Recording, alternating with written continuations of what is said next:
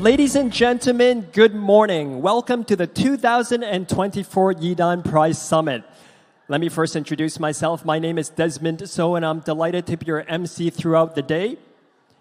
The theme of this year's summit is Future-Proofing Education, the Essential Role of Resilience. Throughout the day, we will examine how we can better foster and strengthen resilience holistically. We'll hear from young leaders, educators, and experts in demography, health, technology, and public policy on innovative approaches to promoting resilience in learners, educators, as well as systems. Now, before we dive into today's program, there are a few housekeeping notes that I want to bring your attention to. Firstly, when you entered the venue today, I believe everyone got a postcard. Does everyone have a postcard? When you registered? Good. Now, these are beautiful postcards designed by Susan Ma, a Hong Kong artist, and they come in a set of 3. Each of these postcards depicts a moment of learning in different contexts. On the back of the postcards, you'll see different prompts related to the topic of resilience in education. What we hope you'll do today is write down some of your thoughts. After you hear the speaker say something, write down your thoughts and then take a picture of your thoughts and then share it on social media. Now, if you haven't received a postcard yet or would like to collect all 3, there are plenty more postcards outside at the registration desk, which you can pick up at the breaks. When you're sharing your takeaways and your insights, please use our hashtags on social media, and I'll give those to you. The handle is hashtag Yidan Prize Summit and hashtag Future Proof Education. Let me give those to you again. Hashtag Yidan Prize Summit, one word, and hashtag Future Proof Education, one word. And of course, please tag us using our handle, which is @Yidan Prize. Each of our panels today will have a 15-minute Q&A. We hope that you will ask lots of questions. To submit your questions, please scan the QR code on the back of your program pamphlets. On the back of your program pamphlets, there's a QR code. Just scan it to submit questions. And for those of you who are joining us online, there is a QR code coming up on the screen right now that you can scan, or we will also send you a link via the chat box. Now, before we dive in, I'd like to take a special moment to express our gratitude to AVPN for their support of this event. AVPN, the Asian Venture Philanthropy Network, is a unique platform that connects organizations and individuals committed to social impact across the Asia-Pacific region. As a member of AVPN, the Yidan Prize Foundation shares the dedication to advancing social investment and philanthropy. Without further ado, it gives me great pleasure to introduce to the stage Dr. Charles Chen Yidan, founder of the Yidan Prize, who will make the opening remarks for the summit. Please join me in welcoming Dr. Chen.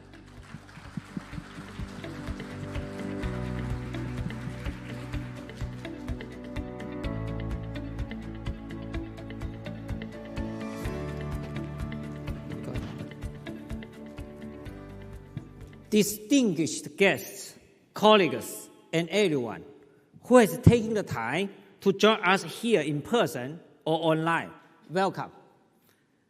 It's the highlight of our year to bring together such an extraordinary group of people engaged in a group effort to create a better world through education. There is much to talk about, like you.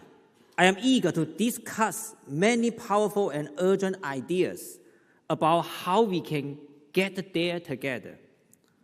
Right now, the only thing predictable about our world is how unpredictable it is.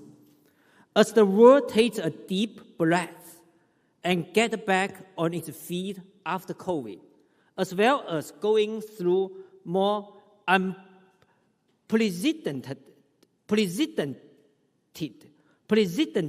changes, we have seen 2 prominent education challenges emerging. The first is students' declining mental health in the face of the pandemic and disruption of the world to education systems, schools, and family life.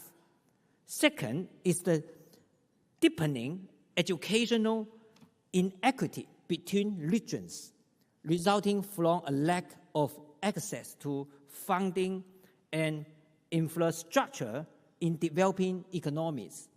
This makes education increasingly out of reach for many. There are still so many education gaps we are struggling to close, and conflict widens them.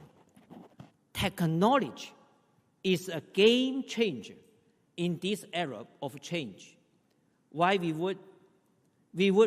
wonder where technology will take us. It brings possibilities, not least the ways it can be used to reach marginalized learners of all ages, wherever they are. And this presents challenges as well as unprecedented opportunities if education systems grasp the pressing need to be more adaptive and innovative. That's why our summit's theme this year is Future-Proofing Education, the essential role of resilience. So what is resilience? Some interpret it as the ability to bounce back from adversity. Others see it as the ability to endure hardship. Over the coming discussion, you will come to your own conclusion on this.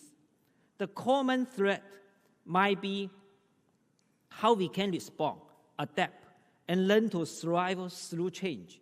And I will be listening keenly to hear your thoughts. Why do we need resilience? In my view, it's because resilience is what makes us human. We all have experienced setbacks and said to ourselves, tomorrow will be better. We keep our faith in the future, pursue happiness, and long for peace. Resilience goes beyond optimism and imagination. It's at the heart of survival of evolution. In today's world, where civilization and technology make progress in tandem, where conflicts and cooperation coexist, resilience is rooted in hope. Hope drives us to chase after a better life, realize our potential, and never give up. Those are not goals we can achieve alone. We can't grow as individuals without the power of connection to our communities. Each of our personal triumphs is linked to the support of the people and systems around us. So resilience is more than personal growth. Collaboration and mutual support are essential. At which point I must ask, how can an education prize play a role in fostering resilience? At the Yidan Prize, we set out to be a place where you can always find a light in the dark. When people offer new ways forward, when they share examples of how to progress, even in uncertain, this boosts our resilience. We believe that this collaborative approach, amplifying the brightest and the most effective ideas, is what moves us closer to our mission. And we know others share that view. The power of collaboration has always driven the work of our global learning community. I am very pleased to say that many have discovered moments of inspiration this year, finding new ways to adapt, embrace change, and rebuild connections. Yesterday, at the 2024 Yidan Prize Awards ceremony, we awarded the Yidan Prize for Education Research to Professor Wolfgang Lutz. Wolfgang's work has fundamentally shaped how we connect the dots between education and human progress. And it's helping us build resilience towards one of the most complex challenges of our time, climate change. And to Professor Mark Jordan, Marwa Yar, and Lucas Stannard, the team behind World Child Alliance Can't Wait to Learn intervention, we awarded the Yidan Prize for Education Development. Can't Wait to Learn gives children in conflict or resource-constrained contexts an engaging and effective way to build foundational skills in reading and mathematics. Their ability to keep learning and flourishing in the most difficult circumstances helps strengthen children's social and emotional well-being too. And the team's work is an exemplary case study in how to create a resilient alliance between families, educators, communities, and partner organizations. Because resilience is something that we need in multiple levels. And all our laureates contribute to strengthening those skills in different ways. Many of our laureates are transforming students' resilience from the inside out. Some focus on fostering self-belief and agency, such as Professor Carol Depp's work in growth mindset and Canvas Learner Guide Program. Of course, students are not the only ones in classrooms. When we look at Professor Linda Darling-Hammond and Professor Zhu Yongxin, their work represents an extraordinary support system around educators, one that safeguards their well-being and fosters resilience through peer learning. And all these efforts need to exist within a resilient system, something Professor Eric Hanash's work addresses. By building capacity for evidence-based decision-making, and Professor Larry Hedges helps us maintain by giving us the tools to better evaluate what works, even at times of crisis. Resilience is essential to the future of education. Resilient people make resilient economies and thriving society. Today, I look forward to hearing your ideas, debate, and collaboration, bringing us one step closer to our mission: create a better world through education. Thank you. Thank you very much, Charles, for that wonderful introduction and warm welcome. Thank you. Next, we're delighted to have invited Ms. Alicia Herbert, Director of Education, Gender and Equality, and Special Envoy for Gender Equality at the UK Foreign Commonwealth and Development Office, to deliver an opening keynote entitled Fostering Resilience in Education, a Systematic Approach to Navigating Uncertain Futures. Please join me in welcoming Ms. Herbert to the stage.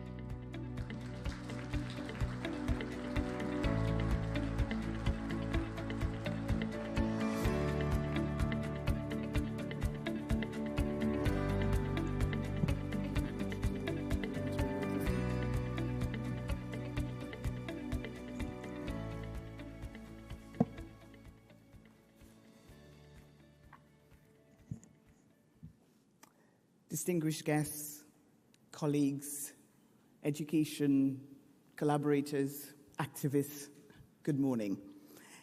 I am truly, truly honored to have been invited to make this opening keynote address at the Yidan Prize 2024. Not least because I am so touched by Dr. Charles Yen Yidan's motivation to effect progressive change through education. I, too, am a passionate believer in the importance of education for social transformation and intergenerational change. A passion that was born out of my personal experience of growing up in a household in the Caribbean with parents for whom education was the be-all and end-all. And I usually tell this story, and I was telling it to Lucy Lake last night, that my father would purchase our textbooks at the start of the summer holiday so that we can get ahead of children for the next year. That was the level of commitment and passion in that household. And indeed, over the years, I have witnessed that intergenerational change in both my own family and in the countless families that I have met across the world. Like those of you in this room, I have seen how quality education empowers the individual, benefits households and communities, and breaks intergenerational cycles of poverty and deprivation. But perhaps the most powerful demonstration of that comes through investment in girls' education. And as Professor Lutz and indeed organizations like CAMFED have shown, the evidence is compelling. We know that, for example, a girl who stays in school is less likely to have, or more likely to have choices. She's more likely to earn more, to be more resilient to climate change, for example, and other pressures, to have smaller, healthier, and better educated families. She's also less likely to experience violence now and indeed in her future. But the truth is, too many education systems today are under stress, not delivering the expected outcomes for those girls and indeed for millions of children across the world. The resilience of learners, teachers, schools, and indeed wider education systems is being tested. What are those stresses?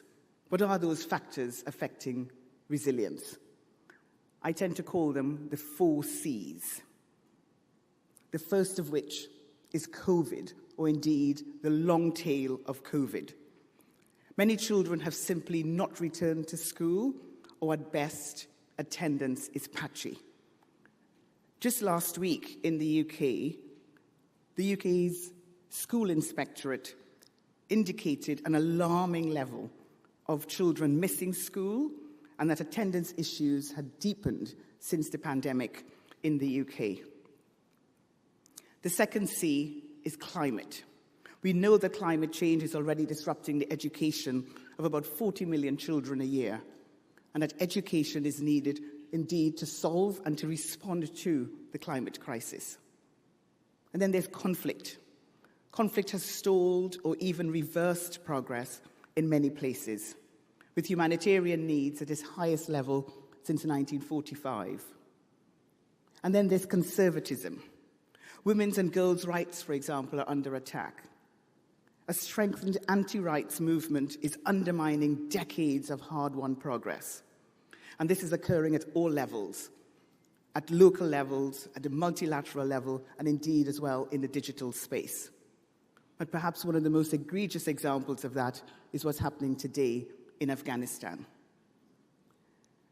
And in many contexts, these 4 C's of COVID, of conflict, climate, and conservatism are landing in a space where the education system is already struggling, for example, to keep pace with population growth, to pay teachers consistently and on time, and indeed to deploy them effectively.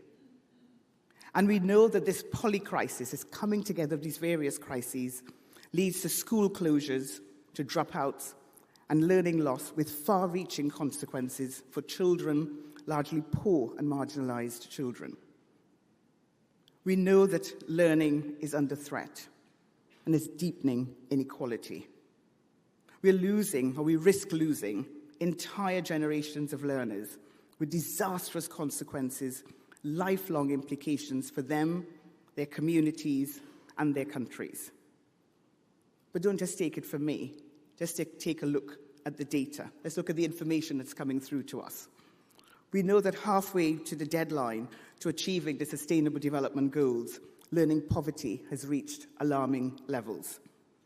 The 2022 State of Education report estimated that 70% of 10-year-olds are unable to understand a simple written text.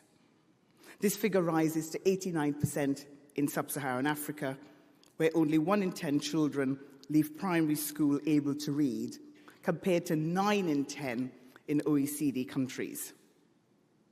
Every day, millions of children around the world are denied their basic rights to safety and learning. I think you'll agree with me that this is unacceptable.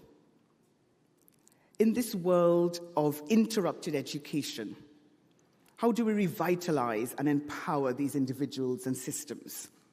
And indeed, if interrupted education is the new norm, how do we respond to the world as it is, rather than the world that we want it to be?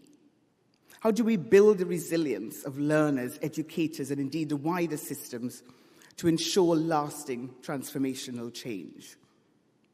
The scale and the depth of the learning crisis means that we cannot act in isolation or wait for the solutions to appear. We need to act. We need to act now, but the question is, how? So today I'll proffer a few suggestions. The first suggestion is that we must invest in safe, quality, equitable education, and we must start with the basics. Because we know that to unlock the promise and the full potential of quality education, we need to give all children the foundational skills they need to progress through their lives.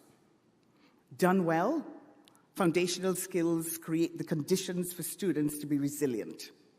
It lays the foundation to enable them to gain the higher order skills, those digital skills, critical thinking, problem solving, creativity, and communication skills, also vital and essential to thrive in this century.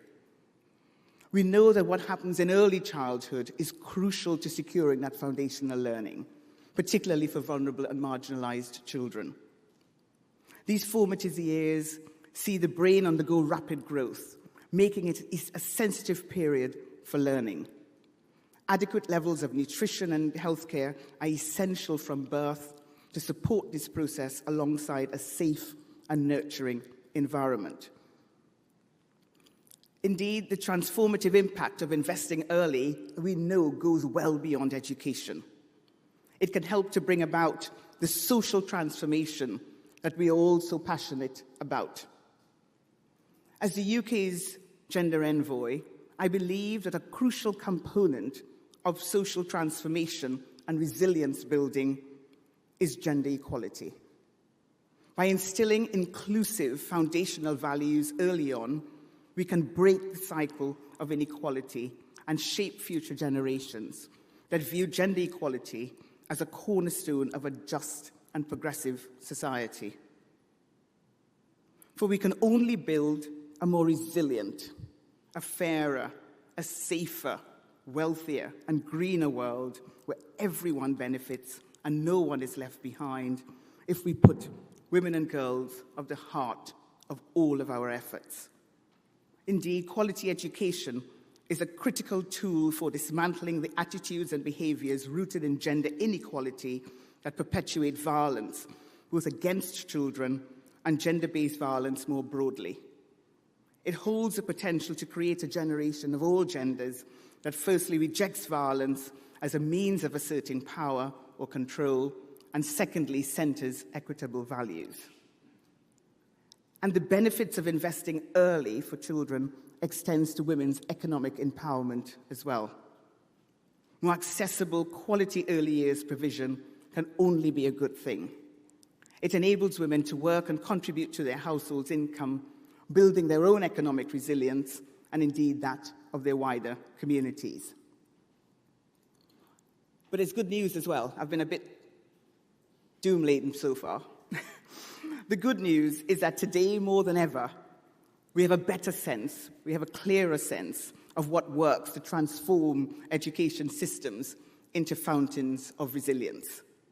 We know what works to deliver foundational learning, thereby improving children's learning outcomes and contributing to wider social transformation. And this includes, for example, informing parents and communities of the benefits of education, teaching children according to their level and not according to their age, providing teachers with well-structured educational materials, supporting innovative early years programs. And indeed, last night we saw examples of that. And one of the prize winners of this year on Cannot Wait to Learn is an excellent example of that. A learning program that also incorporates social and emotional learning and being delivered in some of the most challenging contexts across the world. My second suggestion is around more and better education investments. While there's an uplift in high-quality research and evidence on what works to improve student learning outcomes in low-income countries, the priority now is to ensure that these interventions are embedded in government systems and that they are sustainable at scale. This is within a context of tightening fiscal space in many donor countries and partner countries as well, combined with the existing funding gap that we have in the education sector. Today, the quality of education spend is perhaps more important than ever. But of course, more effective investment is crucial, we know that. But money is not enough. And as Dr. Chen said just earlier on, we need to partner and to collaborate with other countries and organizations. As ever, cooperation is key to responding to the crisis in resilience. And that's why, for example, the UK became a founding member of the Global Coalition for Foundational Learning, alongside partners like UNICEF, UNESCO, USAID, the World Bank, the Bill and Melinda Gates Foundation, and the Global Partnership for Education. Recognizing the scale of the crisis, our 7 global organizations are working closely together to support national policymakers dedicated to transforming learning in schools across the globe. Our increased global focus on foundational learning is an important shift and provides the opportunity to ensure that all children, including marginalized girls, children living with disabilities, children caught up in conflict and crisis, that they achieve what they deserve in the education system. The coalition, and more importantly, the joint partnership with so many governments around the world, is empowering. And it's extremely exciting to see that the priority that's been given by many partner countries to foundational learning through the Global Partnership for Education, or indeed through other operations. But real progress is reliant on these leaders translating this positive energy and commitments into tangible progress on the ground, securing and sustaining the political will that is needed to address the challenge of getting more children learning, both quickly and at scale. So those are 2 suggestions that I have made. But the question I think that still remains is it enough? Still, as I said, millions of children are entering school late and with limited school readiness. In many countries, children formally start at the age of 7, but many times later, and arrive at school without those socio-emotional skills, the motor skills, or the general knowledge needed to start learning. This is unsurprising, given the levels of poverty and marginalization in many parts of the world. And unfortunately, the children who need the support most don't tend to get it. They live in households or in communities where they're exposed to violence, with parents overstretched and overstressed from dealing with economic, health, or climate-related interruptions.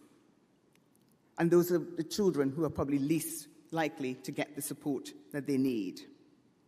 And indeed, despite the strong evidence that early childhood development has high potential for impact and resilience building, it is often underfunded. Only 19% of children in low-income countries, for example, have access to pre-primary education, And in many instances, it's provided outside of the formal system, outside of the state system, and not properly regulated.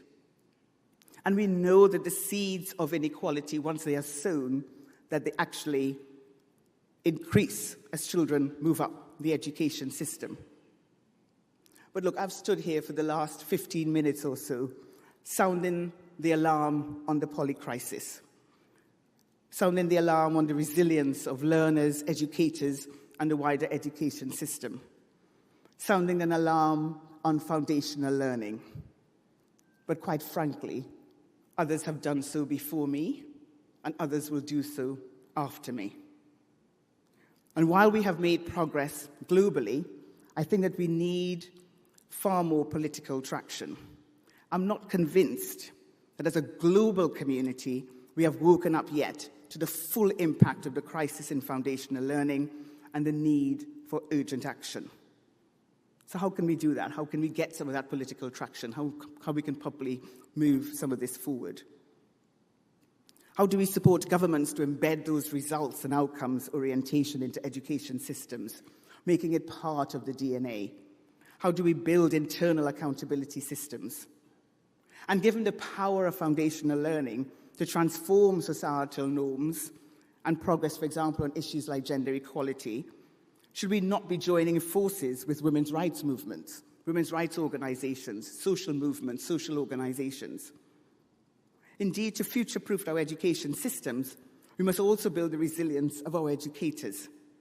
Have we harvested and distilled the lessons from the pandemic, when educators developed innovative and collaborative approaches, not only to build their own resilience, but those of their students and indeed of their schools and the wider system? Have we harvested those? Have we distilled those? Are we equipping them, the educators, adequately with the necessary training tools and approaches, both psychological as well as digital, to buffer the interruptions in education? Are communication channels between educators and their employers sufficiently open? And what are the role of education unions, for example, like Education International? How do we plan, and even if we plan, how do we finance and respond to this interrupted education? How do we respond to the polycrisis? How do we finance that? How do we get the humanitarian system to better integrate or to better include education support in its response? Should we not be building greater flex into our development financing as well, so that when a crisis hits, we can pivot more easily? Shouldn't we also be thinking about contingency funding that's prearranged, built-in pauses, for example, for when crisis hits? Should we be providing guarantees so that national governments can increase their headroom? The use of insurance, have we thought innovatively enough about that? And while we look to develop new instruments, maybe we should also be thinking creatively about how we incorporate risk into the current and existing funds, like the International Financing Facility for Education, like the Education Cannot Wait, like the Global Partnership for Education. And we need to go beyond state provision and to need to look at the whole system, provision in the non-state sector as well, which is so hugely important in so many parts of the world. And so we'll need to think about early childhood development groups, women's groups, carer networks, for example, if in fact we are to embrace the entire education system. And we know that poverty and financial stress are the heart of dropout and poor attendance, many times exacerbated at a time of crisis. And so interventions outside of the education system are also crucial. Social protection measures, cash transfers to households, for example, at times of crisis helps to keep kids in school, giving households agency to make those choices. And then who do we talk to?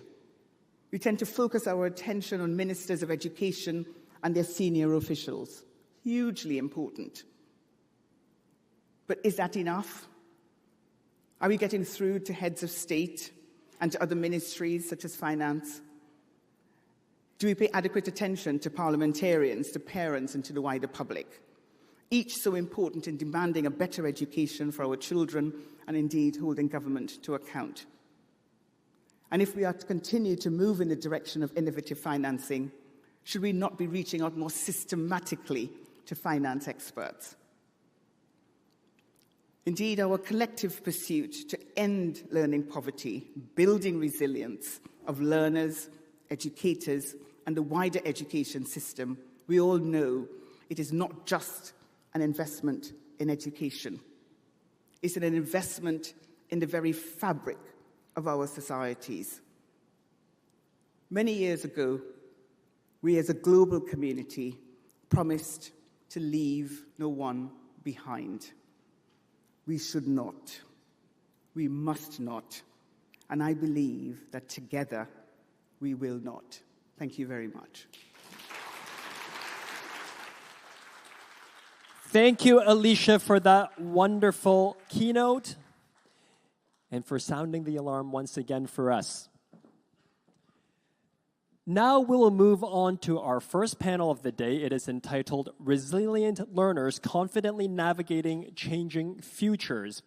And there's just going to take a second to set up here behind me, and after which I will then introduce our speakers onto the stage. Okay, I think they're almost done. So please join me in welcoming our speakers. First, our panelists, Arshdeep Singh Randhawa, student from the Education University of Hong Kong. We also have with us Dr. V. Kativu, girls' education activist and founder of Empowered by V.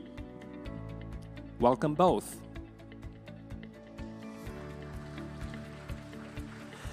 The moderator of this panel is Angeline Miramura, CEO of CamFed and 2022 Yidan Prize for Education Development Laureate. Together, they will share their visions for the future of learning and discuss the opportunities and challenges in navigating a changing world. Welcome. Now, before we begin this session, we have a special sharing from Shakila Rahman, student of Master of Philosophy at the University of Peshawar in Pakistan.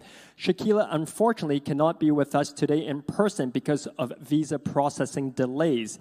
Instead, she has prepared a poem about her personal story entitled Afghan Girl and a short message for all of us. Please direct your attention to the video screens. I hope you all doing great. My name is Shakila Rahman. I'm an Afghan refugee girl living in Pakistan. I really wanted to be a part of Yidan Prize Summit and panel discussion, but unfortunately I couldn't make it. I'm congratulating you people for conducting such an amazing event. After that, since today we are talking about resilience, so I'll be sharing my life experience. For me, resilience worked as a driving force. It pushed me to get my aims and fulfill my dreams. Life is not an easy task. You have to face a lot of difficult situation. I faced it. I mean, I'm a displaced girl. I faced criticism, social stigma, restriction, discrimination, extremism, but I never let those difficult situations affected me, my life, my educational journey. I'm doing really great in my educational journey as I'm a gold medalist. I remember when I wanted to go to school, I fought for it. I faced the criticism of society because I am from a place where girls are not allowed to go to school. So we are fighting for our very basic fundamental rights. So it's a continuous struggling journey, but still I believe that it is making me stronger. I'm more stronger than before. So it's a blessing. I'm taking it's a blessing because every difficult situation is shaping you or your life, and it is making you stronger. So I want to end my message with a poetic note. I'm inviting you all to watch a video, poetic video where I try to generate the story of resilient Afghan girl. I mean, she struggled a lot. She fought for her rights, for her education. She never gave up, and at last she succeeded. So I'm inviting you to watch the video. I hope you like it. And thank you so much for giving me this opportunity where I expressed myself. Thank you so much. Have a great night.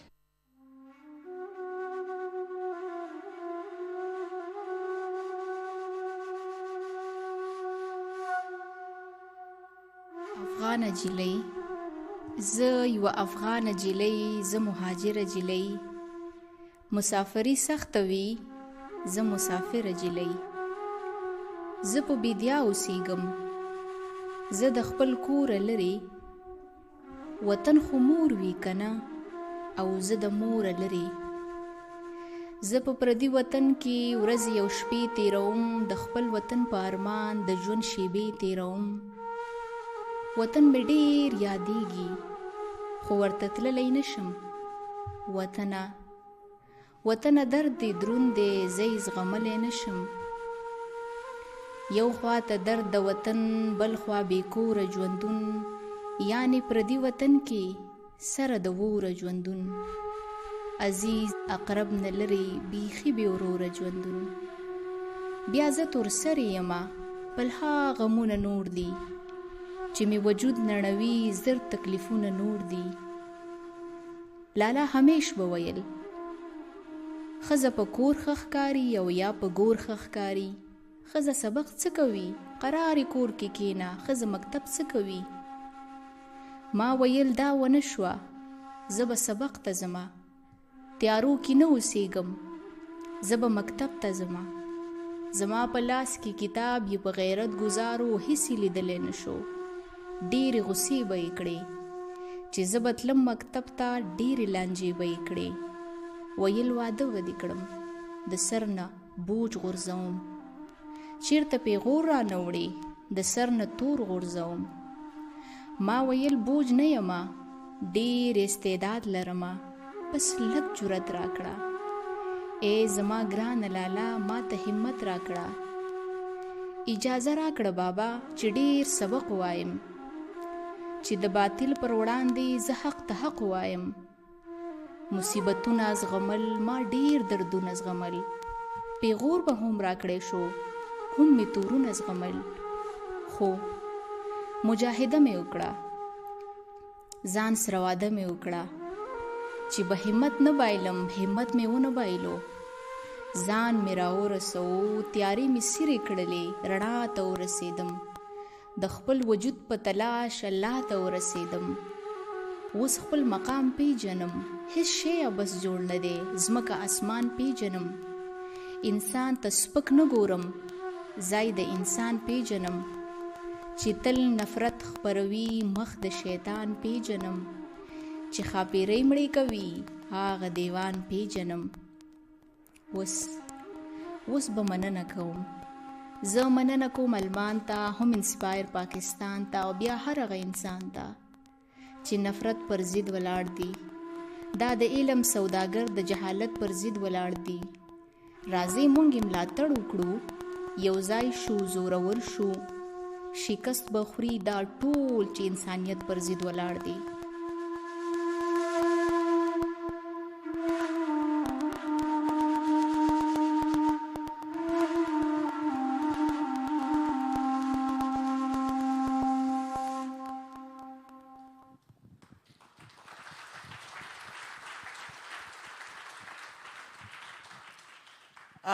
Ladies and gentlemen, I want you to know that Shakila is online. And one thing I know about clapping our hands is that they don't get used up as we clap. Can we please clap like we mean it?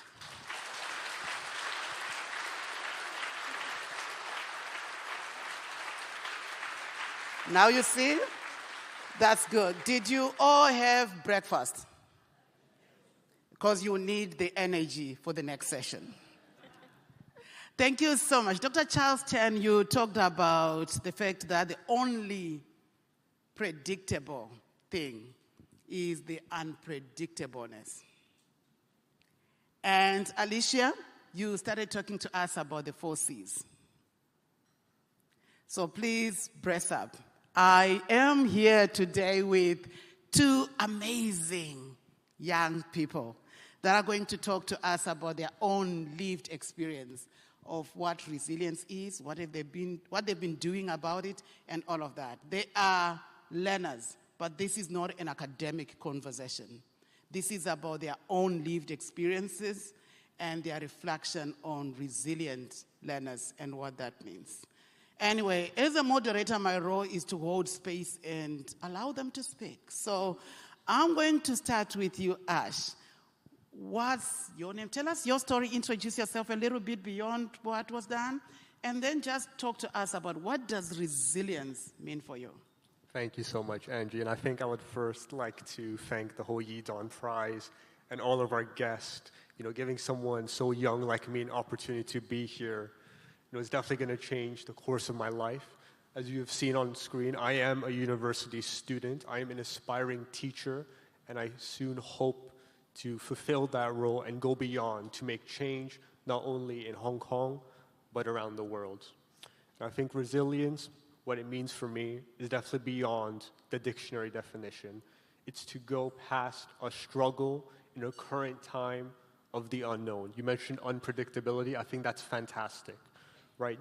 I think you can only truly know if you've been resilient after the fact, right? If you're trying to predict something and get through it, you're just being well prepared. But if you have gone into a situation of the unknown, the unpredictable, and the uncontrollable, and you've come out alive, striving, different, and possibly better, I think you've shown resilience. It's not just about giving up, but it's about making the best of a situation that you may not have control over. But it's also about being together. So many times we're always told to be resilient, and that's a very individualistic approach.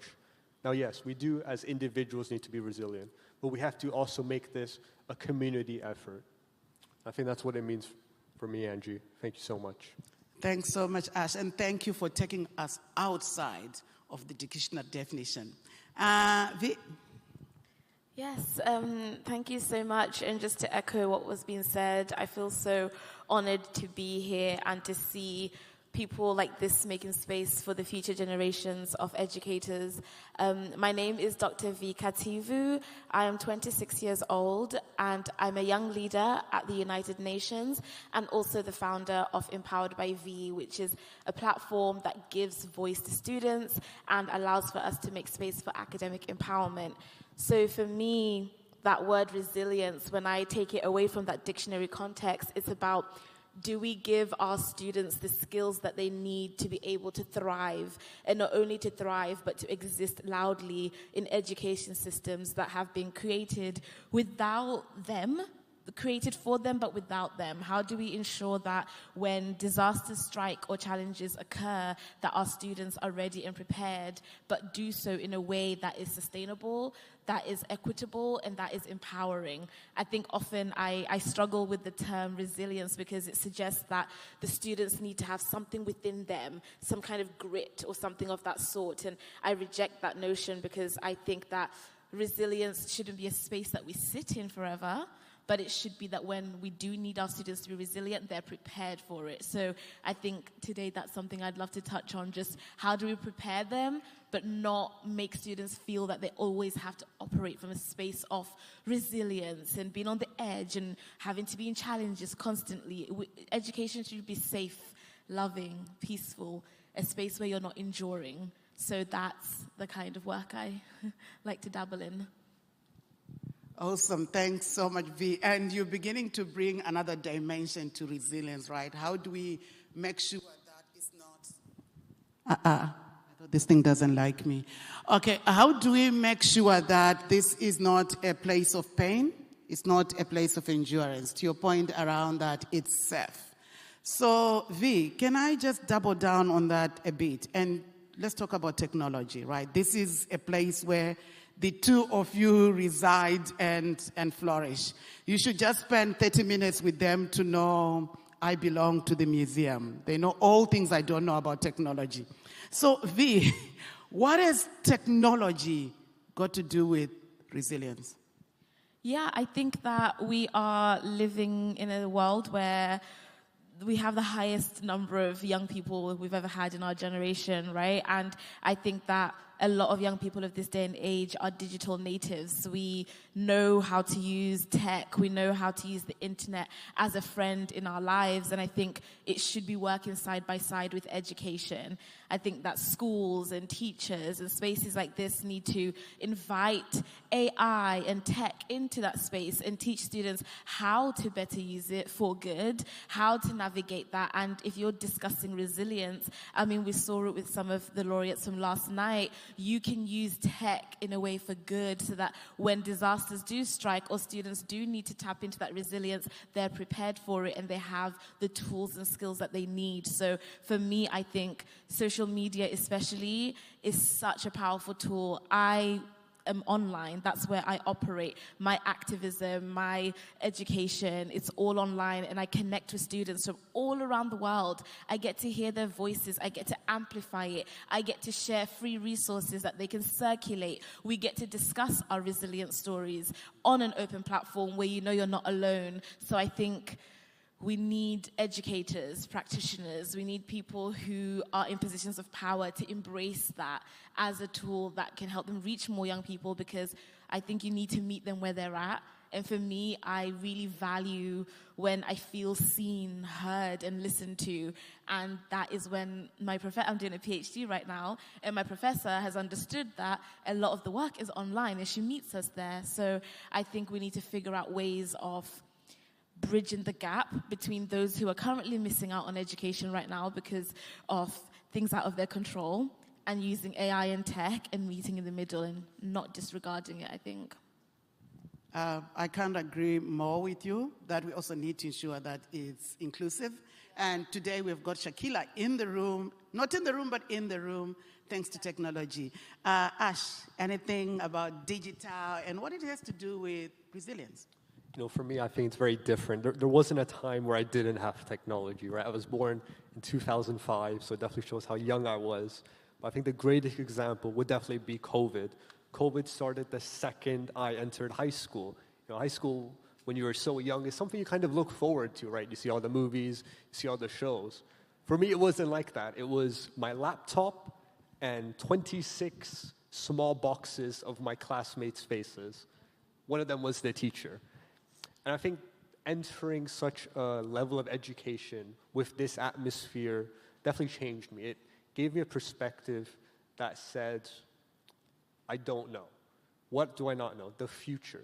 You know, if I'm here looking at my screen learning, it definitely didn't feel like learning. How is this going to affect me in the future? And what will this mean for the future? Now, yes, COVID did die down, but its effects can never be ignored. I think it definitely changed the course of history. But it's not all negative. We did have technology. Now, I don't just mean we got on Zoom calls and we learned, but the way that educators, such as my teachers, used it to still feel like we are in the classroom, right? Something as simple as a breakout room, from a class of 26 to now having 4 people. You know, it felt like you were sitting in a table. It definitely pushes you forward. But I think social media also cannot be ignored, V. You've made such a great, point and persona off it. And I think for us educators, what we have to do is not only appeal to the younger generation, but really find a way to connect with them. You know, when I scroll on my social media, I can see the most wholesome post, and then suddenly it's something about war, a tragedy. And then suddenly again, I'm seeing a dog. It's very overwhelming for an educator to try to figure out how can we make an impact? How can we make someone young that has so much stuff on their screen focus and read? And I think if we can solve that issue, we can truly dial down on, this fast-paced world with growing technology and really have a point of focus. I think as long as we can do that and have these young people be a part of how educators are using technology and give their thoughts and let them be actively involved. I mean, they are the experts, as Angie said. We are native with this language, so the more we're involved with it, I think the greater change can happen. Yeah, I agree. Can I just add to that about the notion of co-creation? I think that often we hear people say, we want young people at the table. We need young people represented. But yet, we don't have young people's voices in the co-creation process. And I think when it comes to education, you need to speak to young people to understand what they want, what they need, and how they best learn. I mean, I agree with you. In the pandemic, I went in there just a girl, and I came out with 2 degrees. I did my bachelor's, and I came out with my master's, and I got to access a world-class education from my bedroom. And prior to that, there were people saying, we don't have enough spaces because maybe you can't get your visa to be in the room. Now, the room was global. I had 26 faces looking at me from across the world at Harvard learning on Zoom. So I think that we need to be more open-minded about that co-creation and what that looks like and how we can represent more voices in the room and not just... Education shouldn't be done to young people. It should be done with young people, you know? So that's why I really appreciate being in a room like this because it's an intergenerational dialogue. Awesome. Are our hands heavy? Are we feeling super challenged?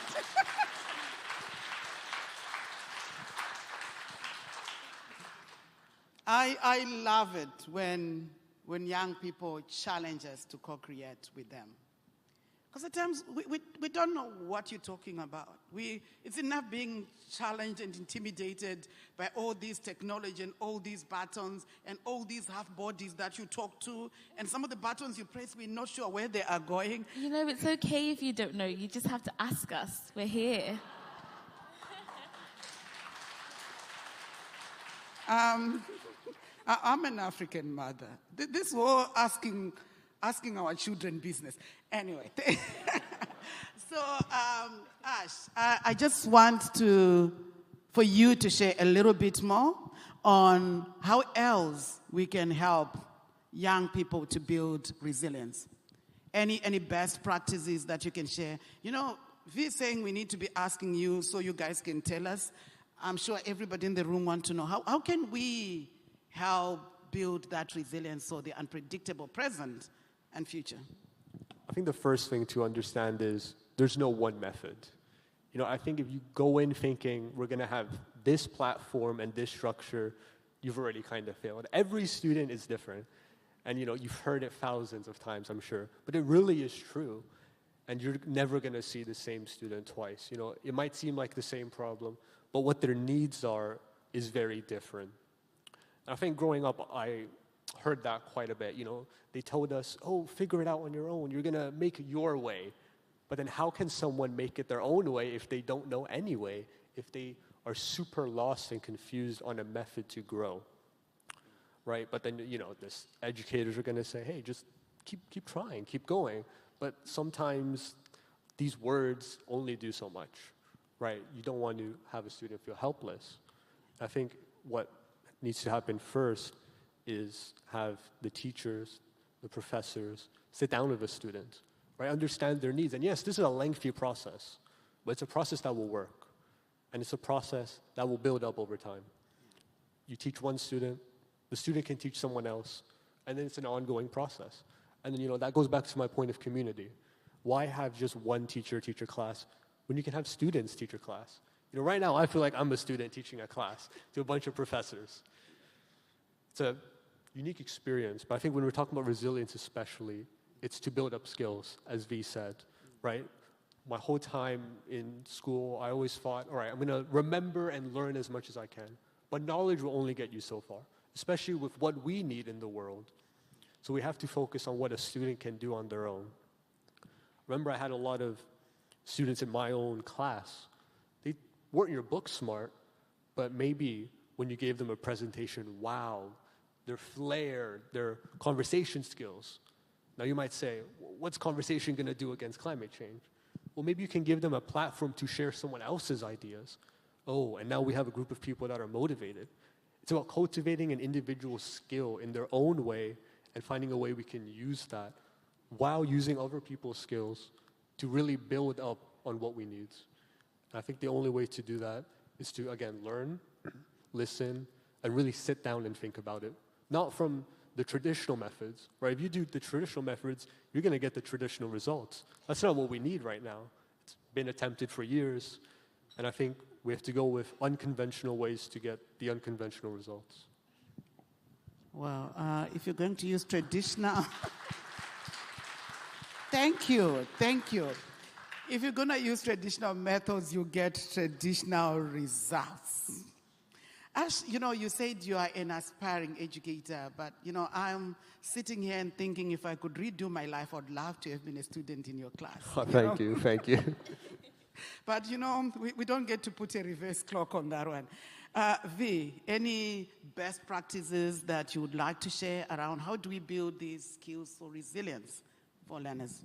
Yeah, I'm a big believer in empowerment, especially as, Miss Alicia Herbert was talking about for girls too, and just understanding what are their needs and how can we best weave that within our classroom. So like what Ash just said there, you could be book smart, but then now you're outside, you don't even know how to apply it. So I think if we're living in a world where challenges are constantly happening, constantly occurring, let's use the classroom as a way of preparing our students for going out there and using them. So use that math class to use problems that they can use day to day. And I think a lot of students, because I do some of these like informal surveys, they feel like what they're learning in the classroom, they can't even apply it outside of the classroom. And what a shame that students feel that way about our education. Education is supposed to be a toolbox that you can use and operate to become a global citizen and to voice your opinions, engage in debate, and, address these problems. So if our students are not even feeling engaged in the classroom, what's going to happen when they leave our school halls, or if they can't even access our school halls? So I think for me, that resilient learning, that resilient teaching is about involving students in that process, but also empowering them to know that they have the tools and skill set to use when they need to. And I just think that sometimes I think educators, like what you're saying, they worry about veering off from the traditional tools that they know. But sometimes just because it hasn't been done doesn't mean it can't be done. You can be that educator that's paving the path and using new tools and skills to make sure that when your students leave, you feel that pride of they're going to be able to apply this in the day-to-day world. We have too many crises on our hands to not take that tool giving seriously, right? Like we said, we're halfway across from the SDG goals and we're nowhere near. And we need to get young people involved in those conversations. We need to think about what do we do when our refugee students are not able to access education anymore? And oftentimes students do know some of these answers. So let's make our classrooms the playground for the world, that students are coming in and what they're learning, they can apply, they can use. And not only do they have the knowledge, but they feel empowered to use the knowledge. Awesome. Thank you. I think somebody's going to get a prize after this. They are initiating the clapping. I appreciate that. Let's make sure there's an award after this, because others find their hands so heavy. Anyway, and V, thank you so much for touching on that very critical point. I'm so glad that there are panels that will touch on resilient educators and resilient systems as well. So we hope we'll double down on that, because that's equally critical. It's not just about the learner, it's also about the ecosystem around them and how that shows up. We're going to go now to our question and answer session from the room. Please keep them coming. Beauty of technology. Everything is getting very resilient. So there is a QR code there. Please feel free to type your questions and I'll read them from here. So there is a question here for V and Ash, right? Either of you can pick it up. What was a turning point in your life that made you become who you are today as a resilient learner? What was that turning point? Was it a switch on, switch off? For me, it was when I was 16 years old, and I'd gone up to my teacher at the time, and it took a lot of energy and confidence to go up to her. I was a top-performing student in the classroom. I'd been born and raised in Zimbabwe, had learned English, lost my father in a lower socioeconomic household, faced bullying, all of those things. And now at the age of 16, I'd found my love for education through books and learning, and I realized, I'm quite smart, and I think I should, do something with this, and knowledge is power. The more I knew, the more I could advocate for myself. So I mustered up the courage to go up to her and say, I really think I want to try and go to Oxford University. And it was very unheard of for our area. We'd never had an Oxford or Cambridge student before. It just wasn't the type of thing that we did. And she just looked at me and she was like, no. Like, it's not happening. It's not for someone like you. We're not doing that, and it's going to take a lot to prepare you. We just don't have the time. And that, for me, was almost the catalyst to everything that has happened since, because I just thought, how dare you? How dare you? I have the passion, I have the grades, I have the desire, and because you haven't seen many people like me there, you're telling me that your fears are being projected onto me. And now you're dictating what the rest of my life could possibly look like. So that for me was, that was a mistake. Because then it brought that fire in me that I don't want another young person to feel the way I've just felt again, where you are doubted because of people's external fears. So I think that was the moment that I began advocating for other young people. Honestly, I think they regret it. But that was the moment for me, for sure. Awesome. And as they say, the rest is history. The rest certainly is. The rest is history. And I think let me just also introduce the room to your book, because I think because she talks about her being 16 years. There's a whole book, that she wrote about that, Empowered by V. So please make time and listen to her journey and hear more about that. I think it's just incredible. Ash, what was your turning point? I think it's quite cliche, but it's my teacher, my English teacher. I am going to be an English teacher. But I think before that, we have to understand who I was before. I wasn't always the best student. And it's something I talk about proudly. Why? Because we as educators, we need to support those who may not be the best students, right? When you have someone who's already quite successful, has the grades, you kind of know they're going to be okay in life. Sure, they need support, but they don't need as much support as someone who may be struggling. And that's when I met my English teacher. Her name is Miss Chan. And the reason I knew that she changed my life was how she gave me feedback. I was so used to the X's or like the single letter words on my test papers or any assignment. But when I submitted one of my essays to her, she gave me comments, and I'm not even kidding, her comments were longer than my essay. It was really disheartening to see it. But then she gave me exactly what I needed to improve. And I was like, wow, it's not that hard. Getting an X can mean anything, but she literally explained it to me. It was on a Google Doc, so yes, technology, but it was right there. As long as I took that in and applied it, my work would have got better. And I did that, and it did get better. And then she kept doing that, and I kept getting better. After a while, I sort of started thinking like her. And when I would read my essay, I was like, what would Miss Chan say? And then I would change it, and then my essay got better. It got to a point where when I was doing my last year of English, I was in her class, and then students would come up to me and ask me for feedback. And I sat right beside her. And I was becoming the teacher, and that's why I really wanted to pursue my degree. But then from that turning point, I realized if you just care enough to give extra feedback, a little bit more nurturing, you're really going to change someone's life. And from an educator's perspective, it may take more time, yeah. But then the more you put in, the more you get out. And I think it's important that we don't overlook a student that, has poor grades or poor behavior. I always relate this point with when I was back in grade 6. We were reading a book called Holes, and we had to write an essay. One period is 84 minutes. In 84 minutes, I couldn't even write a single word on my paper. So I went from not writing a single word to writing research papers in universities.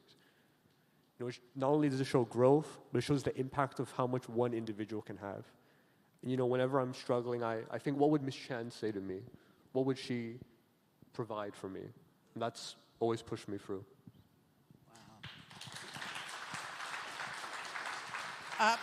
And can we also clap hands for the teacher that inspired that as well,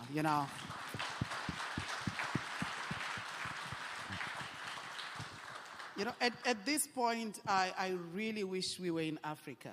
So For those who don't know, in Africa, we are in the business of creating time. For as long as the sun is out, there is time. Unfortunately, here, that rule doesn't apply. So you realize that the clock keeps moving, even when the sun is out. Are we going to go through a final question from the audience? Oh, there are so many beautiful questions. I wish I was co-creating with you, but there are 10 questions here. So we're going to go traditional. I'll pick again. So what is your vision for the future of education? So, yes, unpredictable, but when you sit there, what do you see? What does that look like? And yeah, I wish I was in Africa. Yeah. My vision, wow. I think having a perfect vision, a perfect world is going to be different for everyone. But I truly think, for me, it's very simple. It's to see every student getting the help they need and going into a sector they want to be in, right? Whether it's a businessman, a teacher, an author. It's them coming together as a community for a common goal, right? I think in education, we always think about the classroom, right? Whether it's, a primary school classroom or a university classroom, but, education happens everywhere. It happens right here. I think it's in a way where we can keep learning beyond, right? There's definitely a notion where when people, they get a degree and they get into their dream job, suddenly they're done learning. Sure, they might learn the skills they need to do that job more efficiently, but what about learning from another sector? I think having that multi-sector implementation of growth between different individuals to really make it so it's not clear what that one sector is, because right, you can have business, but then what if we have business and science collaborating to make something new? I think that's really my vision.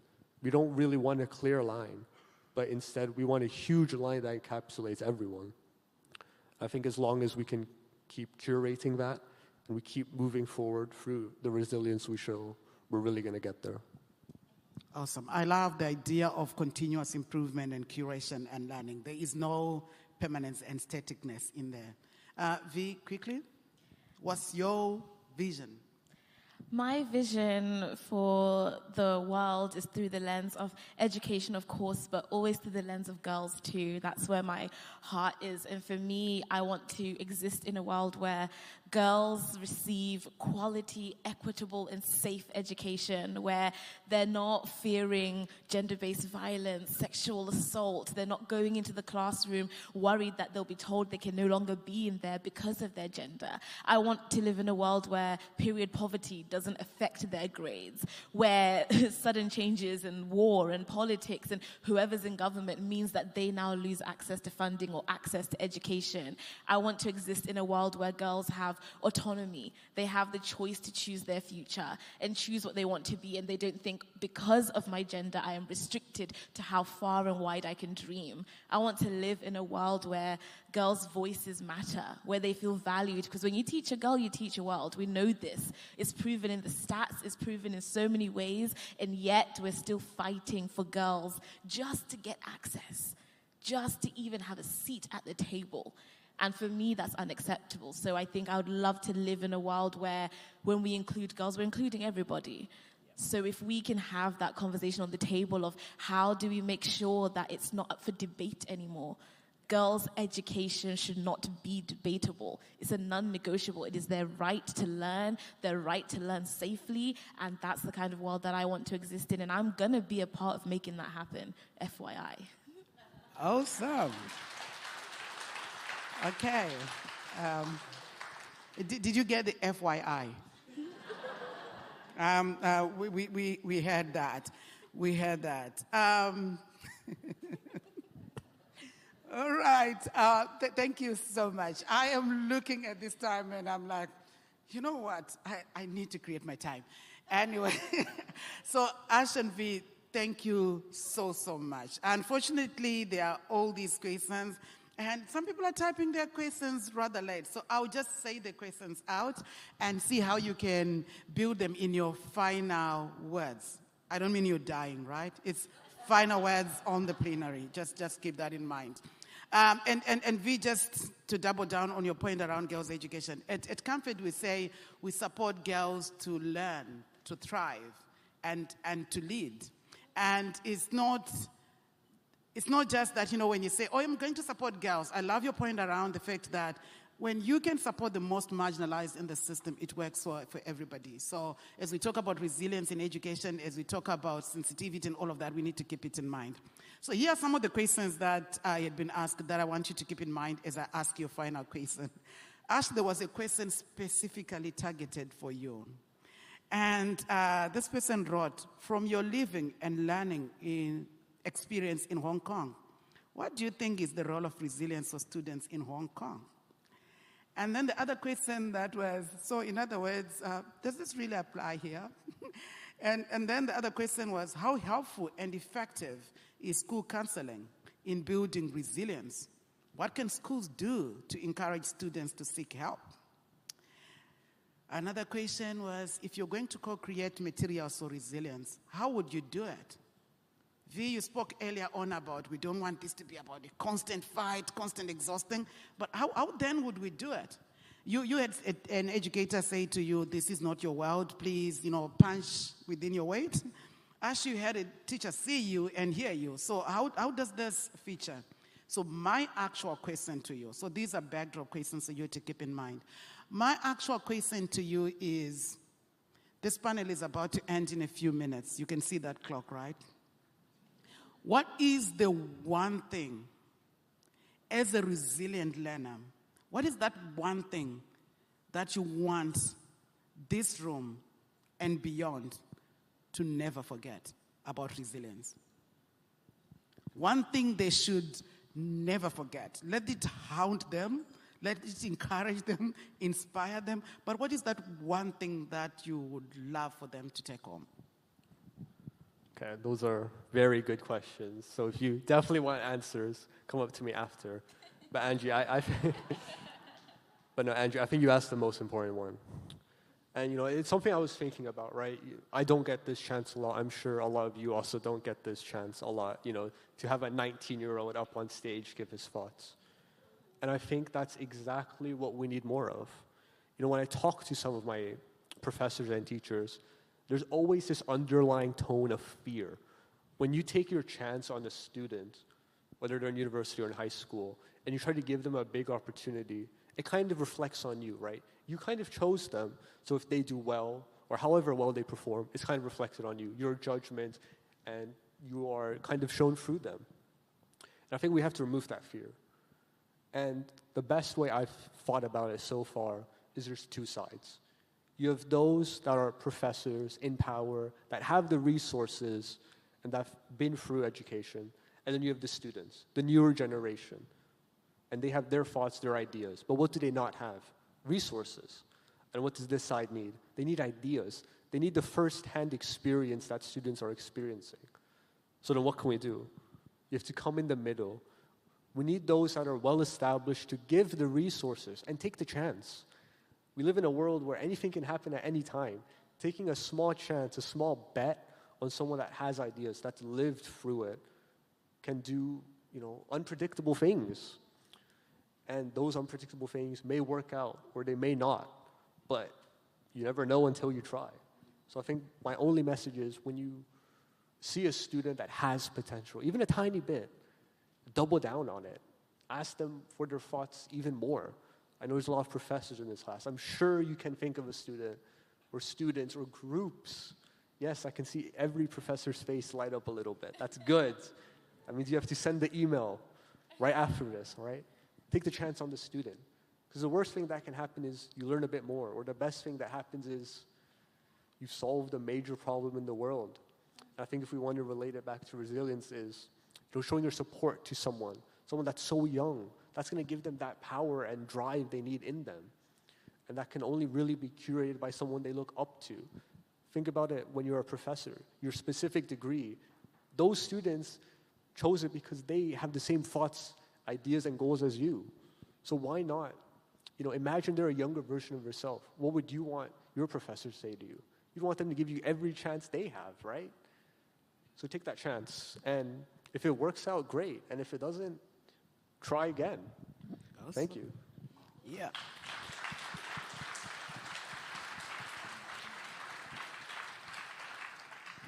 Take that chance. If it doesn't work, try again. V, you are not in Africa, my sister. I know, I can see the time. Thank you. For me, I think the one key takeaway I would love everybody in the room is that student voice and perspective matters. How students experience and exist within your classroom matters. And I think that if you are an educator or you're in the education finance section or you're in any capacity helping to impact a student's experience, always asking yourself, how do I ensure that every single student in my classroom can exist loudly within this room? How do I ensure that they can bring their full selves to this learning experience so that they can really be in the experience and that they're not just enduring your classroom? Imagine a student is going home saying they are enduring your classroom. That is a shame. That is a really big shame. So how do we ensure that students within your care, within your duty of care, are existing loudly? They're able to express, they're able to take in, whether it's from the empowerment angle, resilience angle, whatever angle you want to label it as long as your students feel free, safe to express, to ideate, to be able to come and ask questions, to be able to express what they need and how they need it, to be able to take in the information that you're trying to pass on to them, then for me, I think you are just helping make that 1% better every single day. So if your student is in that room and they are engaged, they have a sense of belonging, they feel valued, they feel like they can truly immerse themselves in what you are trying to impart, the knowledge you're imparting on them, then I think we're in the clear.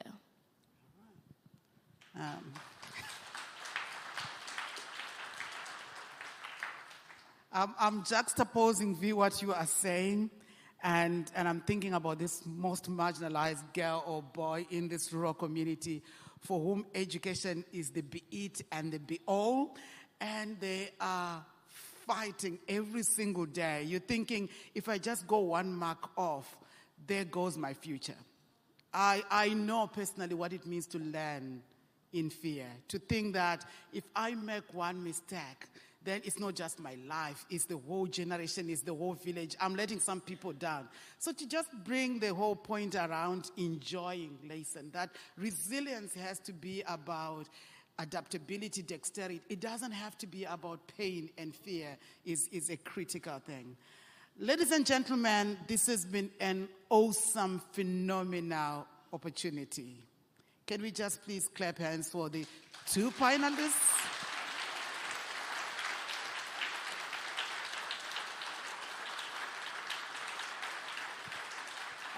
Can we not forget there is also Shakila, who is not in the room, who is online, who has joined us virtually. But we pray for a time when we can all be in the same room at the same time. Wherever we are, as she said, that we can continue to participate. Can you please also clap hands for her?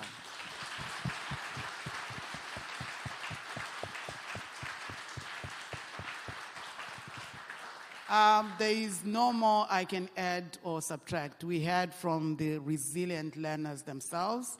Please don't forget their aspirations, their vision, the complexities that they talked about as we discuss this afternoon about educators and systems. By the end of the day, we are ultimately accountable to the primary benefactors of an education system, and they have spoken.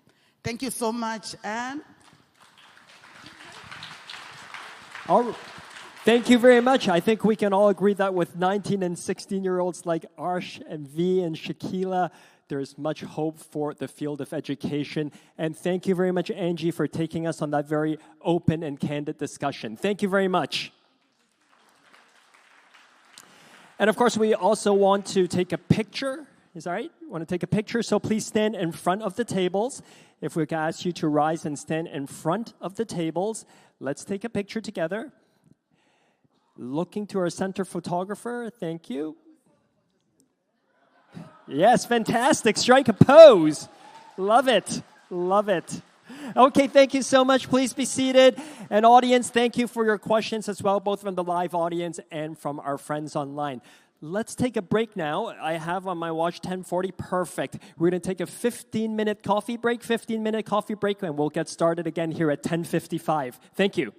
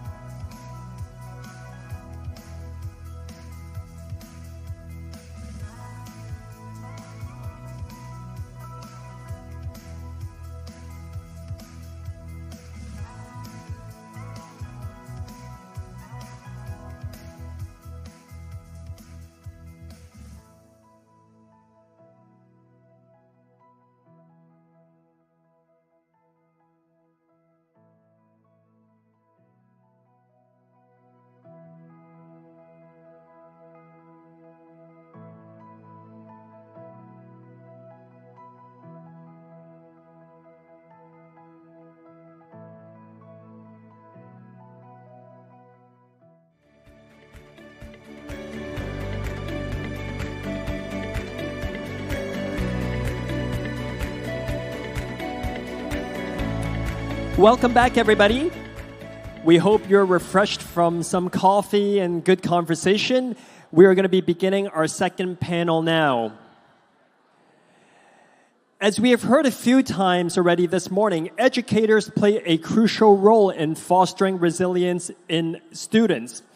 It's a responsibility that in itself needs large reserves of resilience. Our upcoming panel, Resilient Educators, How to Build and Sustain Educator Resilience, will explore ways to safeguard teachers' mental health and build a supportive environment to help them thrive in today's ever-changing world. Could I first invite our panelists onto the stage? They are Angel Lee Law, Director of Strategy and Programs at Catalyst Education Lab. Yes, please join me in giving them a round of applause. Lauren Minnie, English teacher from Yu Chung International School of Hong Kong. The Honourable Adrian Piccoli, former New South Wales, Australia Minister for Education. And Dr. Dennis Signolo, Regional Director for Africa at Education International.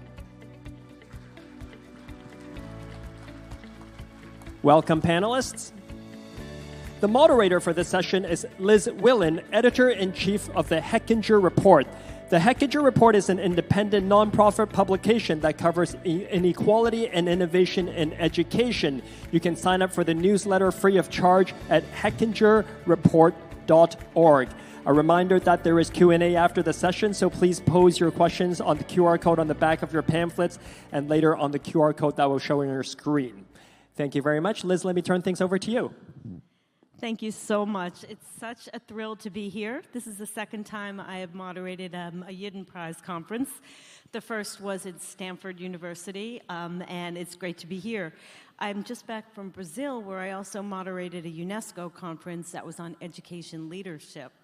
And it's so interesting to come and hear from educators all over the world. Our work at the Hechinger Report, we're a nonprofit news outlet, and we're based in New York City, and we cover our stories take us all over the United States, but it's wonderful to hear from so many of you from around the world about how many common issues that you face, from leadership to resilience. And that last panel was fantastic, very hard one to follow.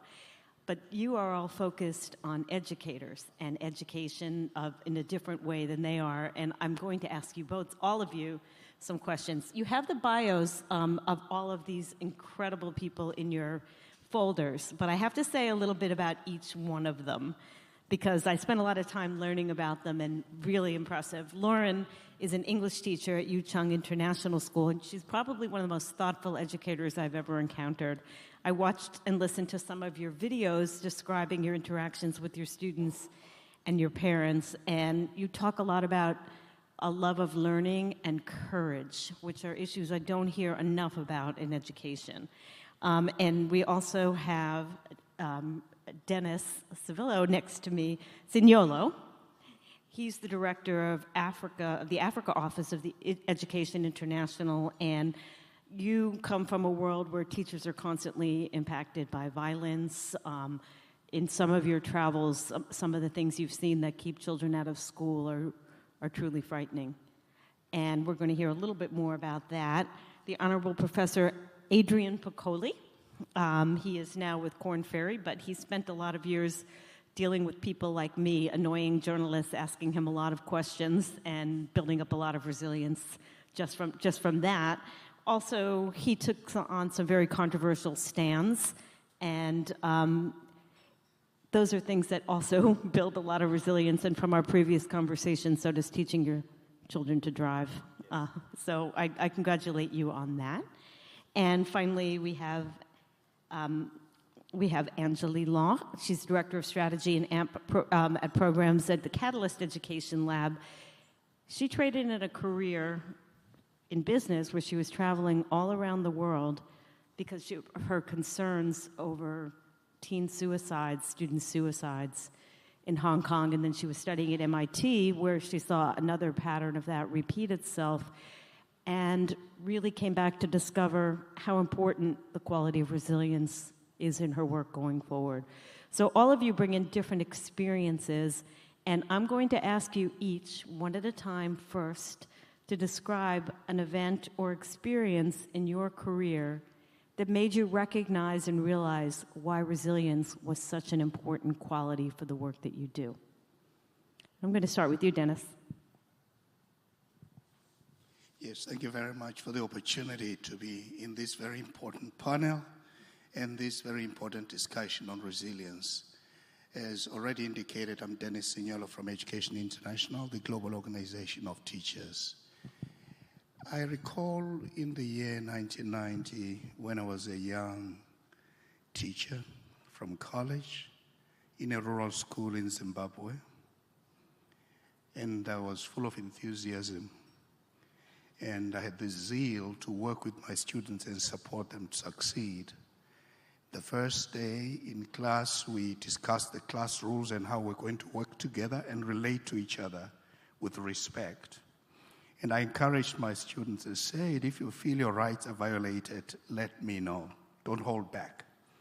I'll do everything I can within my power to protect your rights as your teacher. It was as if I had invited trouble, actually. Guess what happened? A few days down the line, a girl comes back to school. It was after school, crying. And she says, teacher, you told me I should tell you if I have a problem. There are boys who are blocking me on my way home. They do the same in the morning when I'm going to school. These were boys from the community. They were making sexual advances. It was a case of sexual harassment. She happened to be an older girl in my class. So, as a young enthusiastic teacher, I said, okay, I'll accompany you home. Remember, it's a rural Zimbabwean setup. Children walk maybe 10 kilometers to get home or to school. I'll accompany you home so that at least you're safe. Guess what happened? As I accompanied these children, the older girl and the younger ones, I became the victim myself. I was insulted. I was attacked by these young people from the community. It didn't end there. We were collecting water from one common source with the community. The boys ganged up and waited for me at the source, insulted me, threatened me. Every time I went to the business center, the shops, I would face the same thing. For 3 good years, I could have stopped teaching, right? I was just a young beginning teacher. I didn't. I continued. The bad news, which pains me until today, is that we lost that girl. She dropped out of school because of the pressure, the sexual harassment. But from that day, I made a decision that I have lost one girl, but I'll make sure I don't lose the rest of the children in my class. That I'll defend the rights of my children. I would not quit teaching. And I can tell you from that day, we have tried working together with teachers in Africa to come up with measures to prevent school-related gender-based violence. We have trained over 100,000 teachers as I speak right now. 5 weeks ago, we launched the 3rd phase of this program, which we call Educators Determined to End School-Related Gender-Based Violence. That's incredible. Professor Pakoli. So what my experience as a politician around resilience. So I think there's resilience to failure. How do you respond to failure? How do you respond to criticism? And how do you respond to trauma? The resilience you required. And I think in all those circumstances, it's a bit different. I mean, for me as a politician, as a public figure, why you need to be resilient is because you need to be confident in what you're doing in terms of reform or actions you might be doing around improving education systems. But then that public criticism is often designed to knock you off track, is to try to divert you into a different path, a path that you don't think is right, is not backed by the evidence or research or practice. So for me, it's not a specific event. It's a general event of being resilient to public criticism, to see your picture and your name on the front page of newspapers or on the radio, people saying all kinds of things about you and questioning your intellect and your values and virtues, but to have the resilience to be able to ignore that and continue to do what you think is the right thing and the advancement of the best interests of students. I think that's, for me, the resilience question at that, and I speak at that highest level. For me, that's the experience about the value of resilience. And it's not always easy to do that. No, it's not always easy. The things that often are said publicly do hurt, and you've got to pretend they don't. But it then hurts your partner sees the things and hears the things that are being said about you, and your mother and your father. It's about that resilience, and I think this also relates to educators, as we'll talk about soon, about being confident in what you're doing, listening to the criticism, but continuing to do the things that you think are the right things to do. Lauren, I thought it took resilience to have the kind of courage that you have to do the things that you're doing in your school and in your classroom. What is your story about when that sort of came to you? So for me as an educator, I think one of my very key moments of when I really needed to be resilient came at a time where, of course, as many educators will relate, COVID and all the challenges that came with COVID. However, just before COVID hit us quite seriously, I had signed up to a research and development project with the Hong Kong Education Department. And I was feeling really passionate about this project, but it was still very much in the early phases. And I remember sitting in an online meeting with my supervisors. We were now dealing with the online-offline schooling situation, and they sat me down and said, many other teachers involved in this are going to put it on pause because there's just too much going on. There's too many other skills that teachers need to learn now. We don't have the time or space to focus on this work. And they asked me to make a decision if I also wanted to put the work on pause. At that point, I was still quite a new teacher in Hong Kong, so I was seen as very new to the system, new to my understanding of the demands of education in Hong Kong. And here I was trying to convince a whole bunch of teachers in my school to challenge the traditional systems, take on innovative practice on top of the demands of COVID. And it was in that moment where I had to ask myself, do I have the resilience to not only manage this myself individually, but to try and make an impact on a bigger system? And I decided to go forward with it because the work we were doing at that time gave a voice to the students when they really needed it, and it really paid off in the end. That's great. And Anjali, your story really fascinated me because you gave up a very good career in business because you had enormous concern for the students of the country in which you were raised. And I wanted to hear a little bit about your transition to that and the kind of resilience it took to leave one career to start another, but to care about the students that you're working with now and the difference that you can feel like you can make. Hi, everyone. My name is Anjali, and just want to start by thanking the Yidan team for inviting me as a panel of distinguished guests, and also the intention to add a local Hong Kong perspective to this dialogue. To give you a bit of context, I was born and raised in Hong Kong local education system all the way to university. But it was till, I would say, 24 when I had my quarter-life crisis, I would say. It was March 2016. I still remember that very month because I've been as a management consultant for 2 years, working with top CEOs on various issues and problems and strategies. But yet, I feel like life wasn't as personally meaningful. So I was asking this question of, what am I doing with my life? What do I truly want to create? And at that point of personal crisis was also a point of societal crisis, I would say, because March 2016 was a time where there was quite a surge in student suicide incidences in Hong Kong. So when I was reading the local news and seeing those incidences, I find myself really frustrated, angry, and also resonating a lot with this sentiment of feeling trapped.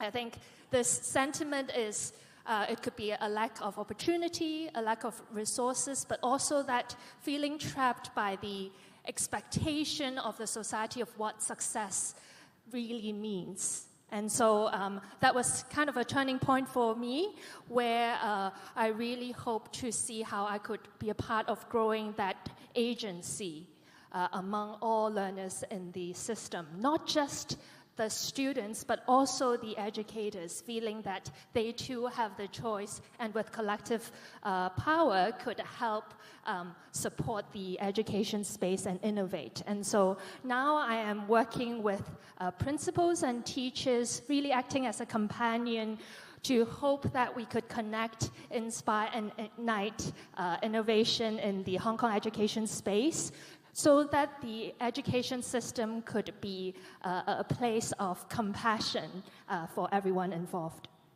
That's so interesting. And, you know, as we heard earlier, education has really been challenged over the years, the global pandemic, learning loss, all of war in many countries, upheavals.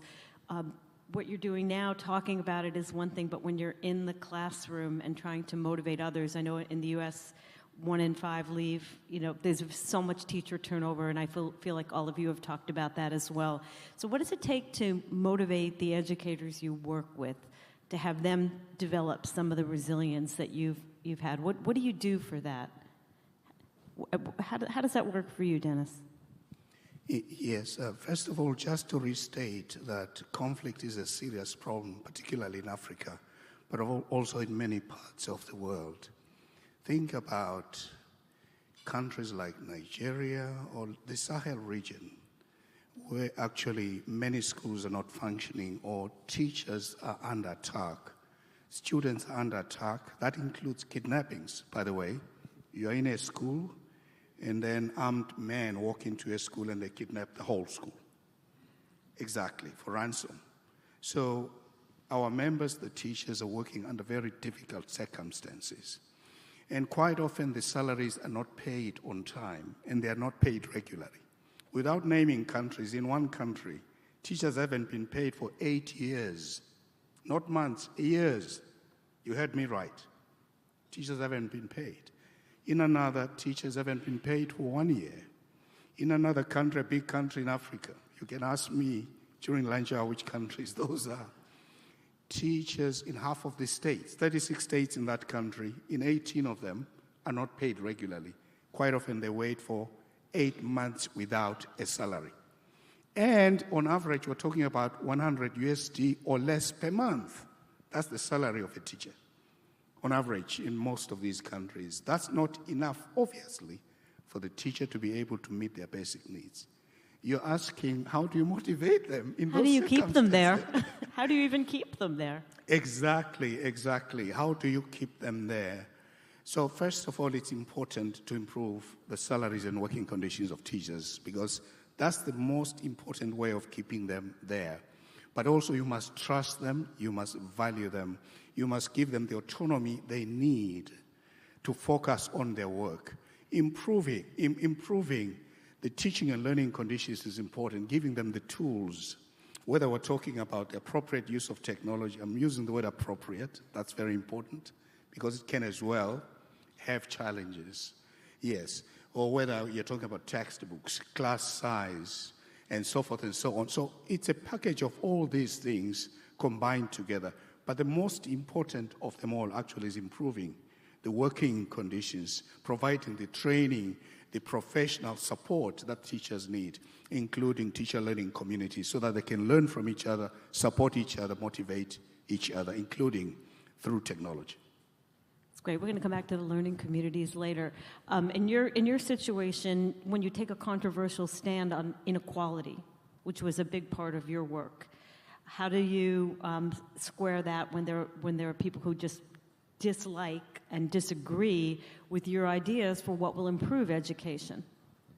Yeah, a lot of that is around is that public advocacy about explaining why you're doing what you're doing, and sometimes that was explaining the economics of education, that it's good for a society or for a state or a country from an economic perspective to improve the performance, the education performance of that equity group or or disadvantaged. For all students. For all students. So it's as much the investment in education is as much is like an investment in new roads or infrastructure or port facilities. I mean, all of those things stimulate the economy, but the strongest economies have the best educated individuals, both at the highest level and at the most basic level. So literacy, numeracy, skills. I mean, they are investments in the economy. And listening to Naomi this morning, you know, it's as much about talking to finance ministers and prime ministers, presidents about the benefits, because they're all about the economy. Governments, political parties always want to talk about the economy, and rightly. And linking the improvement in education to the economy and the improvement in the economy is an important way of getting reforms and funding and some of the other societal changes you need in order to get those improvements in education. So sometimes educators, we have a tendency to talk to ourselves, but it's important to make that case out there. And you know that there's that constant advocacy, and there will be criticism, because if you want to spend $5 billion on education, it's $5 billion you're not spending on some new tunnel or a new train line. And you've got to make that societal argument, but also that economic argument that it's actually a good investment of public funds. And it strikes me in learning more about you, Lauren, that you spoke a lot about courage, which seems to me a theme very much inherent in any conversation about resilience. How does that work for some of the educators you work with who are under enormous pressure around exams, around student performance? What does it look like to create resilience in those communities? Well, I think in Hong Kong especially, to speak from that perspective, the demands on teachers and of course on the students, it's incredible. I couldn't quite fathom it in my first year or so here. I came from South Africa. I was a teacher in South Africa before coming to Hong Kong. And it was mind-blowing, the expectations on students and teachers.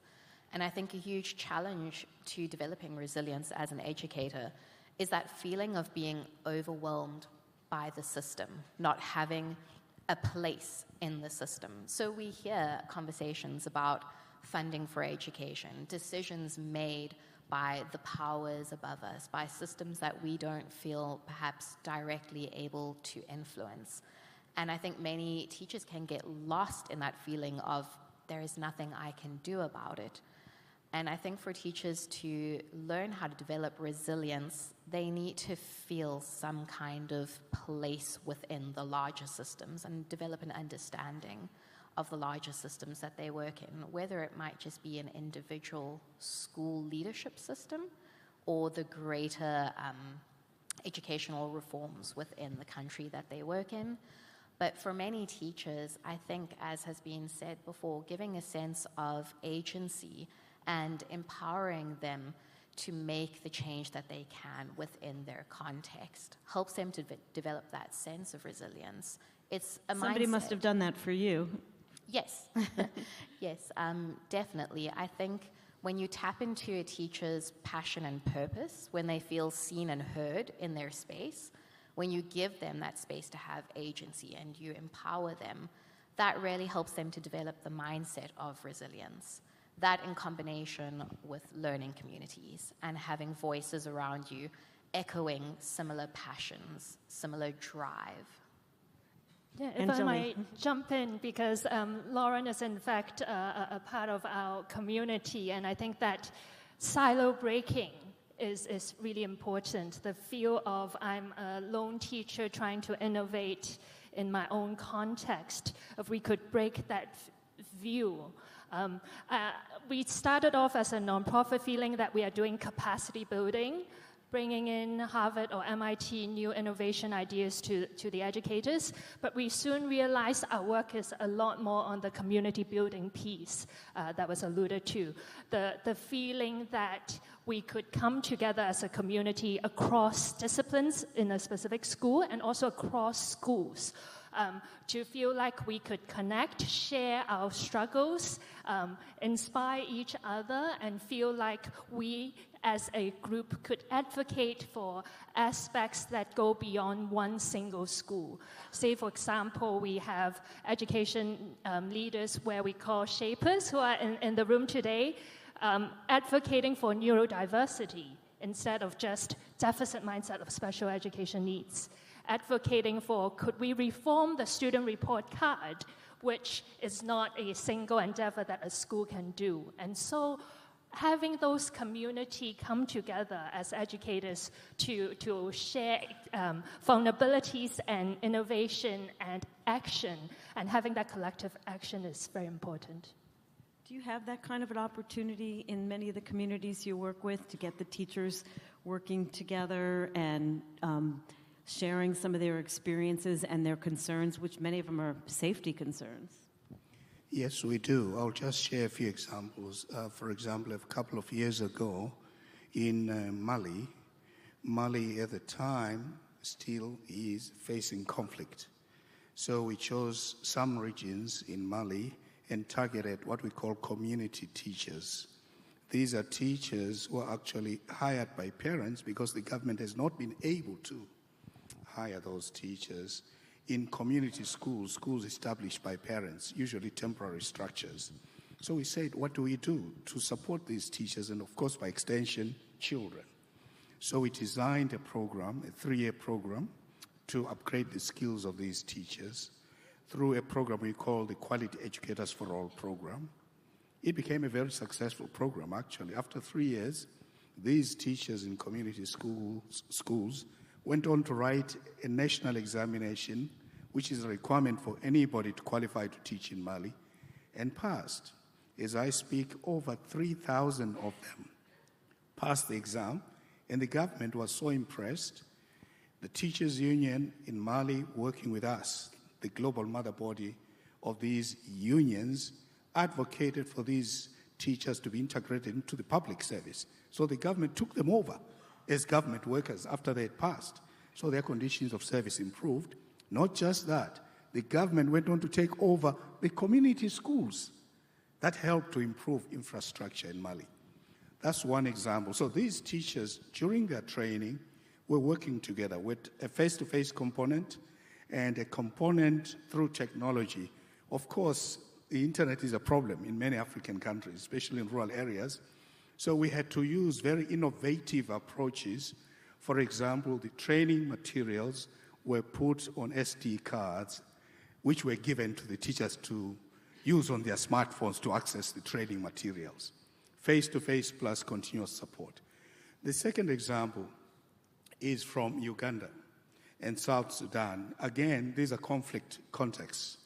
And then in this context, in the case of Uganda, we targeted teachers in 2 refugee camps, including refugee teachers, actually.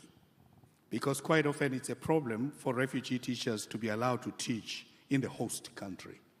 So part of the program was to build their capacity to train them, but also, remember I talked earlier about protecting children, right? For example, against school-related gender-based violence. So we worked together with the union there in Uganda to come up with a professional code of conduct for teachers teaching children in refugee settings.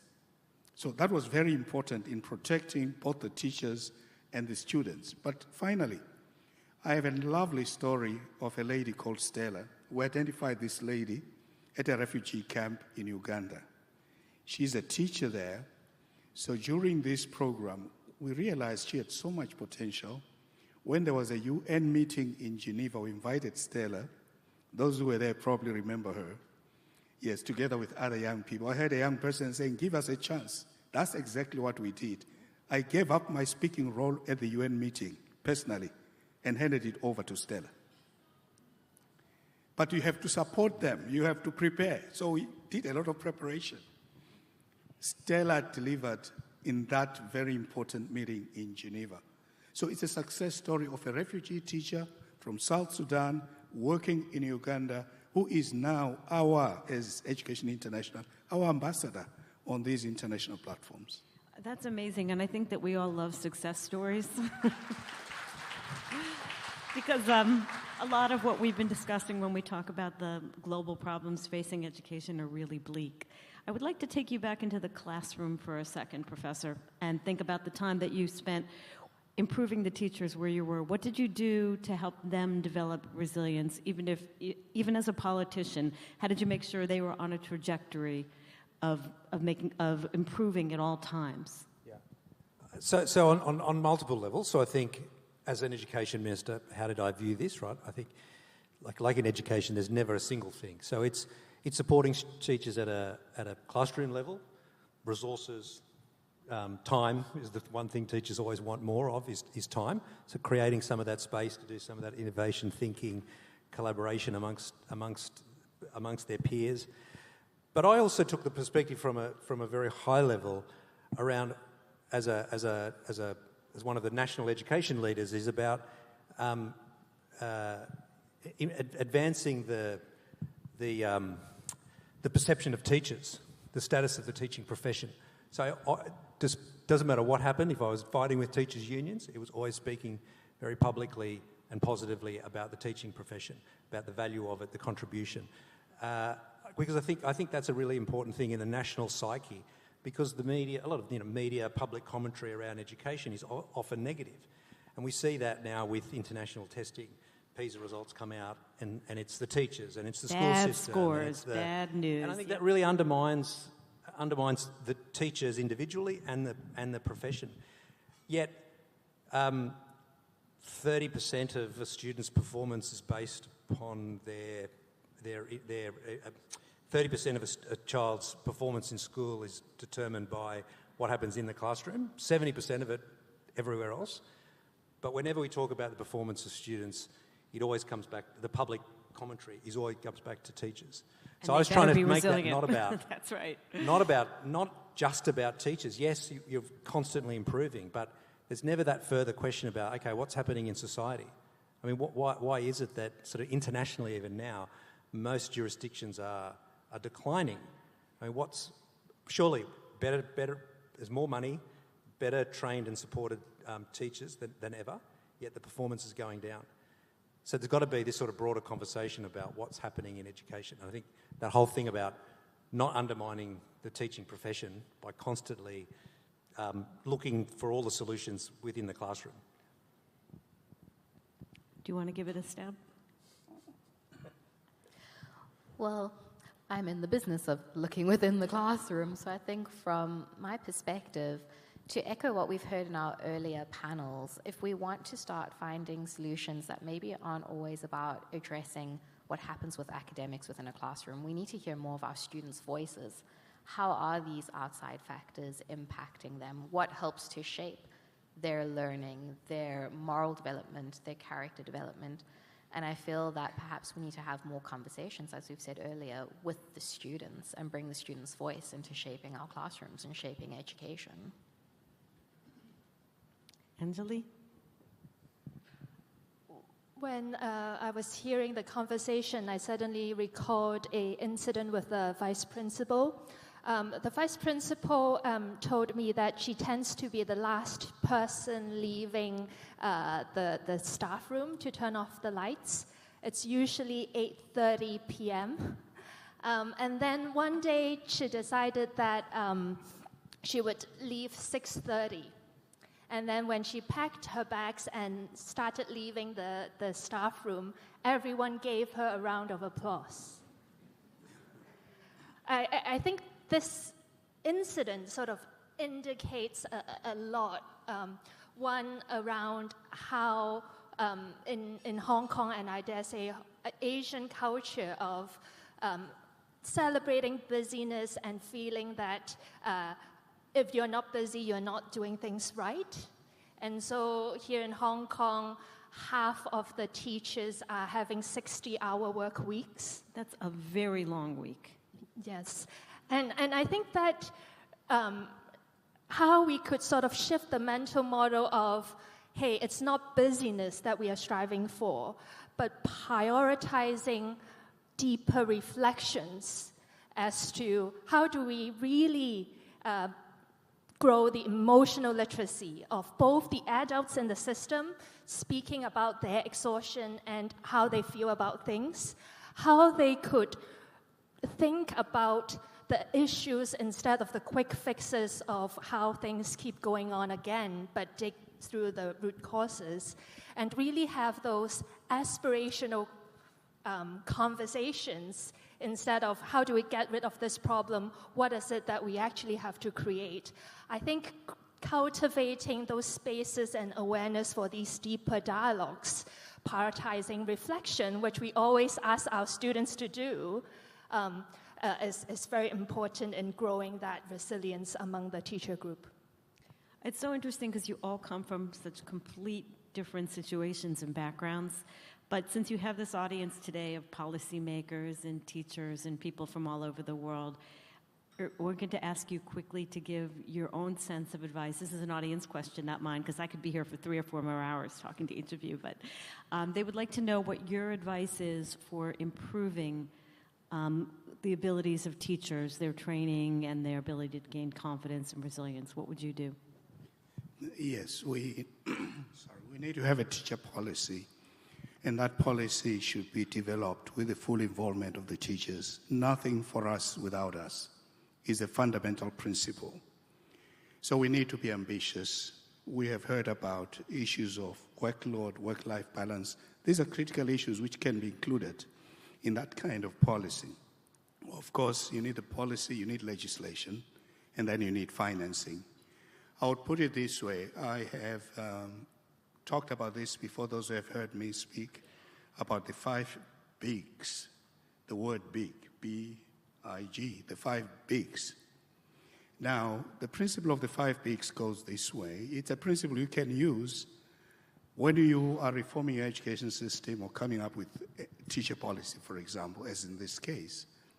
The first big is think big. Think big. That's fundamental. Don't limit yourself. Quite often, we have self-censorship in coming up with programs or reforms to support our teachers. We shouldn't limit ourselves. Think big.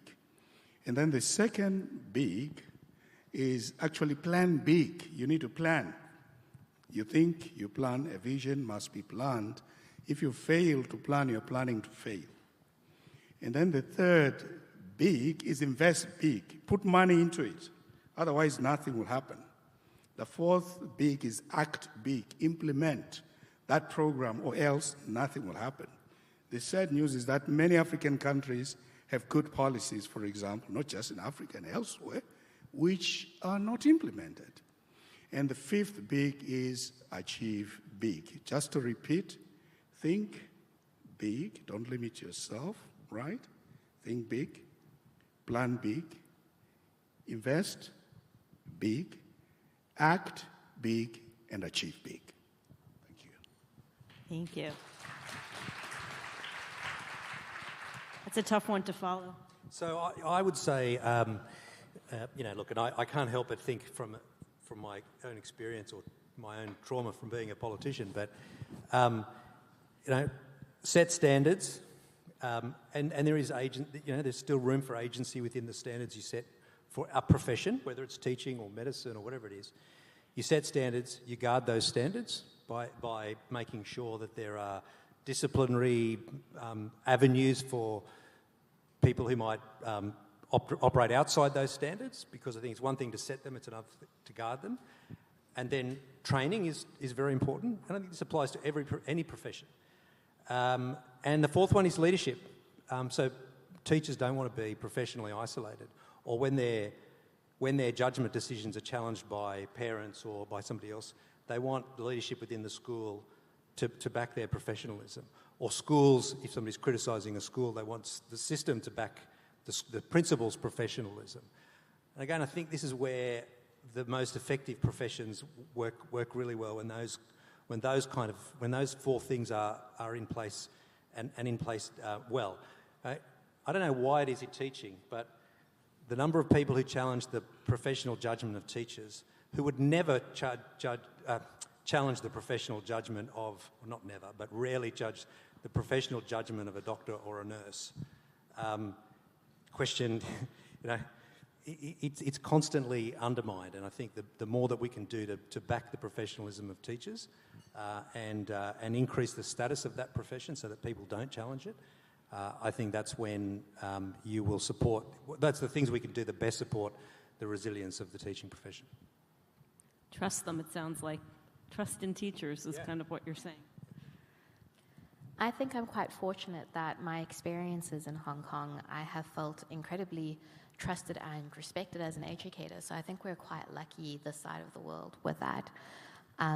For me, though, definitely what teachers need this side, and to continue to speak to this message of resilience, is that time and space dedicated to creating learning communities. I mean, giving teachers the space to have that dialogue and to have the conversations that continue to build their resilience. I think very often, yes, there's incredible demands on teachers here, and yes, the expectation from different stakeholders is enormous, but I feel that many teachers are there and they're willing to do the work and they're driven to do the work, and sometimes their resilience falters when they feel alone and overwhelmed. And I feel that if we can continue to create time and space for learning communities for teachers, that will further develop their abilities to be resilient in the face of all changes in the future. Given that the panel has talked about thinking big, I'll suggest something to start really small. So I'd been advocating in all our convenings with teachers and principal groups to start with a check-in. And a check-in is a foundational practice for a framework called compassionate systems. And the check-in involves 3 steps. Grounding, so a simple meditation to allow you to get a sense of how you're feeling. Second, journaling, to actually sort of write down how you're feeling at this moment, what your aspiration for this convening is. And then a small group check-in, i.e. having everyone around the table actually having the voice to share how they are feeling at this moment, how they are showing up in the space. And this grounding journal check-in in itself already built up a very different community where people feel like they could work together in advancing whatever the goal is. And so this connection before content is what I feel very beneficial and proven to be very successful across different spaces in Asia and in Hong Kong as well. Okay, thank you. I love this next question. And it's really important one, too, because it touches on a lot of the themes that you've all talked about. How can teachers globally and in Hong Kong challenge the images of their success in work as it is now measured merely in students' academic success and, as you pointed out, often questioned? Who would like to tackle that? I know it's a little bit different from the kinds of experiences that you spoke about for your teachers, but there's still questions of how their success is measured. Yes, I can start. You're right. The problem with our education systems in most parts of the world is that they're examination-oriented.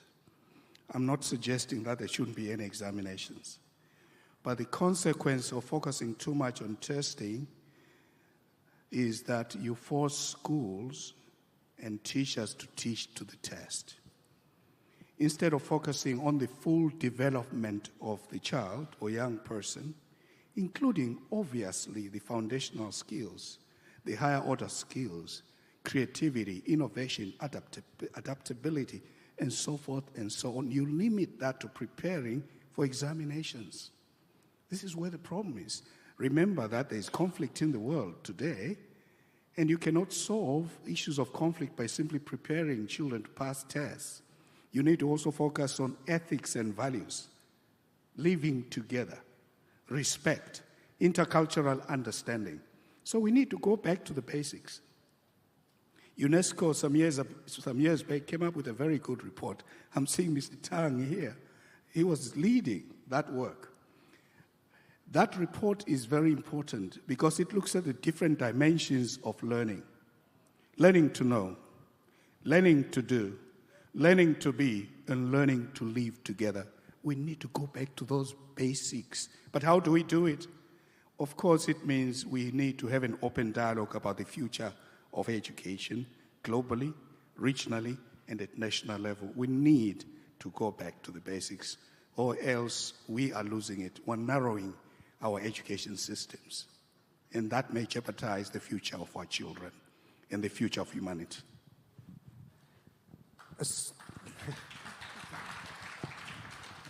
The issue of standardised testing, national testing or international testing, has never been driven by educators. It's been driven by governments and by politics, by the transactional nature of politics. We invest X billions of dollars in education, we expect him, and then next year we do X billion plus Y, we expect the results to go up. So it's driven by politics, and I think very much at the expense of children, very much at the expense of the complexity and diversity of education that as a young person you need. Now the measure of the success of a 15-year-old in a country is a PISA test or a TIMSS test. Doesn't take into consideration the issues in Africa, just getting students into a classroom, just getting teachers. Keeping them safe, yeah. All of those, all the different cultural expectations in Hong Kong, Japan or Australia. It has just really narrowed the perspective of education down to this sort of one test, and then your success or failure as a country in education is determined by that outcome. And then every year when those results come out, that starts to influence government decision making in adverse ways. Since we're short on time, the Hong Kong folks right here, let's hear about your perspective, because part of that question involved what happens right here. Yes, and I think this is probably something that Anjali can speak really passionately about when we look at our report cards in Hong Kong. Definitely this issue of standardized testing and what it represents in terms of the success or failure of a student is a really huge issue, and I think it sends a really strong message to our students about how we measure success. But I think I shall leave since we're running out of time. I think Anjali has some great things to say on this. I was actually thinking of that analogy of if you tell a baby, don't touch the fire, they would be compelled to do it. So it's this importance of not just saying no to an exam-oriented culture, but being really articulate on what exactly are we trying to celebrate. And I think in global metrics, measuring resilience is an effort that we are now going on. And also in the local systems, considering how, in addition to these usual metrics, we are drawing attention and celebrating these progresses that students are made in their learning, those social emotional skills. I think it's more about where we draw our attention to instead of just saying no to something that we want to get rid of that would help change the environment. Thank you. Do I have some time for more questions? I'm not sure if I do, because I have a lot of them. Great. People say there's no such thing as a bad teacher. Do you believe that's the case? We've been sticking up for teachers a lot during this whole during this conversation, and how can an opinion like that help improve the teaching force? Is there any such thing as a bad teacher? Bad teacher? Yeah. Oh, well. That's what kills the profession, right? Labeling teachers good or bad. There's nothing like that. Quite often it's a bad system. Not really the teacher, because teachers need support around them, training, professional development. If it's lacking, obviously they will not be able to deliver, to do what they know how to do best, which is to teach. But of course, let's face it, for you to be a teacher, you must be trained. Sometimes people without training are just taken and put in front of children, and they're given the label teacher. They're not really teachers. So people must be trained. They must be grounded, both in teaching content and methodology, but also the ethics of teaching. How you relate to your students, how you relate to parents, how you relate to your colleagues is very important. That's why professional ethics are very important. But if we don't provide all this training and capacity building, teachers won't know. We cannot just assume that they will just get up and know without training, without support. So that is very, very important. So in short, there's no bad teacher. There's a bad system that fails to support the teacher. Sorry, Dennis, I'm going to disagree with you here. There are bad teachers. They're not bad people. They're in the wrong profession. They're just bad teachers. Or they've been good teachers, and for whatever reason they've spent 20, 30, 10 years and are worn out, maybe burnt out, but they remain there because they feel compelled to stay in there for lots of personal and financial reasons, but they shouldn't be there. I mean, this is what I said about you can set the standards, but you've got to guard them, and guarding them means removing teachers who should no longer be in the profession, because this idea that there aren't bad teachers. I mean, nobody in the staff room wants to sit next to somebody who's a bad teacher, because otherwise the other teachers are carrying the load. So I think this notion that there aren't bad teachers is bad for the profession. Teachers who start teacher training don't get asked the question, do you like children?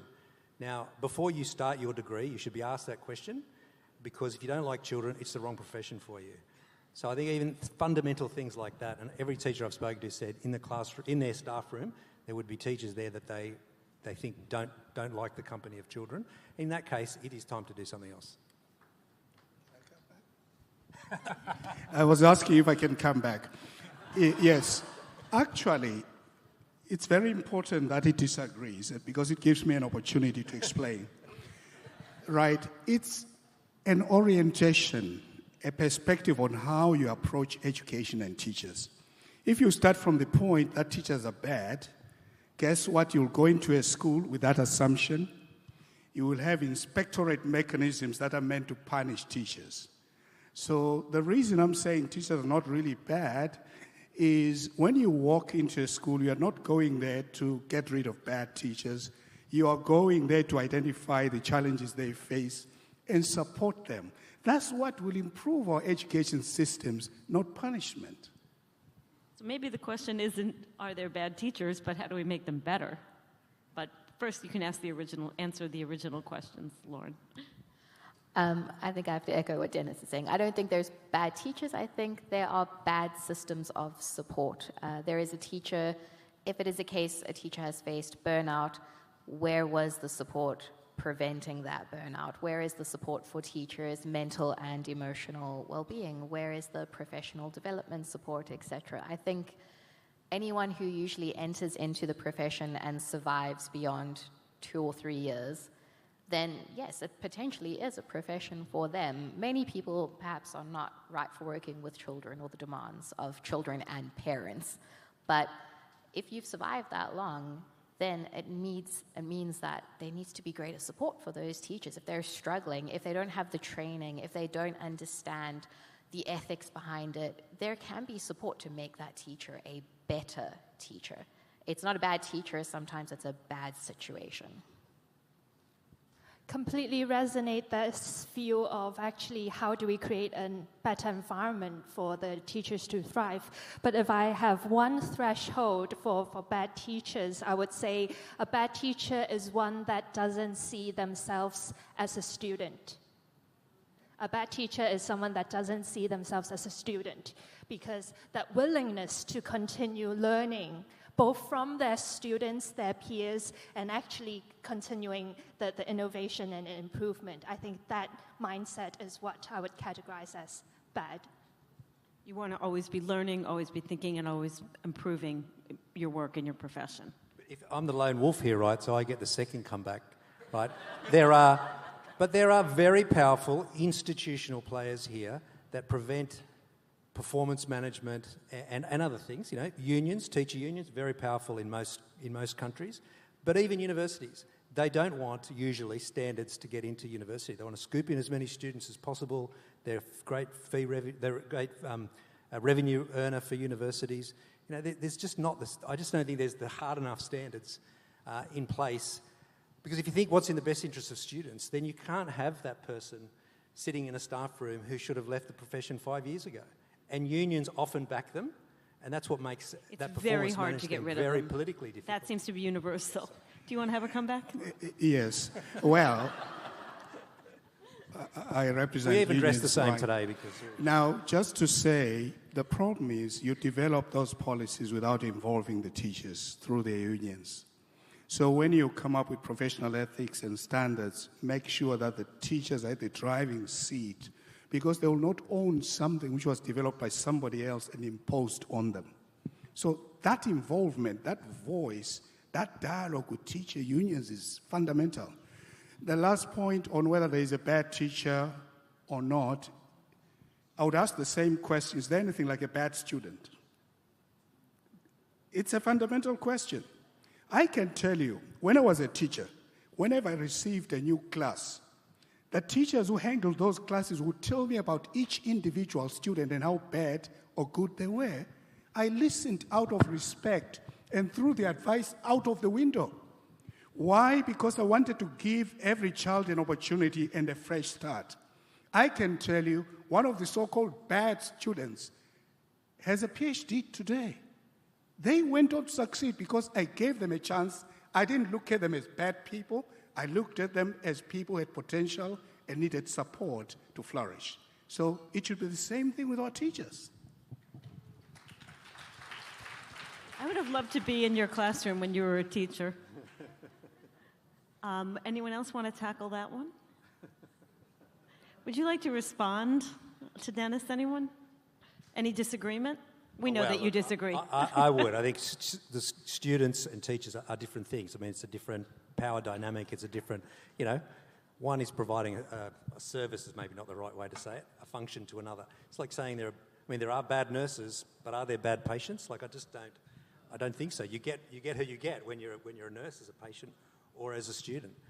I just think we let the profession down when we actually don't protect and guard the standards that you need to meet to be a teacher. And when people don't meet those standards, then they need to be either need to be retrained. I get that, right? Yep.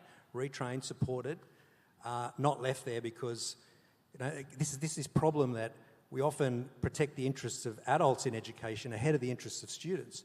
So it's difficult to performance manage that teacher, that 45-year-old teacher. So we let them stay, but we don't think about what's in the best. When I say we, systems, politicians, others, are putting the interests of that adult ahead of the student. Because adults complain, students tend not to. So at a political and system level, they're often, enforcing some of those rules is let go. It's difficult, yeah. We have time for one more question, and it seems to make a lot of sense because you all come from coming at this from very different experiences, and some of the issues that you have been talking about are universal. One thing that has been universal is the pandemic. And schools shutting down. In the United States, a lot of teachers left afterwards. We're struggling with a lot of learning loss.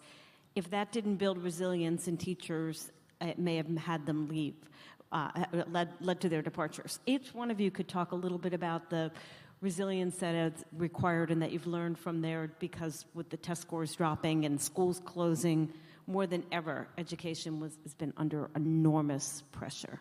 What's come out of it that's, in a way, a common lesson for us all?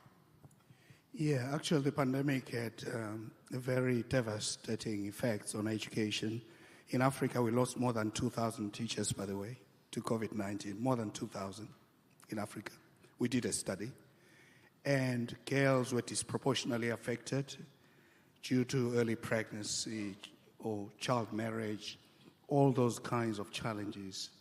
Child labor also increased during the pandemic. And then it also exposed existing problems in Africa. For example, the digital divide is very huge. No computers, no internet facilities, no electricity in the rural areas in particular. So there was no learning taking place. No learning online. No, not learning online. I mean, teachers had to be creative. They had to come up with learning packages, which were then given to families for children to go and learn at home. So what we have learned from that is that actually we need to close the digital divide. We can leverage technology to support teaching and learning without, of course, replacing the teacher. That's fundamental. I've always said we need to move from the traditional chalk and talk to the modern touch and teach. We also need to move from the chalkboard to the smartboard, but with responsibility and ethics. You have to have the smart boards to begin with, right? Which is a real problem. I think one of the interesting perspectives to come out of COVID was, I think because parents, certainly in Australia, I can only speak of my experience in Australia, the students were learning from home, and parents realised how difficult it is to be a teacher and how difficult it is to teach your children because it's easier to send them off to school every day, but when they were home and you were, trying to teach them maths, or you were trying to help them with Zoom or Teams, or whatever they were using, I think there wasn't a greater appreciation actually of what teachers do every day. And my child is not an angel when I send them off to school. And I think that was, in Australia, one of the perspectives that came out of it was actually a bit more respect for teachers and what they do. I think for me, the greatest thing to come out of it, it might have been short-lived, but there are some remnants of this. The move away from the pressure of testing, examinations, standardized testing, and the focus on the student experience, the relationship between teacher and student, the fact that because we were learning on Zoom and because some students couldn't even get onto Zoom, how are we still shaping their learning, and what was really important in those few sessions that you could have with them in the limited time that you had online. And I think we completely relooked at what goes on in a classroom and what we define learning to be.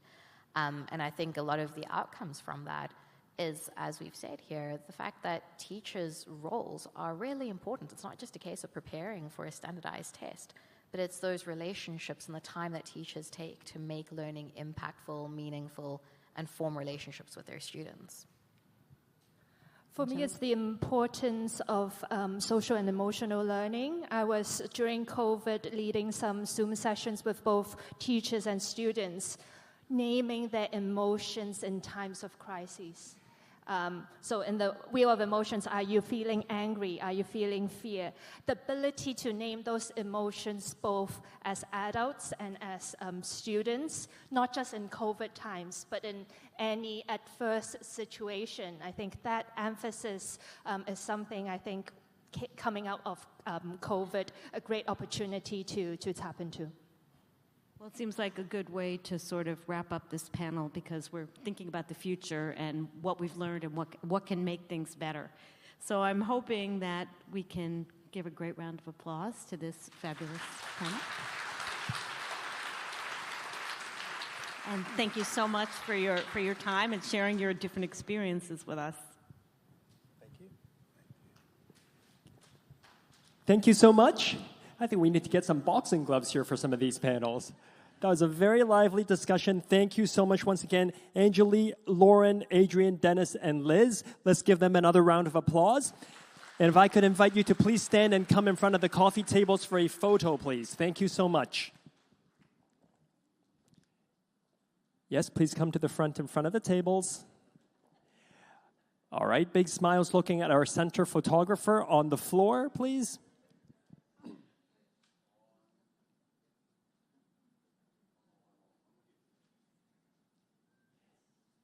Okay, thank you very much. Please be seated. Thank you, panelists, and thank you, Liz, for moderating for us. Please be seated.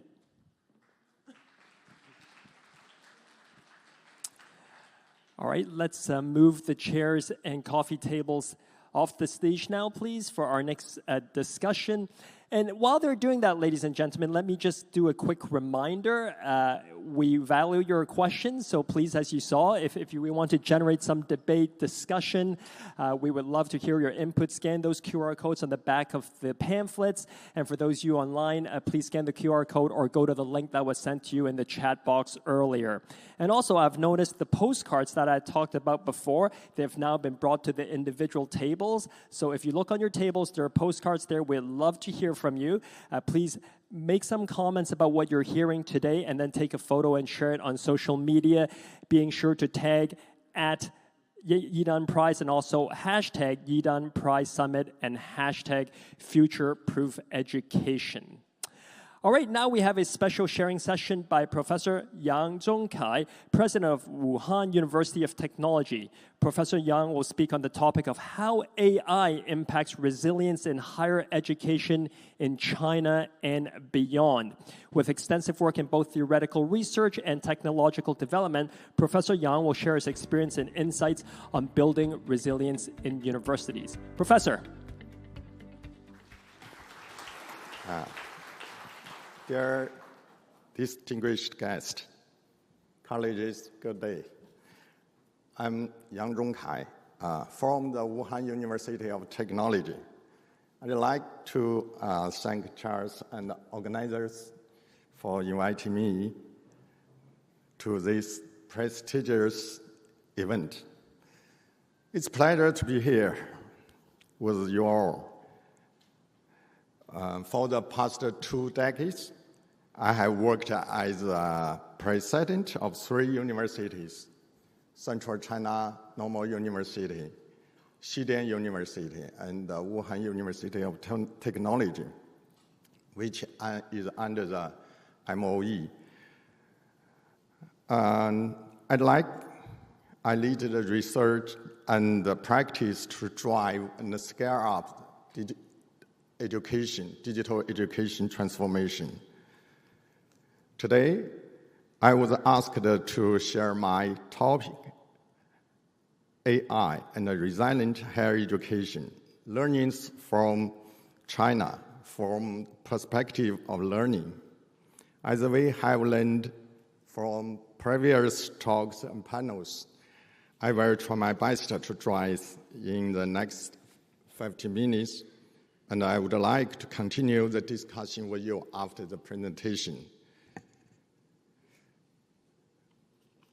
Resilience is a pressing topic for China higher education. China has the largest education system in the world. According to our statistics on 2023, there are 47.6 million students and 2 million educators study and teaching in 3,074 universities. The higher education growth enrollment rate is about 16. However, because of this large-scale system, we face significant challenges in education, quality, and equality. It is difficult to deliver the personalized learning and service at scale. Moreover, with the state-of-the-art technology like AI developing so fast, many jobs are at risk of being replaced. Education, especially higher education, is to prepare talents for the future. Our future talents must possess unique value that differentiate them from machines to our society. Then the key question becomes, how do our universities ensure future-ready talent cultivation?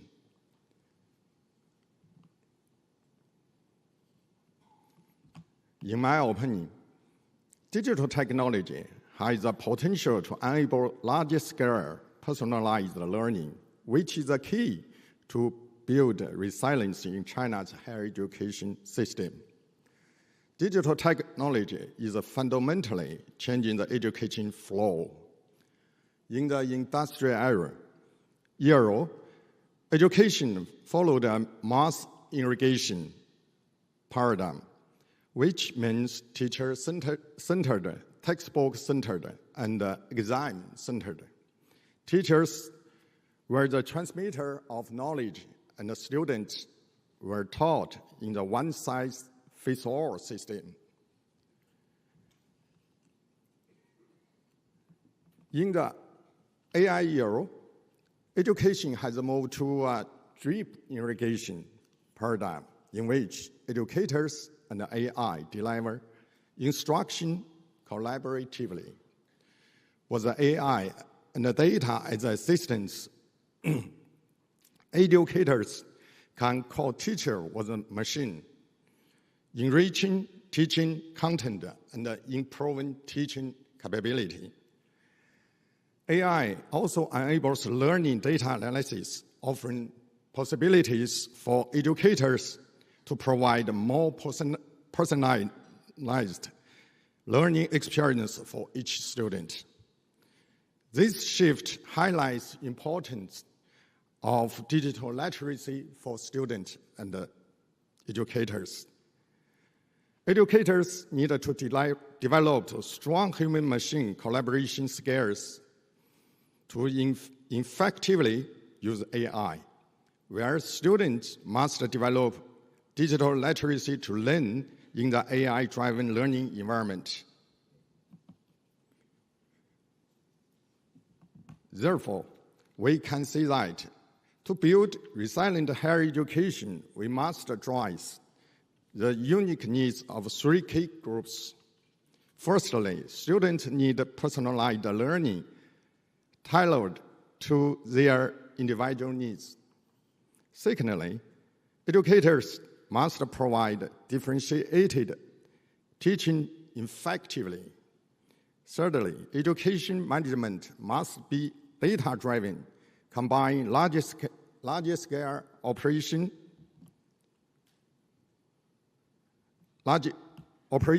with personalized support for each learner and educator. Let's first look at student resilience.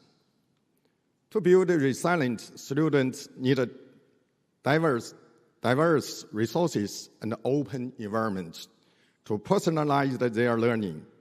Personalized education must allow students to customize their learning and access knowledge from various sources, such as educators, online resources, AI-generated contents, etc. For example, at Central China Normal University and my university right now, we developed Xiaoya, which is an AI-empowered intelligent teaching and learning management system. Xiaoya is connected to Smart Education Platform of China, the largest education resource platform in the world, who have covered more than 20,000 subjects. Moreover, our universities and enterprise have uploaded their learning resources into Xiaoya.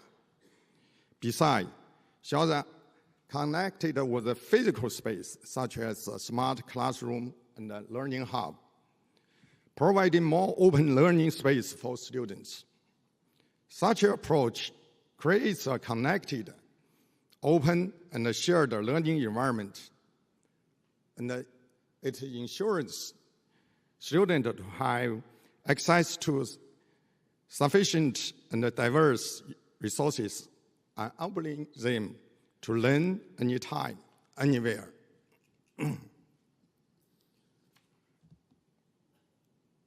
To build resilience, students also need diverse skill sets.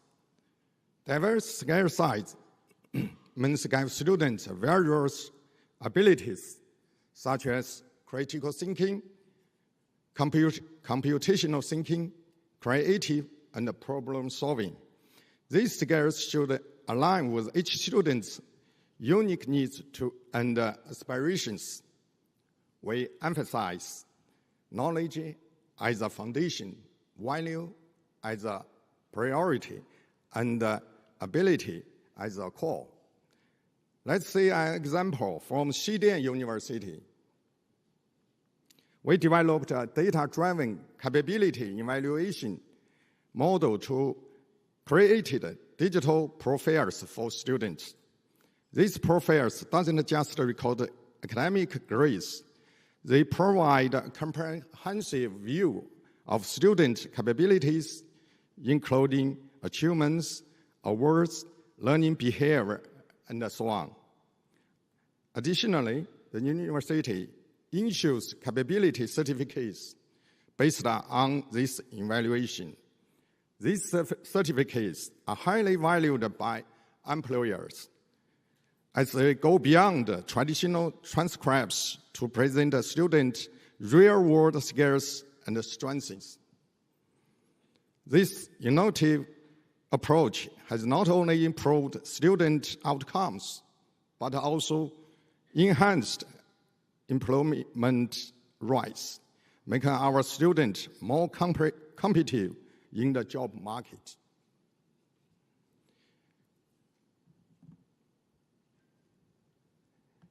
Next, let's focus on the education resilience. To deliver differentiated teaching, educators need to play in this digital era at least 3 key roles. Firstly, resource creator. Educators should be able to create high-quality contents with the help of AI, and ensuring them to be accessible to every student. For example, over 20,000 of resources have been uploaded by our educators on the Smart Education platform of China, as I have mentioned above. Secondly, data analysis. Educators should analyze student learning behavior data before, during, and after class to understand each student's needs and provide targeted support. For example, our Xiaoya system has over 400 embedded observation points. Educators can adjust teaching based on student states, providing truly differentiated teaching. Thirdly, problem-solving guide. Educators must guide students in using digital tools and resources to solve new problems, fostering their critical thinking and problem-solving skills. For example, we use flipped classroom at universities to help students develop complex problem-solving skills.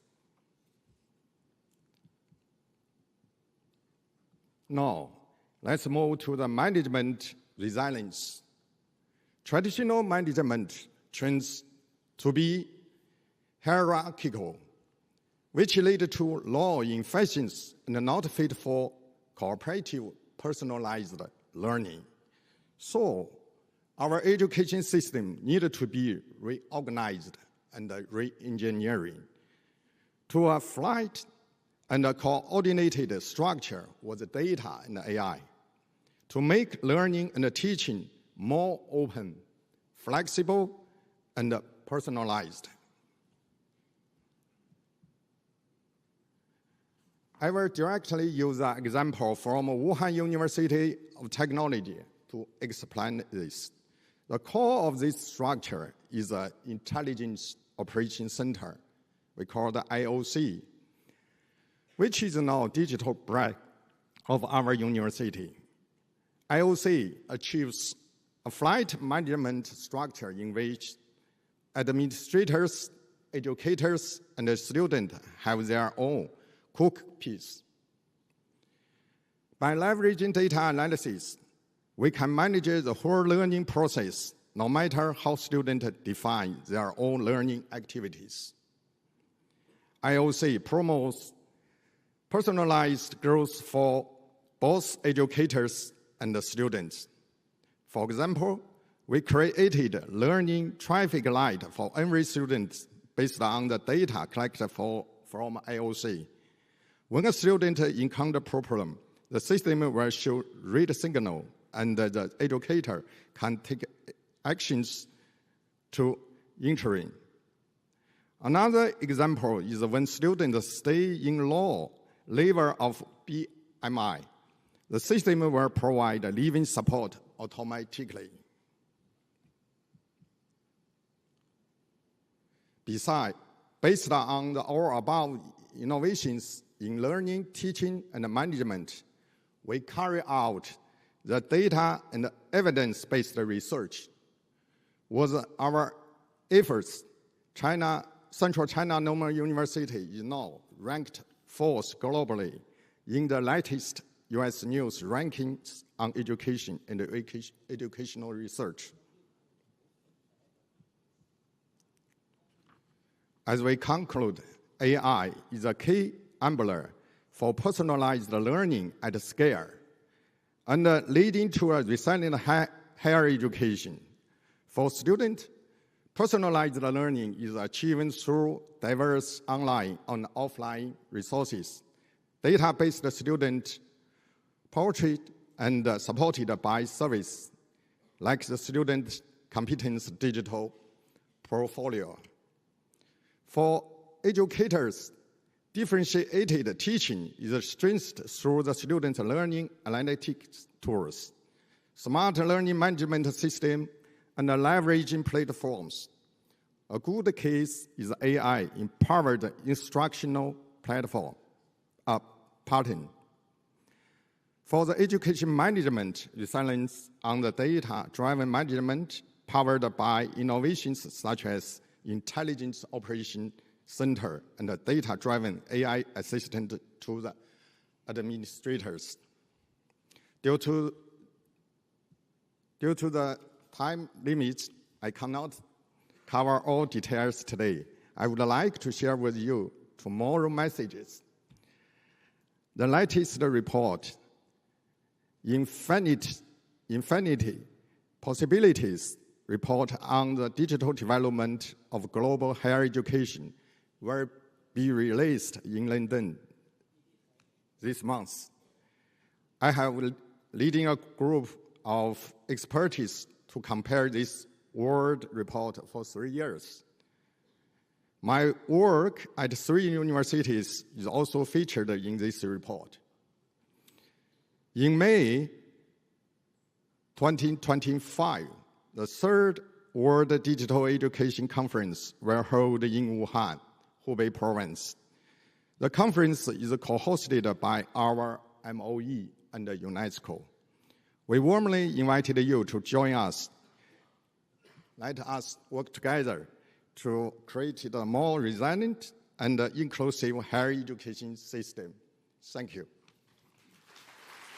Thank you very much, Professor Yang, for telling us about AI at universities on the mainland. Thank you very much. Ladies and gentlemen, we will now break for lunch. We have a wonderful buffet spread prepared for you. It's outside in the foyer. Feel free to take your lunch outside in the foyer or bring the food back into the main hall here. The only thing is, please bring your personal belongings with you when you do go to lunch. We will break for a little over an hour. I have 12:25 on my watch. Let's be back here at 1:30. Enjoy your lunch. We'll see you shortly.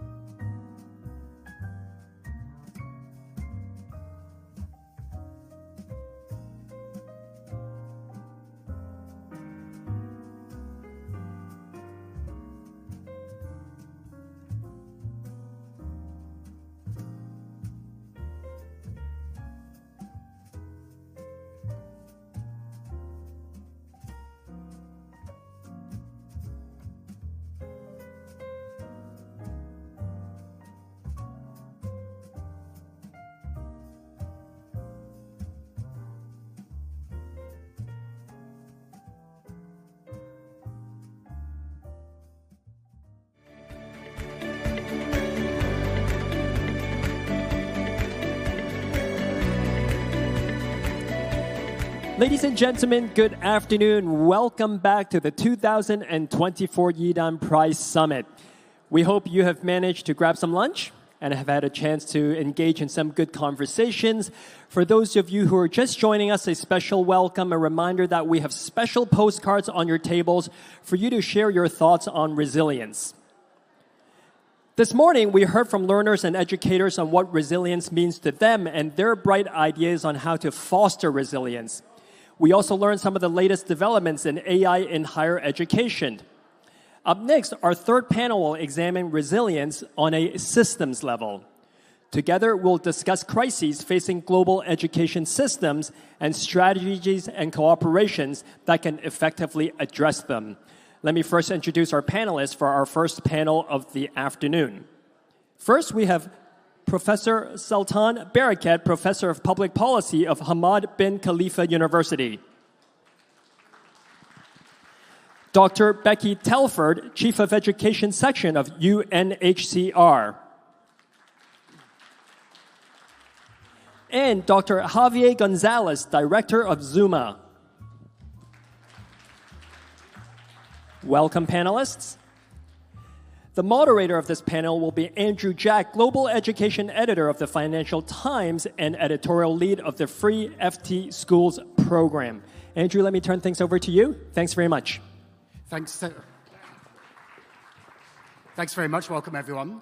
So we're going to continue, obviously, the big overarching theme is around resilience. And first of all, great to see everyone here is very resilient. We're here back after lunch for the next session. And we've talked already this morning about the sort of particularly a lot of the pupil perspective and then the teacher perspective, the school perspective. So now we're kind of elevating a little bit further and thinking about the systems level and how robust systems are, how they're responding to the big challenges we've been talking about, including the sort of the 4 Cs that Alicia was mentioning this morning around COVID and conservatism, climate, and so on.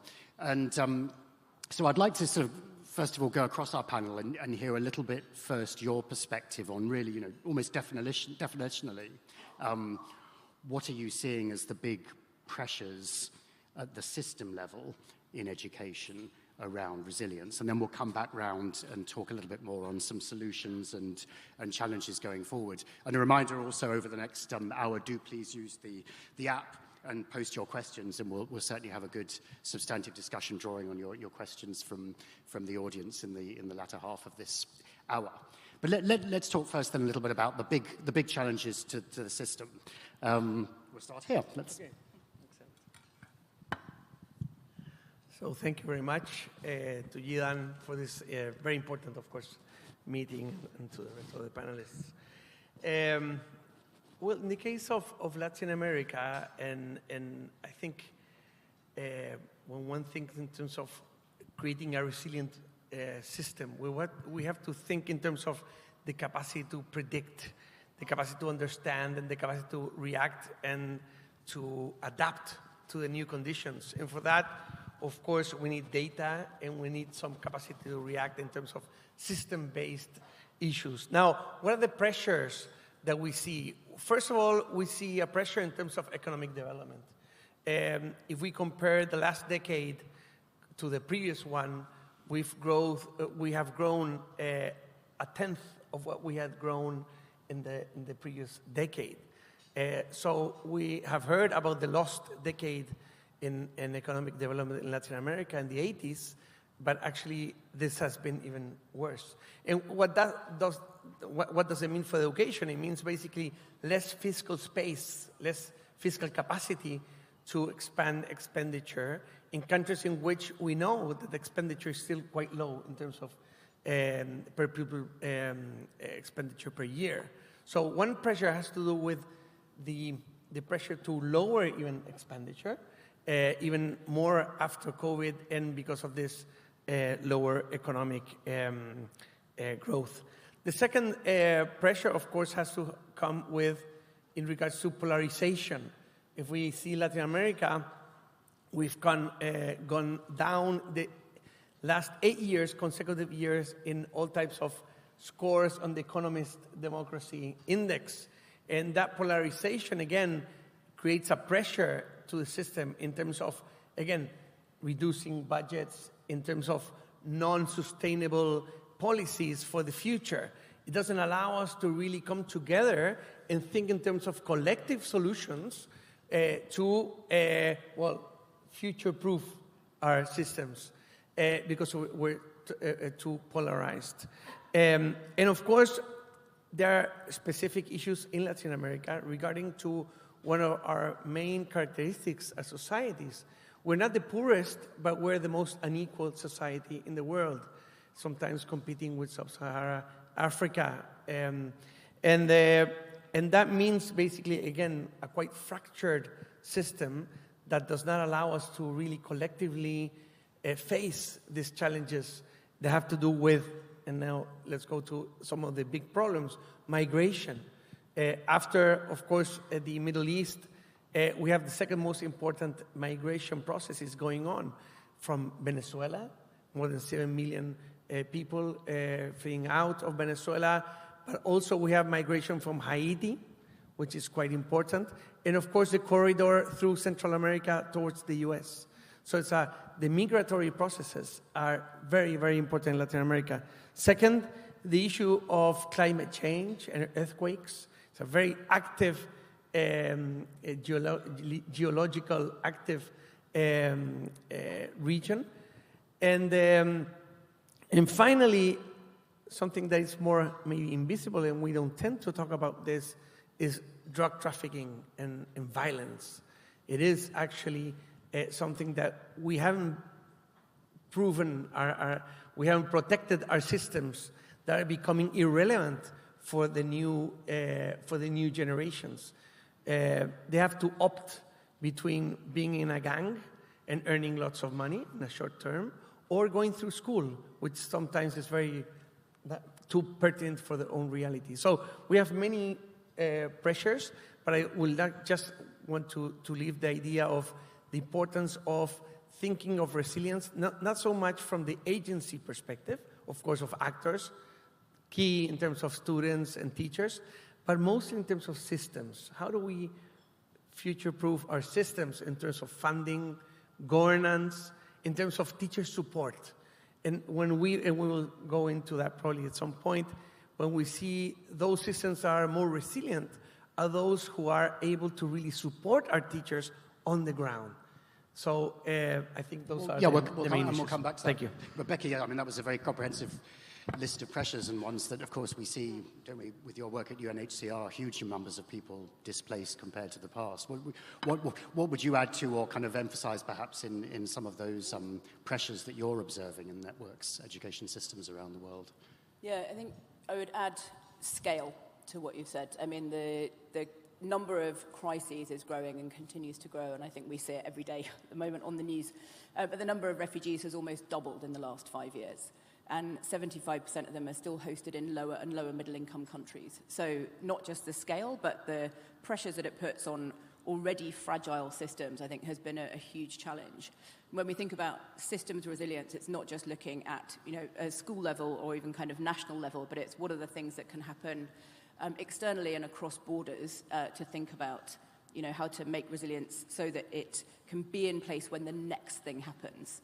When we think about coping, and very often a country or a system can cope with a crisis. But what we're seeing is, cyclical shocks and displacement being exacerbated and, leading to climate issues, to conflict, to destruction of schools, to massive issues with economic development, and then limited resources in responding. And so I think the scale, the frequency, and the pace is what makes it so hard to remain resilient when so many things keep happening at once. And Sultan, of course, you're closer to what we're seeing at the moment, very uncertain changes taking place in the Middle East. What are you seeing in terms of the real big tension points around resilience for systems? Obviously within the Middle East, the biggest challenge is conflict. And at the moment, if you look at the map all the way from Morocco all the way to the Gulf, we are engulfed in conflict of all sorts. And this has been the case ever since the end of the Cold War. And I think at the heart of all this has been the creation of the State of Israel. And it's something that in the Middle East we have to address. Ever since that creation, The energy, including the investment, has been diverted towards confronting Israel and dealing with the consequences of that entity being created in the middle of the region. But of course, based on that, we have had all sorts of governance systems that have resulted in other form of conflict, a fallout of this existence. And it has really gave priority to security and to intelligence and to arming people and to employing people into armies rather than investing in their proper education. And we have this irony that on the one hand we have a very good attainment record and grades in terms of school education, but the transition from school to higher education to employment is problematic. So the next challenge, I think, is economic, and it has to do a lot with the employment of young people. We have a huge unemployment phenomena in the Middle East that is threatening whatever little progress made here and there, and threatening, I think, the possibility of peace and stability in the whole region. And to add to that, I think the two phenomena are connected now to the climate change phenomena, which is putting a lot of communities under pressure, and again is actually producing conflict between urban and rural areas, between tribal and settled communities across the Middle East. Now, the combination of the three, I think, is giving the very unstable nature of society at the moment.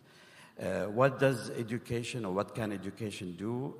It's a big question, and probably we have a lot of expectations from it.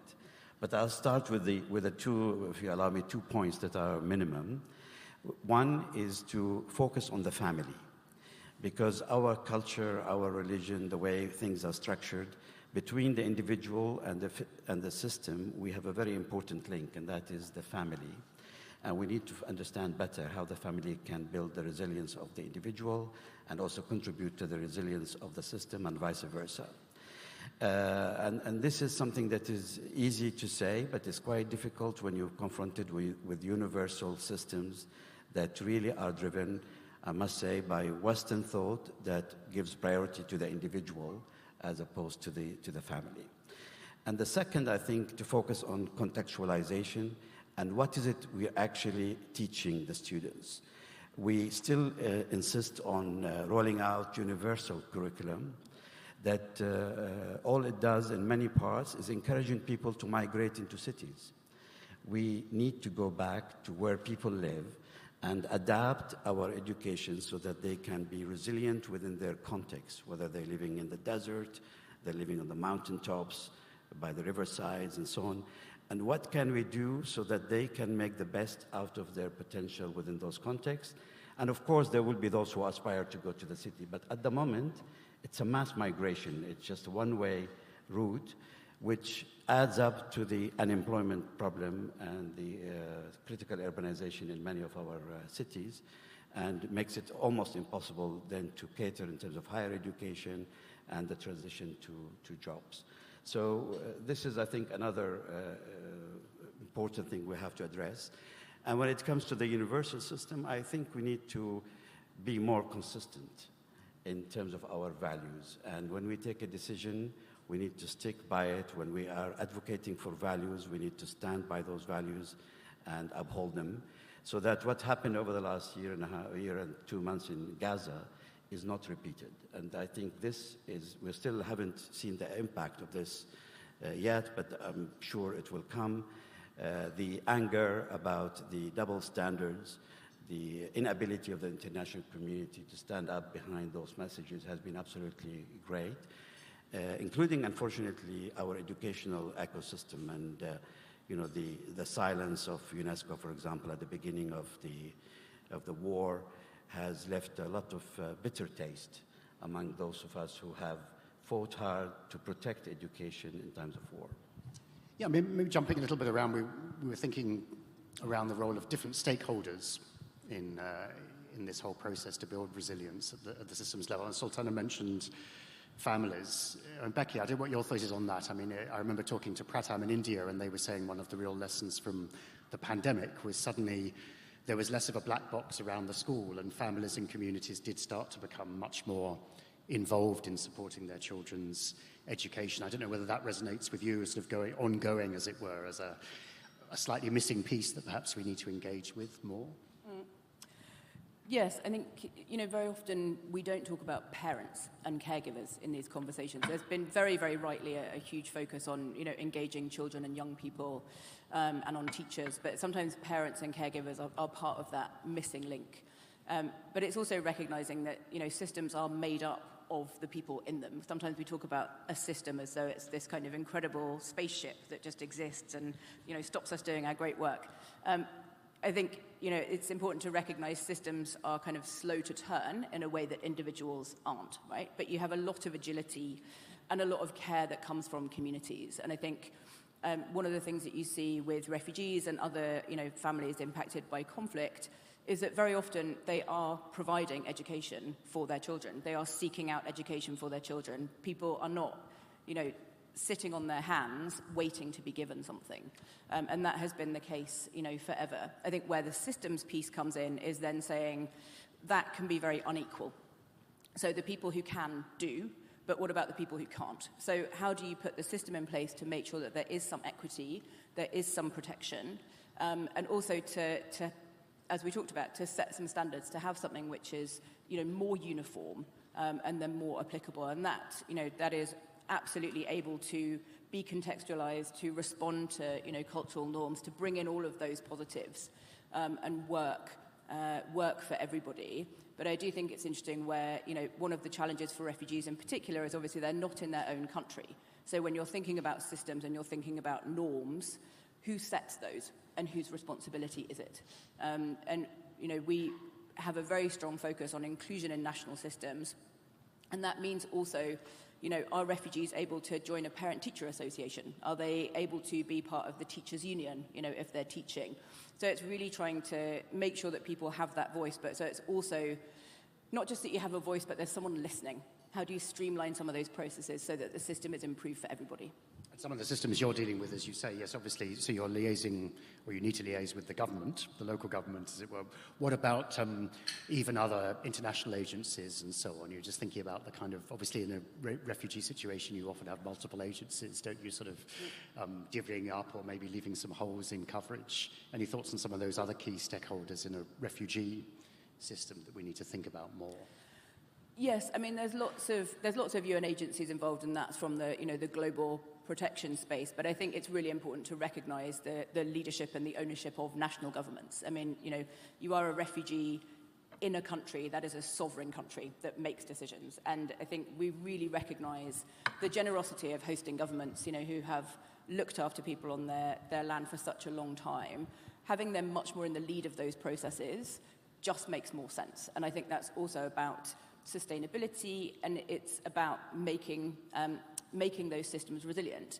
I think if you look at somewhere like Chad, there's lots of international agencies involved, but it's been the government of Chad who have led comprehensively a response to look at including refugees into the national system. That's taken 12 years to get to where it is, and that has been a big push on recruiting teachers, training teachers, making sure that the curriculum works both for refugees and host, lining up the finance and having the quality assurance. But because of all of that work, previously when another 600,000 Sudanese refugees entered Chad, it was able to just about cope. And that's in one of the poorest countries in the world, which is incredibly fragile. But that continued commitment, absolutely, the international community is there, and we do everything we can to support the government, but government leadership is really critical.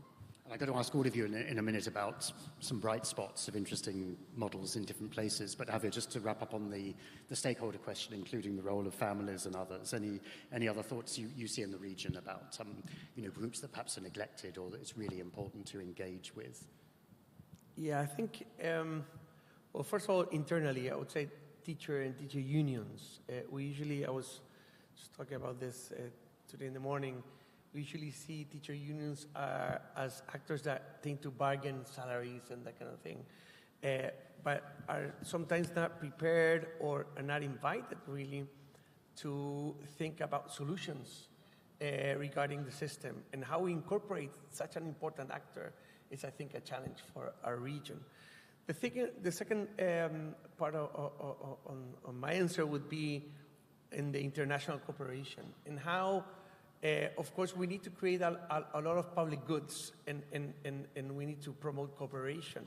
But in order to do that, we need definitely better governance systems and governance that are not really driven by international organizations, but systems that allow priorities to come really from the countries. And we've experienced such a system, and maybe I want to comment on a hub actually that we lead in Latin America, which is a KICS hub. It's an initiative for the Global Partnership for Education. KICS stands for Knowledge Innovation Exchange. So it is a system in which we have actually 10 countries in which each country has their own representatives from the teacher union, from the ministry, from NGOs and academics. And we openly establish priorities for those countries in terms of research and actionable projects. So it is a system that is not being led from Washington or from London or from Paris, in which you're saying, well, here's the money, but you have to use it in what I think it must be used. It is a system in which the priorities really come from the countries. And then they're channeled and through the research and the project. So the point of really creating bottom-up governance systems that are effective to tackle these challenges, I think it's an important issue. So let's talk about some other bright spots, perhaps interesting examples or models. Sultan, maybe first. Where might you point to where there's some good models that are being put in place, perhaps, to support the question of resilience? Well, good models. I think the way Jordan coped with many waves of refugees was a good model, but it took them a long time to convince the international community of the necessity of integrating the refugees into the national education system. And this brings us into this ongoing discussion always between the donors and the recipient countries as to whose agenda is more important and how do you really reach a balance where you put the benefit and the interest of the children and education at the center rather than your own domestic politics back in parliament or Congress and so on, and or the host country only. And this requires serious humanitarian diplomacy efforts, and it has got to be as early as possible. I think it's totally unacceptable that people are stuck in 10 years, 3 or sometimes 15 years in refugee camps before we sort out a system that is sustainable for education. So Jordan, I think, did reasonably well, both dealing with the Iraqis first and then the Syrians. And that was largely based on the way they've dealt with the Palestinians before that. And because there is a level of trust between them and the donor countries that the money that is directed to the state is largely invested where it is intended to be. Now, I think that lack of trust between the donors and other countries makes it very, very difficult to come up with sustainable systems. So we end up doing token interventions. Some can be technologically high, advanced, etc. But really, we all know that they're not going to benefit the numbers required in terms of students, bringing them back into school. We know that they're not going to be of quality. And we also know, which is very dramatic really, is that they're not allowing the schools to be a space of protection for children. A protection against natural phenomena and also protection against armed groups and so on. So we really have as a system to overcome this lack of trust and try to work around the political barriers. And from where I am and what I'm working on at the moment, I think Afghanistan and the Taliban maybe provides an opportunity to do that. That we need to break away from our black and white view of the world, that now we are not doing development in Afghanistan, we're only doing humanitarian assistance. So anything that has to do with the capacity building is not accepted for the donors. And try and understand what is it that they fear about education. What is it that they're trying to protect their women and girls from? and then work somewhere in between. And we have been, there's a lot of dialogue ongoing in this area. But it does really emphasize the need for education system to be active in humanitarian diplomacy. We cannot wait until the crisis is too advanced and only act as per the guidance of the humanitarian coordinators. It's something that exists before the crisis. It will have to adapt. It has to show some resilience during, and hopefully will emerge and recover after the crisis. I'll just say a little bit more on Afghanistan, where you see there is some scope for movement, because as we know, of course, it's at least the public statements are not terribly good, particularly for girls' education. You see some glimmers of hope there or progress? Yes, well, I have to say, I mean, I act as a mediator in the context, and I meet frequently with the Taliban leaders, and I would say 95% of the leaders disagree with the decision to prevent girls' education. And the reason is very simple. If you open the Quran, chapter number 1 of the Quran starts by saying, read.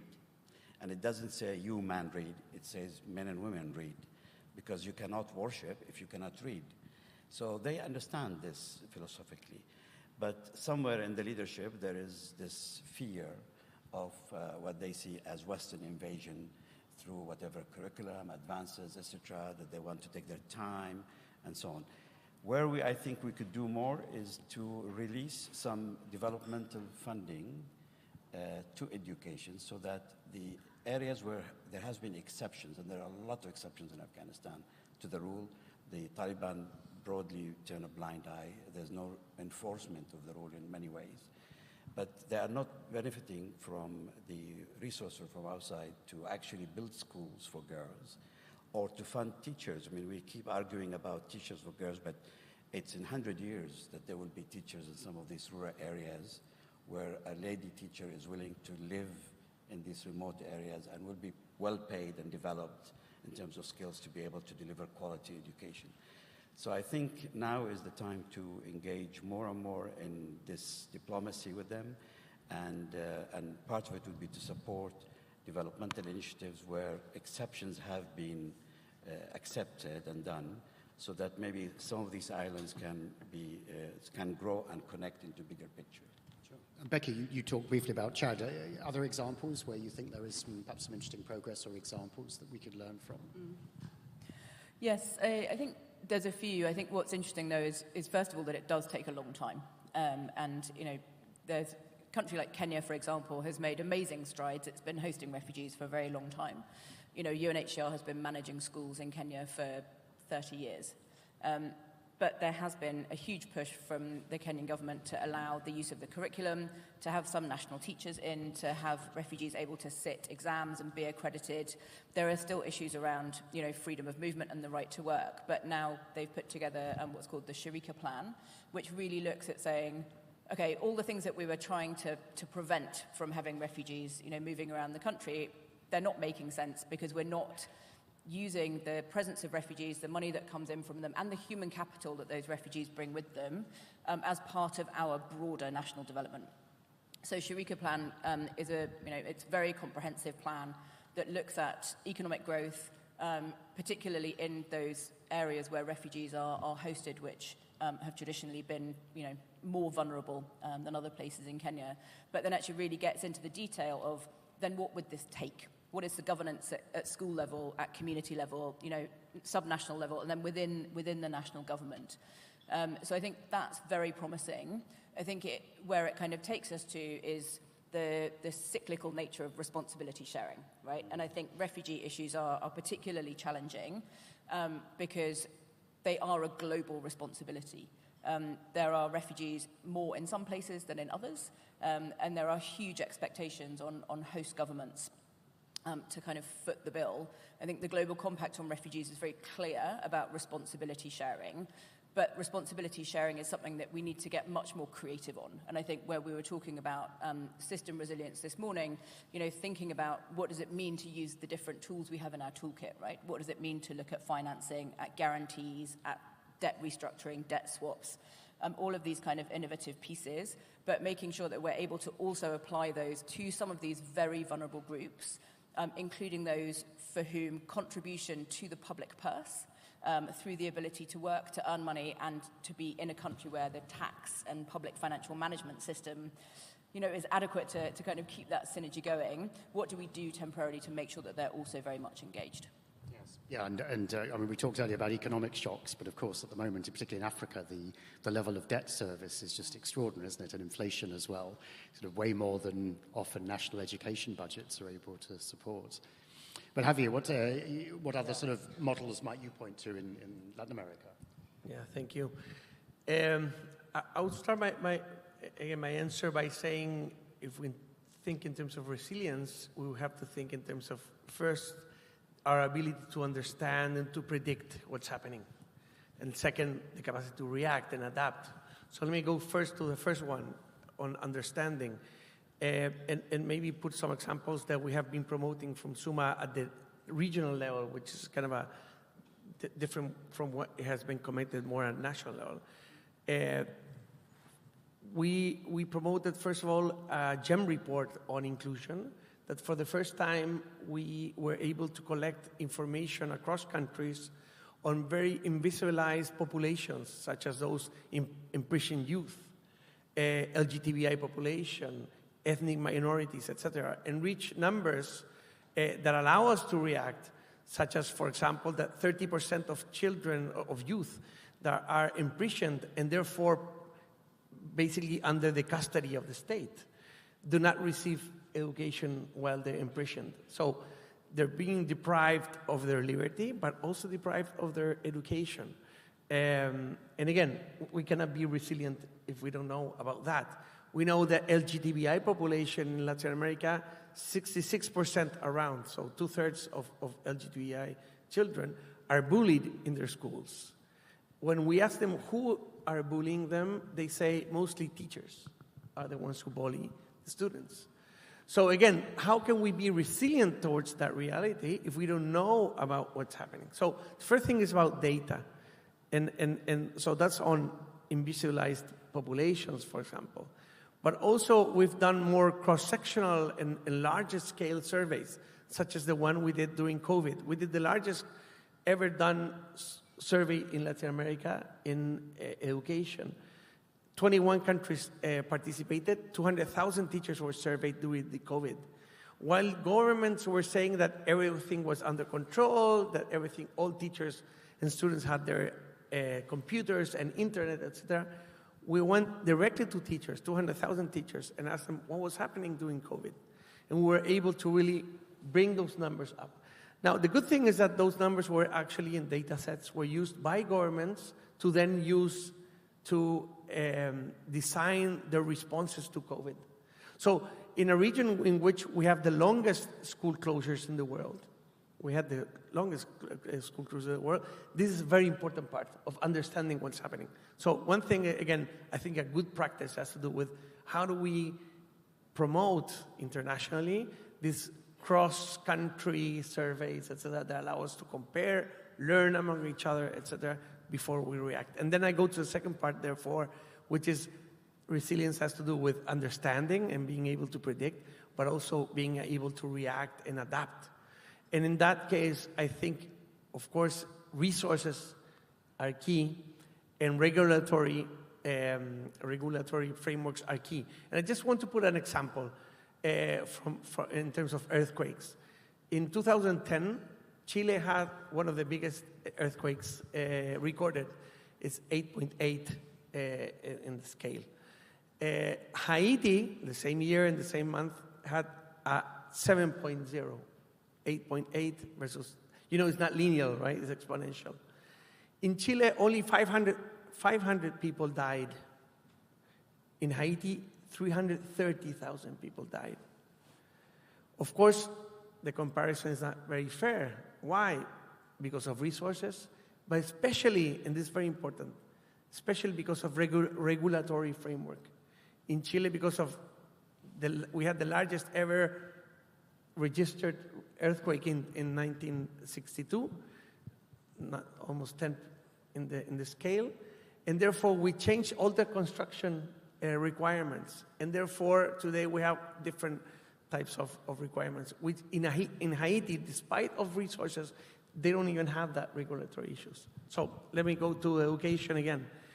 We need better regulatory frameworks to look at these different shocks, migration, earthquakes, gang violence, etc.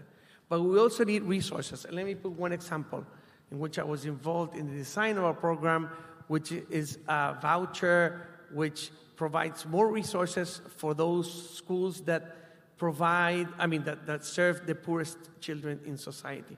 So it has benefit more than, yearly, it benefits more than 3 million children.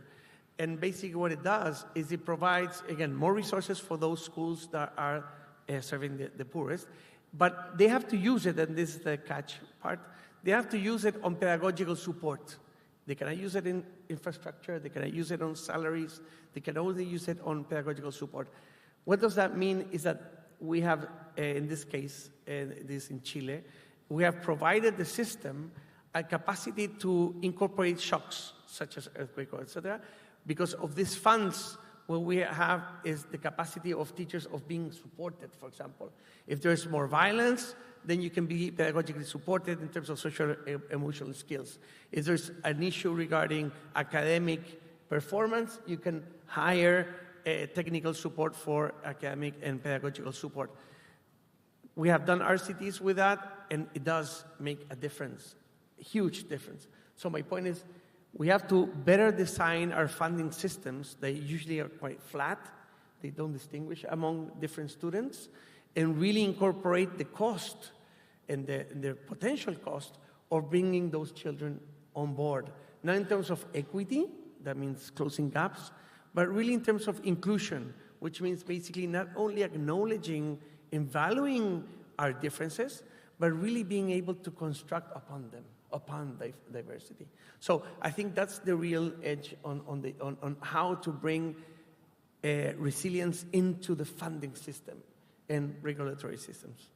And you talked there about this big study in Latin America around COVID and its impacts. I don't know, Becky and Sultan, whether there are other interesting active research projects that you've been tracking that provide some insights, or indeed gaps where we need more research in the field. Well, we're involved in trying to look into rebuilding of higher education and how we should give more importance to higher education, both in terms of funding and research, as an engine for recovery in the aftermath of conflict, not just in terms of employment, but also in terms of generating ideas, building social cohesion between different groups. Often the university is the space where different ethnicities, backgrounds, religions, and so on meet. And that is something that is very dear to me, and we're working on it. And now in particular, we're working within the context of Gaza.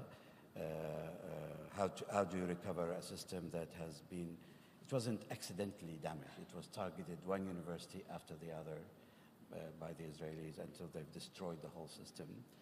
And one of the silver linings of COVID is that when COVID hit, they've lifted all the systems into the cloud.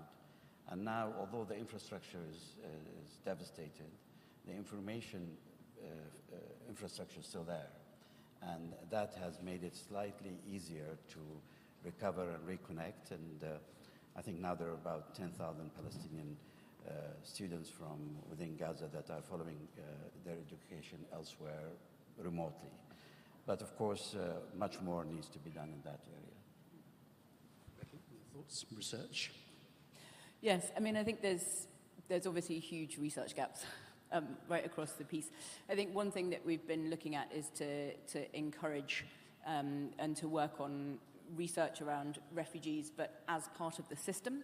So very often there's kind of siloed research about, what special things do refugees need? And sometimes that's absolutely the right question, but how can we support a system to have refugees in it? And what is it that governments and communities want to know? So one area that we've been looking at is around cost. Cost is very often where we get stuck collectively on things, especially when it's about sharing responsibility. So really trying to estimate, what is the cost of including refugees into the system, but then also doing some modelling around, what is it, are there gaps, for countries? Do they have limited numbers of teachers or healthcare workers, for example? And then what are the skills that refugees have, and what would it take to have them be able to be employed? So there's lots of different pieces coming, but I think making sure that refugees and other vulnerable groups are really considered as part and parcel of the education landscape, including research, I think is incredibly important. So I'm going to open it up in a minute to questions. Maybe just a final reflection, which sort of links to research, and management or tracking of resilience, but sort of metrics. What data might we need? What indicators would be useful or already being tested out that give some sort of a sense of how to prioritize and develop more resilient systems? Yeah, I think in terms of, we will have to think in terms of outputs, if you want. Of course, academic performance, of course, well-being and social, emotional skills, and equity and inclusion. I think those four are key dimensions that we have to look at. But again, in terms of, let's say, indicators to how well prepared we are, I think, again, our capacity to understand, that means our capacity in terms of research, in terms of data collection, and transparency of the data that we have. I think that's very important because, of course, sometimes some governments or states are not totally interested in being transparent in terms of what are the problems that are occurring really in their educational systems. So we have to, that's the first step. And the second, in terms of capacity of the system, as I was saying, in regulatory system, some indicator in terms of do we have or do not have, for example, emergency funds? Do we have or not have funds that are flexible to be used on vulnerable populations? So in terms of capacity, but also in terms of the capacity of teachers and the support that we provide teachers. Again, there are some metrics that we could think of, and let me just put a couple. In most of the research that we've done in Latin America, and this is a key factor, is again, how many visits a year do you receive as a teacher from the state, let's say the municipality or whatever, your local educational authority, in terms of pedagogical support? That means basically observation. Someone that goes and observes your classroom and provides some feedback to the teacher. Usually in Latin America, we move between 2 and 4 a year. So each teacher would receive between 2 to maximum 4 visits in his own class or her own classroom a year. Those systems don't work. And let me put an example, is Brazil. Ceará is one of the case studies that many of you might have heard. A very poor, one of the poorest states in Brazil. They have done really incredible work in bringing literacy rates up to almost 100%, with only investing $1,300 per year per student. The OECD does around 12,000. So it's a tenth of what the OECD is investing, and they have very good results. One of the key issues, I was just sharing that in a conversation, is that they visit their teachers once a week. So you have around 48 or 50 visits against 2 or 4. So that means that's an indicator of how much support, real support. Of course, you will have to control by quality, etc. But those are really key indicators of how robust is a system to support teachers when any shock or changes of conditions occur. Becky, any other metrics you'd add in? Yes, I mean, I think, like you said, a lot of those things are really critical. I think it's also, we're in a learning crisis already, right? So how do we compare and contrast where we're at the moment with the result of, either resilience measures or kind of looking at additional shocks? But I think having some of the modeling, looking at preparedness, trying to understand what is the information that we need to come in and how do we plan for it, will be really important. But I think generally there's a question on, how well are we as a world doing for the most vulnerable people? And there's a lot of different metrics around that, but I think we continue to see, numbers of displaced people growing, the amount of time in displacement growing. the opportunities available to people, reducing, and keeping some of that in mind, as well as the kind of granular education systems pieces will be really important. Sultan, any thoughts? Any other metrics? Well, I think, if I'm allowed, I'll build on Ms. Herbert's seeds. I think consistency is very important in the way we respond, and we need to avoid tokenism. Quite often we do token projects in some of those countries that please our audience back home, but it doesn't really create a great impact on the ground. And we should really emphasize more and more on ethics and values. And I was very happy that this has come up in the previous panel. Principles are very important in education, because this is what we want our children to believe in, and we have to be consistent throughout. And then I think I've mentioned the contextualization is really key. We have to stop. This is not the same as having a packaged sandwich or a meal from one country to the other. We need to be able to tailor-make our education programs, not just to fit the political circumstances, but also the environmental circumstances where people live, to allow children to build genuine resilience. And by this, I think we need to avoid using resilience as a concept to run away from responsibility, because this is also something that you find often in the field, that in the name of resilience, we say, well, they will do it on their own, then we can direct our funding elsewhere. And the last, I think, is maybe collaboration and cooperation. I mean, it's come out already many times. We need to find better ways of communicating with each other at the personal level. I appreciate very much all the technological advancement and the fact that we are all networked and so on. But the trauma we deal with, particularly after conflict, there is no substitute to human contact. Some of these people have lost faith in humanity. They've lost faith in a lot of what we stand for. They really need people standing next to them in solidarity, working with them day in, day out, to help them recover some of that ability to become resilient. Okay, so we've got time for a few questions. Interesting one here. So first, billions of dollars are invested in education by private equity players from kindergarten to university. And you might actually add, of course, not just private equity, but we've got all sorts of blended finance, impact investors, structures, including Education's Outcome Fund and so on. Is private capital a plus or a minus for resilience? Javier? Or did anyone? Yeah, I think any capital can be, of course, useful and important in education, especially in countries in which expenditure is so low. And when I say that in terms of only percentage of GDP, but especially in terms of real expenditure per year, which is, I think, the important measure. That said, I think it's very important to, of course, for those resources to be, well, channeled through governmental and public policies.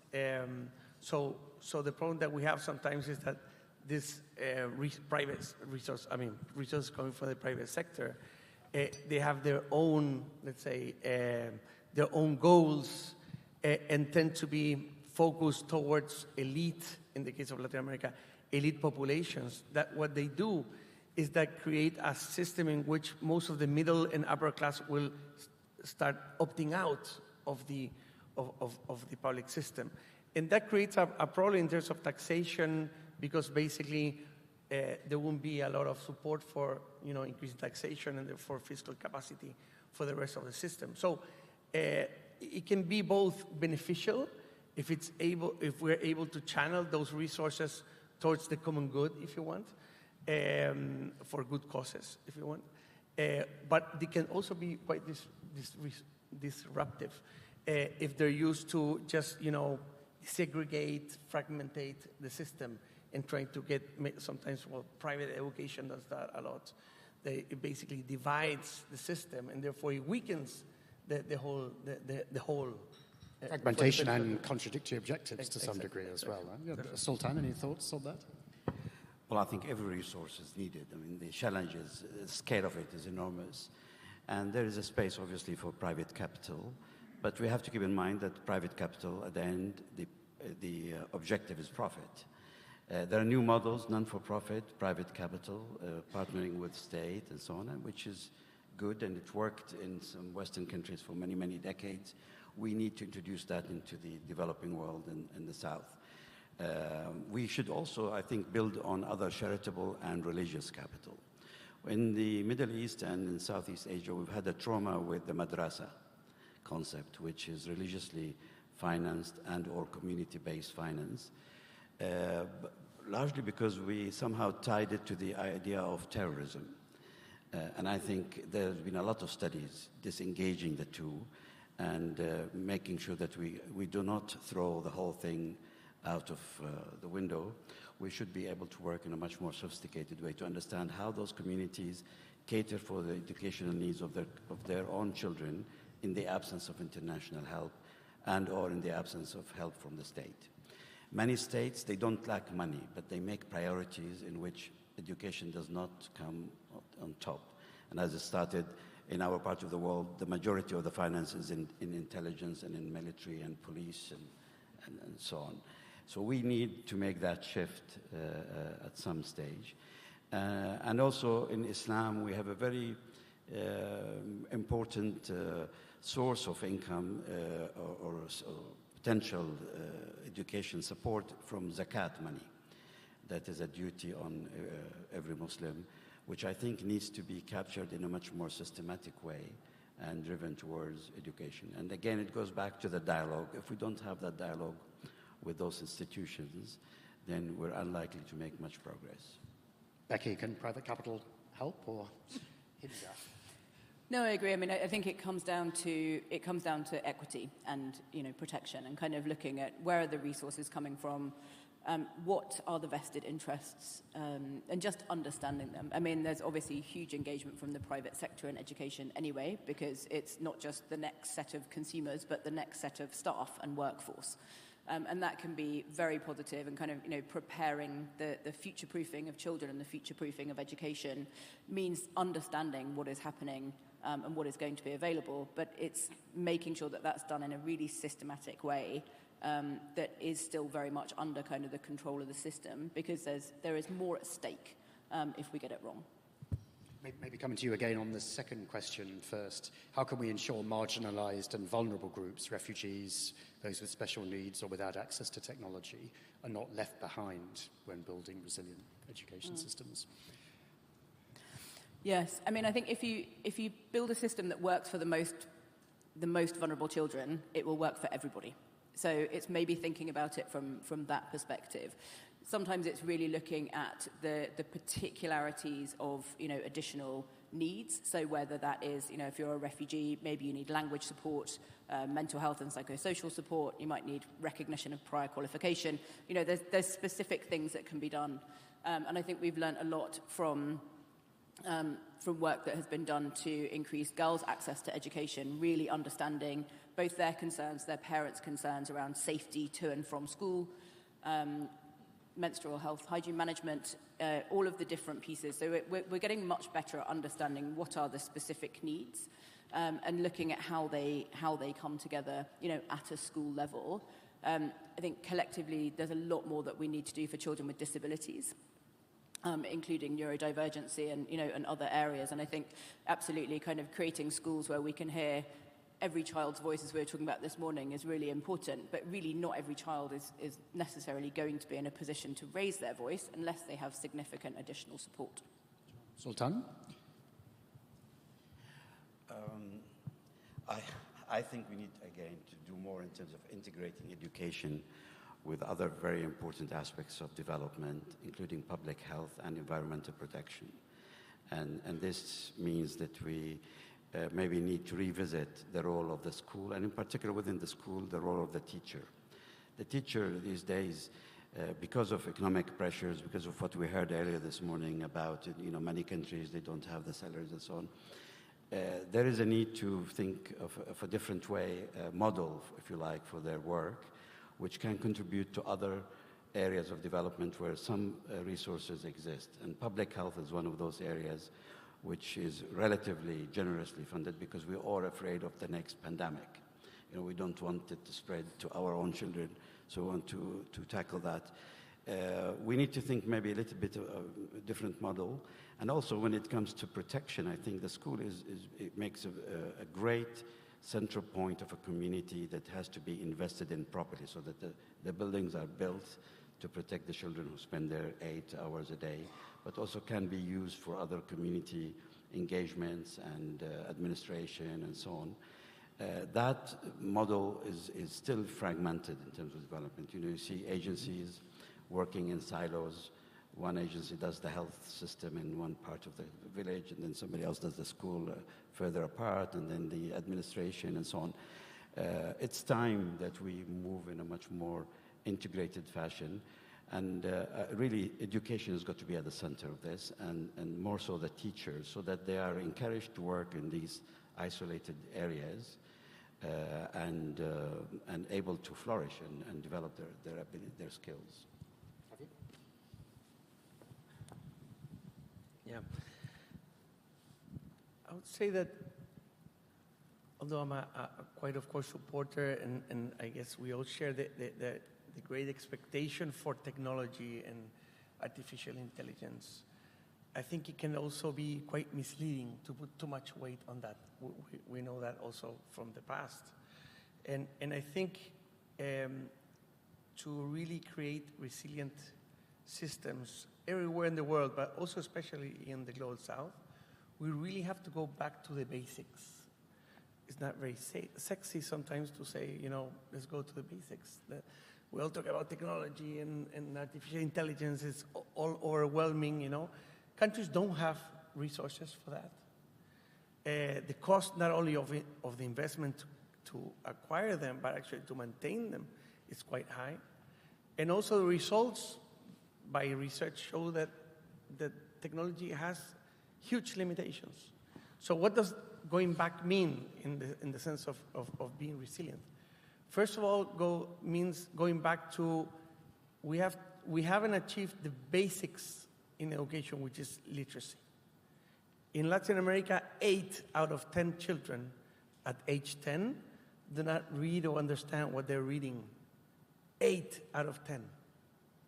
That means basically we've failed. I would say we've failed, and usually I say this, but then I say, well, we've come a long way.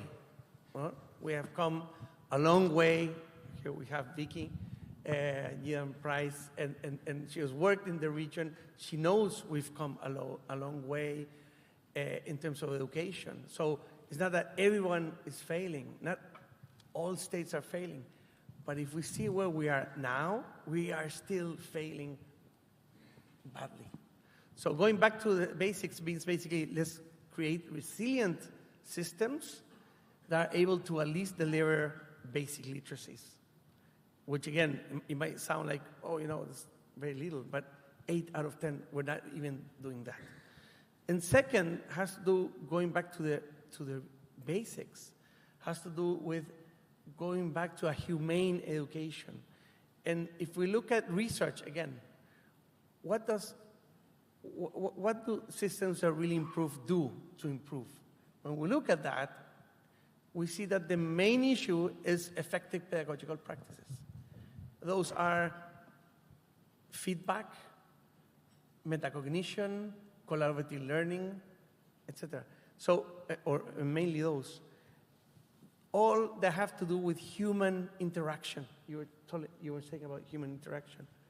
So going back to the basics means in creating these resilient systems and very high quality systems is really investing in teachers and their capacity to do quite effective pedagogies. And it doesn't mean really going back to to start thinking about artificial intelligence. It means really training teachers how to do proper feedback, collaborative classes, etc., etc.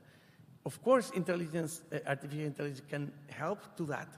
But for many countries, that's really out of, these for this kind of meetings, When you go into the field, it's out of the question. There's no internet, there's no electricity, etc. What are we talking about, really?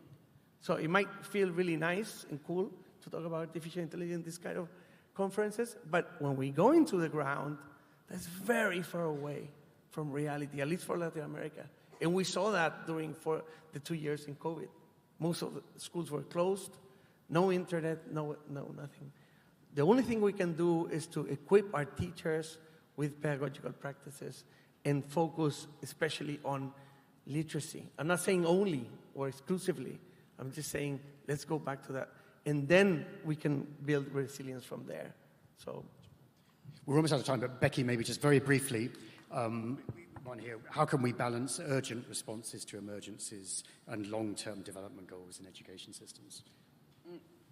I mean, I think they're intertwined. And the development approach also has a significant impact on whether there are refugees or not, right? And whether they are able to return home or not as well. So I think looking at a state of urgency does mean, responding quickly, being able to make sure that there is somewhere safe for children to go, that there is some work on learning, and there's some work on preparing them to move into a national school. And that's all incredibly important. But making sure that we don't lose that connection and think that they're completely separate things. And I think you see this, this kind of cyclical resilience again. So you see, for example, a number of people working in the government in South Sudan went to school as refugees. And now they're in South Sudan, rebuilding their own country so that other people can return home. Great. Okay. Well, Sultan, Becky, Javier, thank you very much indeed. Please thank our panel. Thank you very much, Sultan, Becky, and Javier, for digging a little bit deeper into resilience and systems. And thank you, Andrew, for moderating for us. Could I invite you to take a photo at this time, please? Please come forward in front of the coffee tables, and our photographer will take a picture.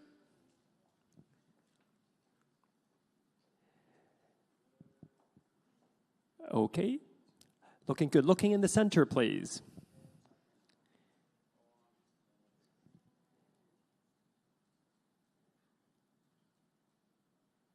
Thank you very much. Please be seated. Ladies and gentlemen, we'll now take our afternoon coffee break. And when we come back, we will hear from this year's Yidan Prize laureates. So I have on my watch 2:35 right now. 20-minute break. Please be back by 2:55. Thank you.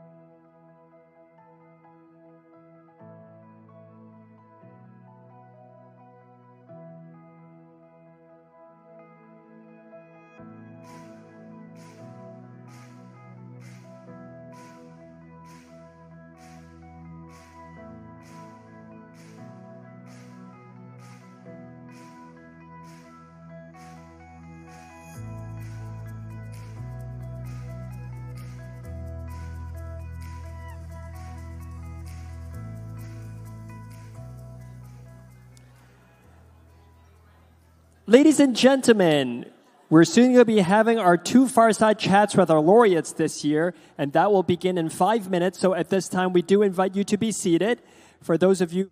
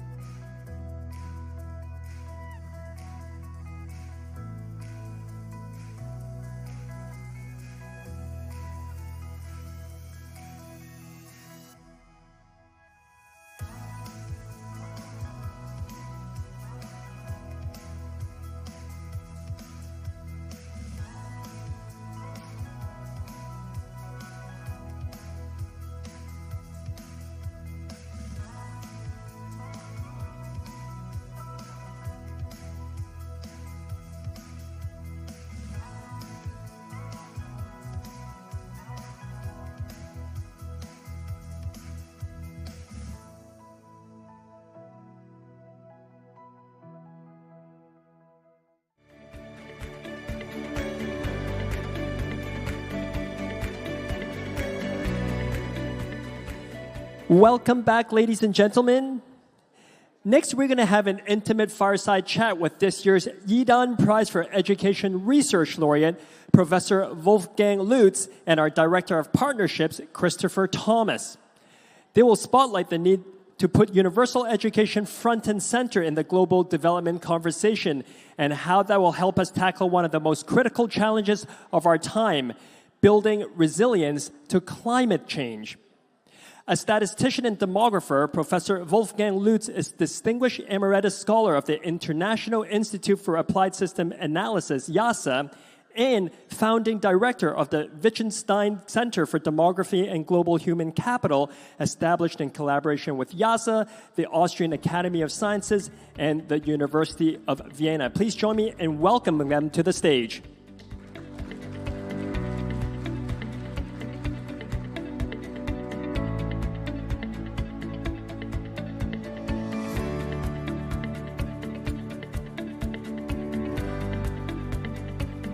Wolfgang and Chris, I turn the stage over to you. Thank you. Thank you very much. Wolfgang, it's really my pleasure to congratulate you. I am so pleased that you had the Yidan Prize Award this year. I've been following your work for many years, and it has helped me understand how education has shaped our world in so many ways, and more importantly, to inspire me and my colleagues to think about how the decisions we make today about education can shape the future. So I owe you a big debt of gratitude, and thank you. We have a big task today. We have 30 minutes to introduce you and some of your ideas. Given the sheer volume and depth of your work, that is a huge thing. So let's get to it. Tell me, first of all, what made you interested in working in education? Well, first, thank you for your kind words, and I'm really deeply honored by this prize. To answer your question directly, if I think back to my childhood, I really did not start out as a friend of education. Quite the opposite. When I get back to the transition from kindergarten, which was playful and easy, to elementary school, to primary school, was probably the toughest transition in my life because it was a very strict school and we had to sit still all day with the hands flat on the table in front of us, and were even punished with a stick if we didn't adhere to this. And even worse, it sort of tried to kill the fantasy. I was a very fantasyful and spontaneous child. And I was fortunate then to go to a much better secondary school. And when at the age of 16, it was a very humanistic, classical language school, I finally had some air under my wings and became autonomous. I also became the editor of a student newsletter that we produced for the other students. And I've looked it up recently. The first article ever that I published at the age of 16 had a rather provocative title, particularly in this audience. It was called Primary Education, a Crime on Children. Because I hated primary school so much.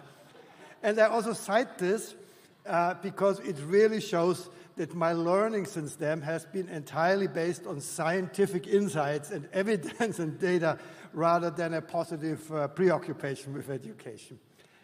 So then also early, still in secondary school, I learned about this famous book, The Limits to Growth, which came out in 1972, which was the first sort of computer-based mathematical model of the future of our world, energy supply, population growth, pollution, climate change started to come up as a topic there. And at that point, I decided that this is really what interests me most. I was doing mostly historical studies. I was learning ancient Greek and so on, but I really wanted to attack these future challenges in a mathematical, modern scientific way. And so I decided of these many topics that really demography, which is defined as the mathematics of people, of populations, of groups of people, was the right focus, the right entry point into this. And from there, then, to really having these insights of education being a key variable, took me another 20 or more years. It comes really out of scientific interdisciplinary modeling, and I did this in the context of this institute with the difficult name that you heard, International Institute for Applied Systems Analysis. This institute was founded in 1972 also as only collaboration between then the Soviet Union, the Soviet bloc, and US and the Western countries. This was the height of the Cold War. And there was the feeling that, at least for some of these big global issues, we need to have the East and the West work together. And this remains up to this day the main mission of this institute. Now, the East being largely China and Eastern Asia, building scientific bridges, sometimes also called science diplomacy. But we did this through the means of computer modeling of the future. And there, over the times when I was always trying to sort of structure the human population, not only by age and sex, but by other dimensions, and one of these dimensions being educational attainment, it turned out, first surprisingly to me, and then I did lots of sensitivity analysis, that whatever way you put it, as soon as education was included in the models, it turned out to be the single most important trigger of positive developments. And that was sort of the scientific evidence that starting out as an enemy of basic education, I now came a great supporter and thought that this is really the most important thing. So I've been looking for that landmark paper on the web, but I haven't found it It's yet, so I need a published copy on of that. I have a very bad hard copy that I can show you. So tell us, the discipline of demography, how does that inform our notions of economic growth and social change? Yeah, well, demography, as I said, is the mathematical, quantitative study of changing population size and compositions. Important compositions in plural. You may remember that up until the 1960s, 70s, the main concern was with population size. There was always talking about the population explosion, population bomb. And then when it turned out that really population didn't, I mean, there was lots of analysis, one influential study by the US National Academy of Sciences that concluded that population growth and size may be relatively neutral with respect to economic consequences. And then the emphasis shifted more to population age structure. And many people talked about population aging and the demographic dividend through changing age structure. But this was when we had only population projections by age and sex. Now, at YASA, we developed these multidimensional demographic models where we had additional dimensions, such as educational attainment or labor force participation. And so what we are doing is really utilizing the fact that a human life is these days about 80 years in most countries, or at least 70 in some. So if we know, let's say, for instance, how many women at the age of 20 have completed secondary education, we have a good handle to forecasting how many 60-year-old women there will be 40 years into the future who will have secondary education, just adjusting for differential mortality by level of education and some of the migration. Otherwise, it is already on the table. So seeing how populations change with the better educated cohorts in many cases, moving up the age pyramid, every year being 1 year older, slowly but steadily and in a predictable way changes the educational composition of the population. So demonstrating this quantitatively, and also we have these moving age pyramids that you may have seen in some of the movies. This is really a very powerful way of talking about the future, and it's probably the one social science aspect that has the strongest predictive power for many years into the future. And I think behind that is some pretty deep thinking about how education changes us as a human being. Yes, of course, all this data that we have by changing educational attainment over time, we could also reconstruct it. Like if you go to the Wittgenstein Center homepage, you find this data explorer, which gives you for all countries in the world the educational attainment distribution since 1950 by age and gender. And this sort of consistently reconstructed data allows you to also quantitatively, econometrically, if you want, estimate the benefits of education, not only in economic growth terms, that's what many economists are studying, and Rick Hanushek, who got the prize 2 years ago, has really done some of the most fundamental work, but we also look at the consequences on health, on the quality of governance, and in this case now also resilience to already unavoidable climate change. Of course, we didn't have much of the climate change in the past, so we looked at natural disasters and vulnerability to natural disasters. And Wolfgang, we're here in Asia, one of the regions of the world that has just experienced spectacular growth in the last 40 years. Economists often talk about a demographic dividend. Can you explain this to it? What is the demographic dividend, and what have your studies added to the economist notion of that dividend? Okay, well, the demographic dividend is a notion that is used by politicians now and widely in many different contexts. The original definition, as it was done by some demographers and economists from Harvard, was that once we, as I said, the understanding grew that the changing population size is rather neutral. Then we looked at what is the benefit of declining birth rates that results in a reduction of the younger population, meaning a reduction of what we call the youth dependency, and a relatively higher proportion of the population being in working ages. And there is empirical evidence that this did indeed correlate with economic growth. But once we also factor in now the educational attainment, it really shows that the improvement in education really dominates this economic effect. And sort of the way I like to define the demographic dividend these days is that whenever the proportion of the population that is more productive is relatively larger, meaning they are part of the labor force, they are working, and they are also better educated, which enhances their productivity. That gives a boost to economic growth.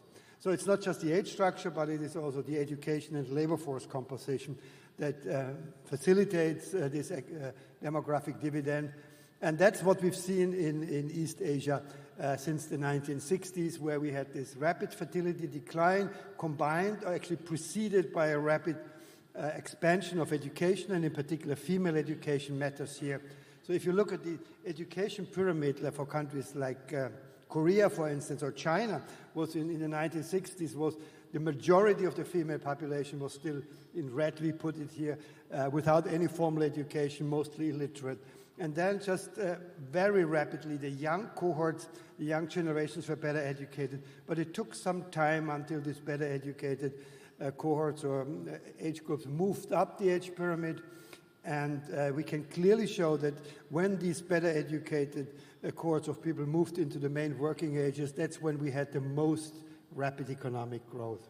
It's been a whole generational shift in capabilities. It's the generational replacement that surely, in a predictable way, changes societies and brings this economic benefit. And you've mentioned girls' education a few times. Tell us, beyond being an obvious human right, why is the education of girls and women so important, or so much?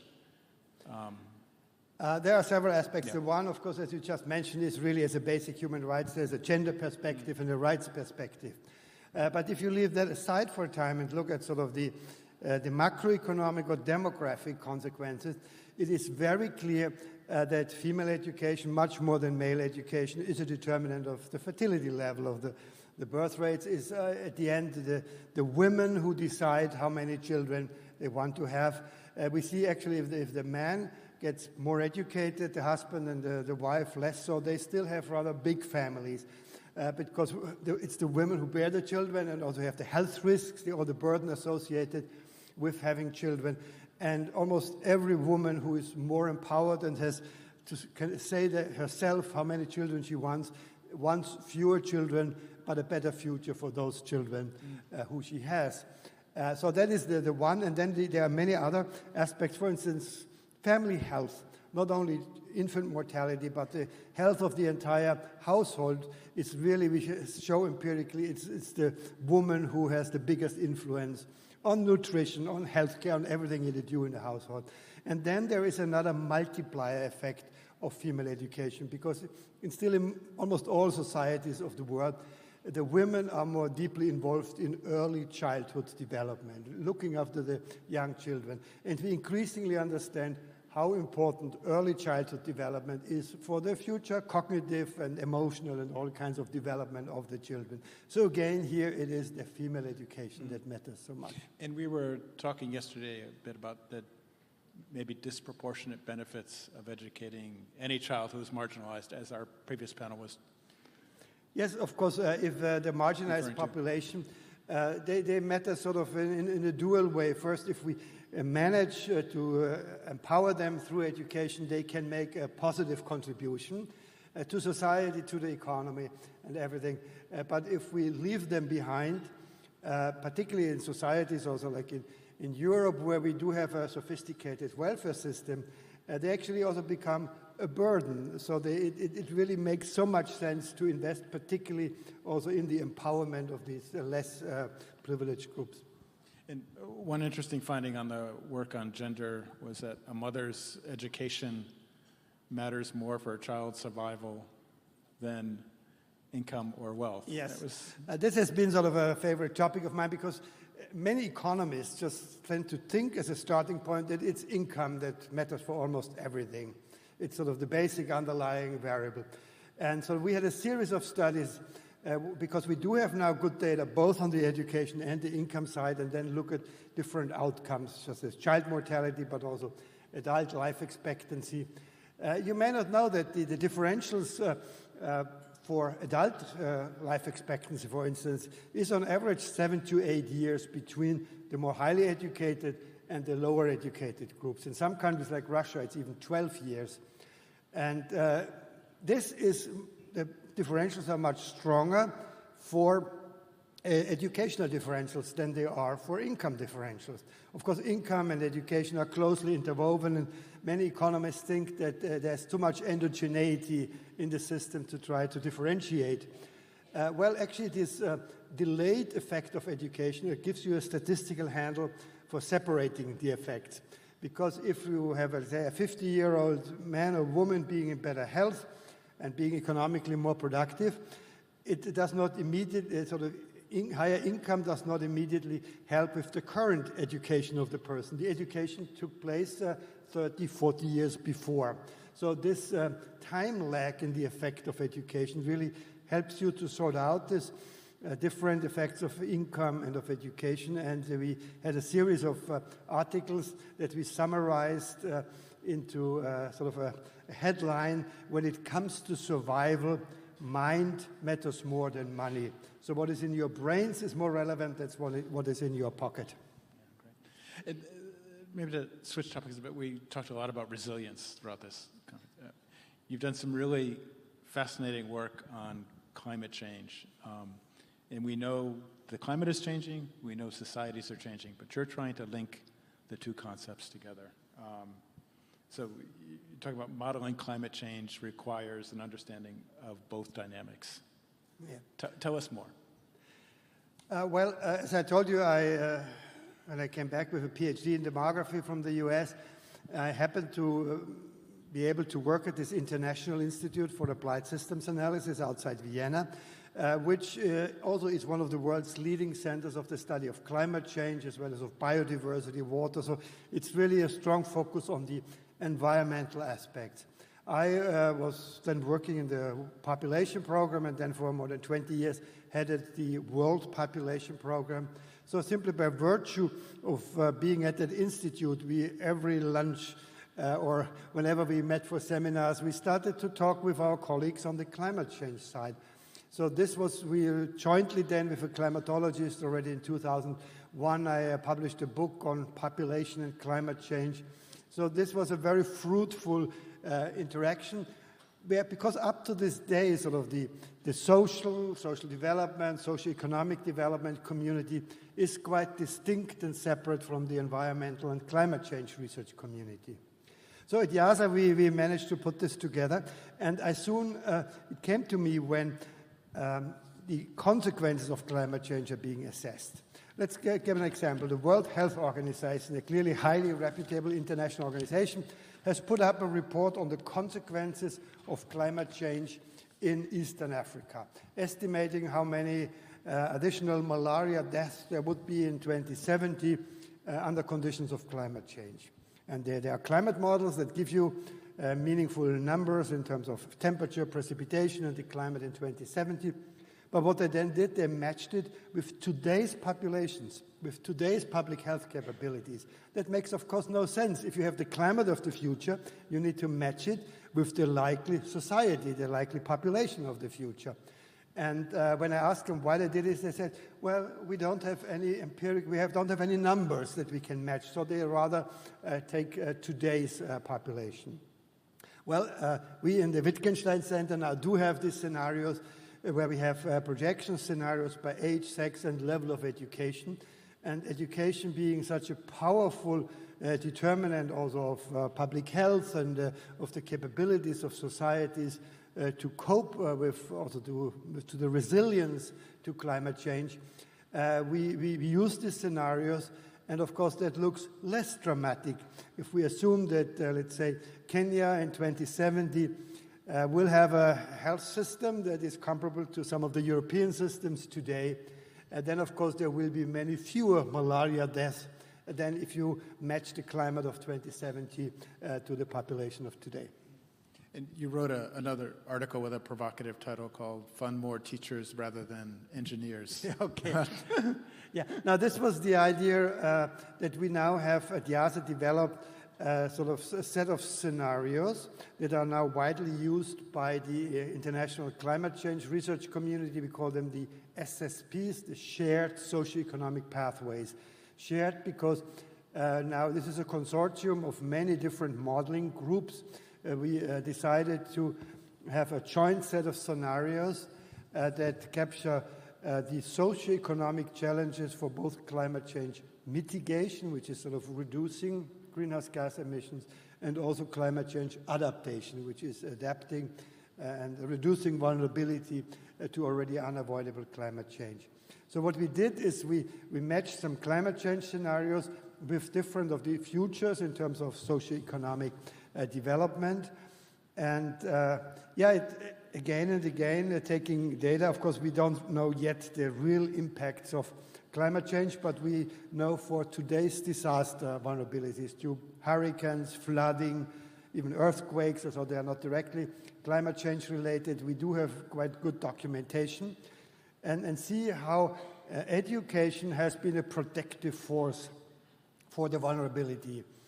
And so we published this in Science magazine that really in a policy forum they're saying that showing that some of the more rapid socioeconomic development scenarios, particularly driven by rapidly expanding education, really there are fewer disaster-related deaths to be expected than under lower education scenarios.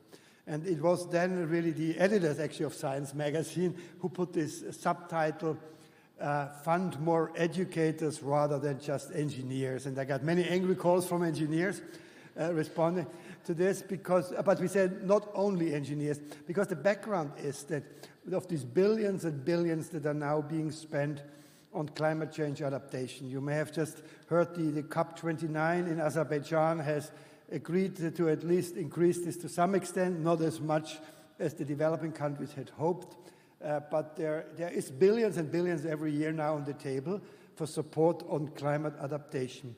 But virtually all the money goes into engineering projects, building seawalls, bringing something that is concrete in the dual sense of the meaning, like putting concrete structures up there.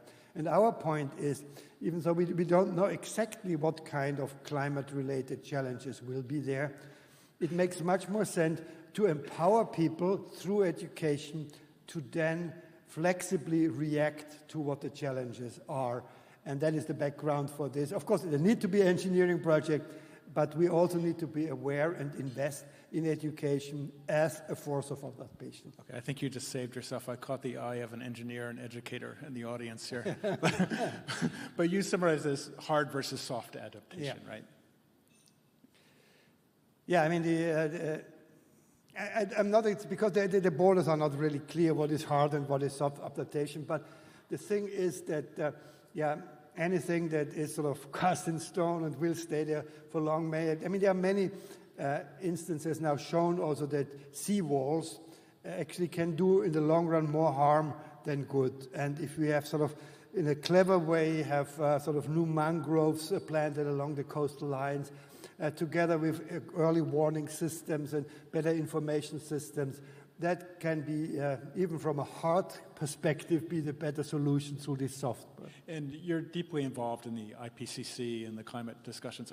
How do they receive this argument on the soft skills and the skills and the abilities of kids to as you may know, there are these IPCC reports, this International Panel on Climate Change. They just recently published the sixth assessment report, which includes thousands of scientists from all around the world in 3 very thick volumes. I was part of the fifth assessment report before, and it was really clear, if you looked at the third and fourth assessment report, they almost exclusively focused on these hard factors. Now this vulnerability, resilience community has become much more powerful and informed. So if you look at the fixed and particularly the sixth assessment report, they give much more weight now to this social development, reducing in vulnerability, and skills-based adaptation. So, okay, I want to go back quickly to the shared socioeconomic pathways. I wish we had a screen, because if you look forward to 2050, your 3, 4, 5 scenarios are dramatically different in terms of the education level of the population and the size of the population itself.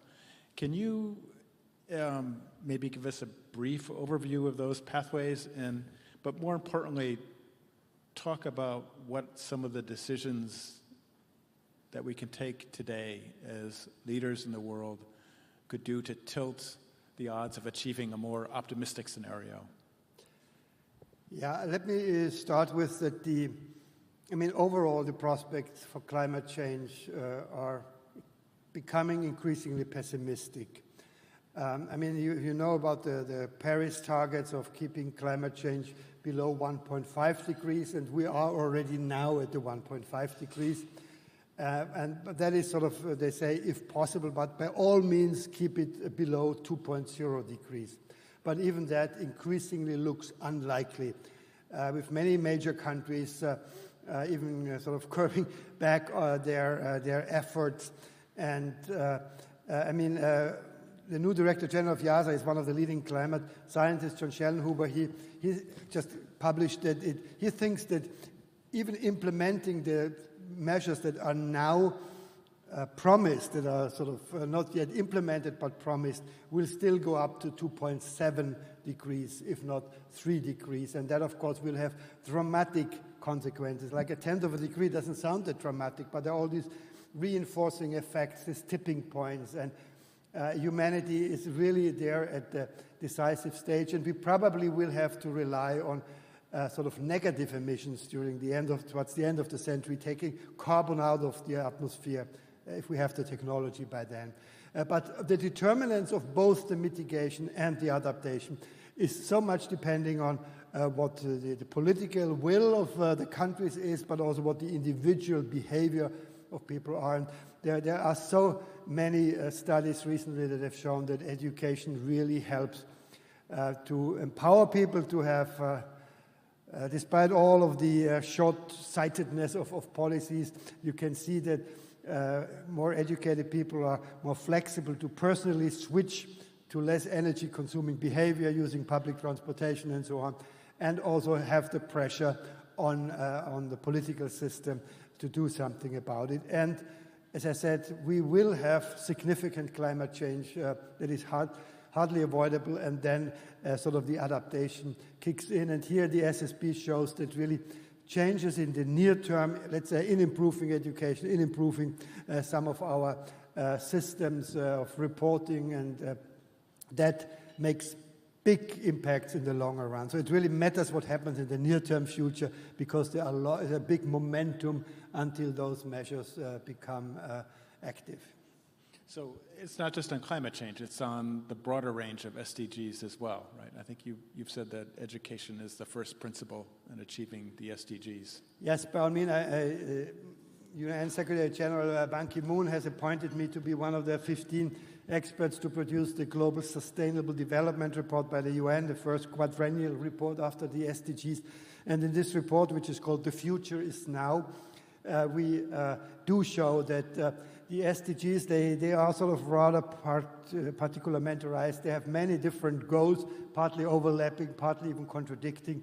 And we have to look at the sort of the big goals and the big forces behind the whole idea of joint sustainable development. And there again and again, education comes out as a key.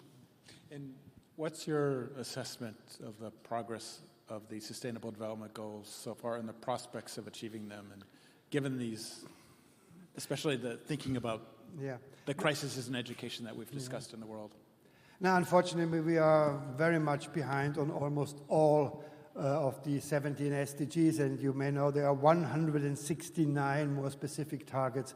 Under the huge majority of these, we will fail by 2030 to reach them. But there's even a danger if you say we are failing completely, then people lean back and say, well, there's just nothing we can do. Of course, we have to show the pathway, how we can still go about. And the big discussion at the moment is whether the Sustainable Development Goals will just simply be extended. We can't reach them by 2030, maybe we can reach them by 2040 or so, or whether we have a sort of a new paradigm. And at YASA we published last year a big report that we called Systems Analysis for Sustainable Well-Being. And this may be a new notion on the table, that the goal, after all, is not development in a more conventional sense, but the well-being of the people, but also well-being of nature, but in a sustainable way. So that may be a new paradigm. I'm not sure. I don't think it'll be ready by 2030, but maybe in the longer-term future that could be the goal. But I think, you know, one of the takeaways I have from your work and from Alicia's speech this morning is that that's on us, right? It's on us to make those decisions now to shape the future by giving people the skills, the capabilities, and the power to determine and shape the world that they want. Yeah. Very much so. For whatever indicator or whatever trend we look, the near-term future matters a lot. We just cannot afford to wait. Thank you. Great. Thank you very much. Thank you very much, Wolfgang and Chris. You've given us a lot to think about. Could I step forward for a photo, please? Could I have you guys stand for a photo? Our photographer is coming to the center now.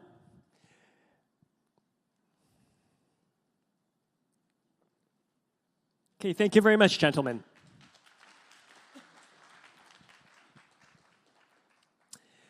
Next, we will hear from this year's Yidan Prize for Education Development laureates representing War Child Alliance's Can't Wait to Learn. They will speak with Fred de Saint-Lazaro, Executive Director of the Undertold Stories Project and Special Correspondent of PBS NewsHour, about how they use technology to create an engaging, culturally relevant, and effective intervention for marginalized learners. Let me first introduce them. They are Professor Mark Jordan's Director of Research and Development of War Child Alliance, Marwa Zahir, Implementation and Practitioner Lead of Can't Wait to Learn, and Luke Stannard, Program Director of Can't Wait to Learn. And of course, let's invite our moderator, Fred de Saint-Lazaro, on stage as well.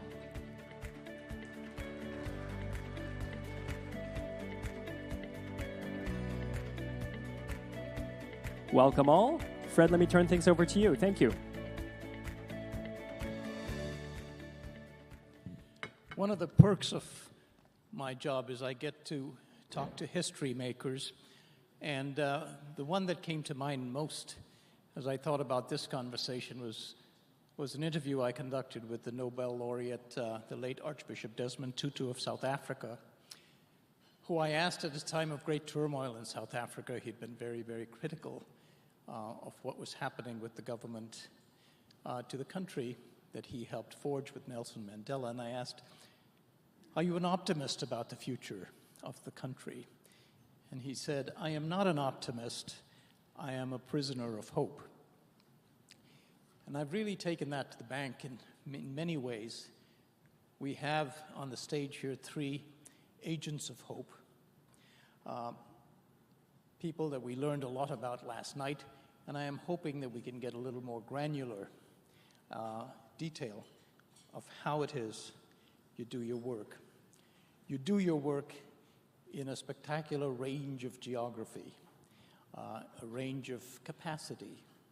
We heard earlier today that disparity that ranges from Ukraine at 99% digital literacy and literacy to a country like South Sudan, which has been decimated by decades of war. And I'll throw out the first question probably to you, Marwa, since I get the sense that you're more of the implementer in this group.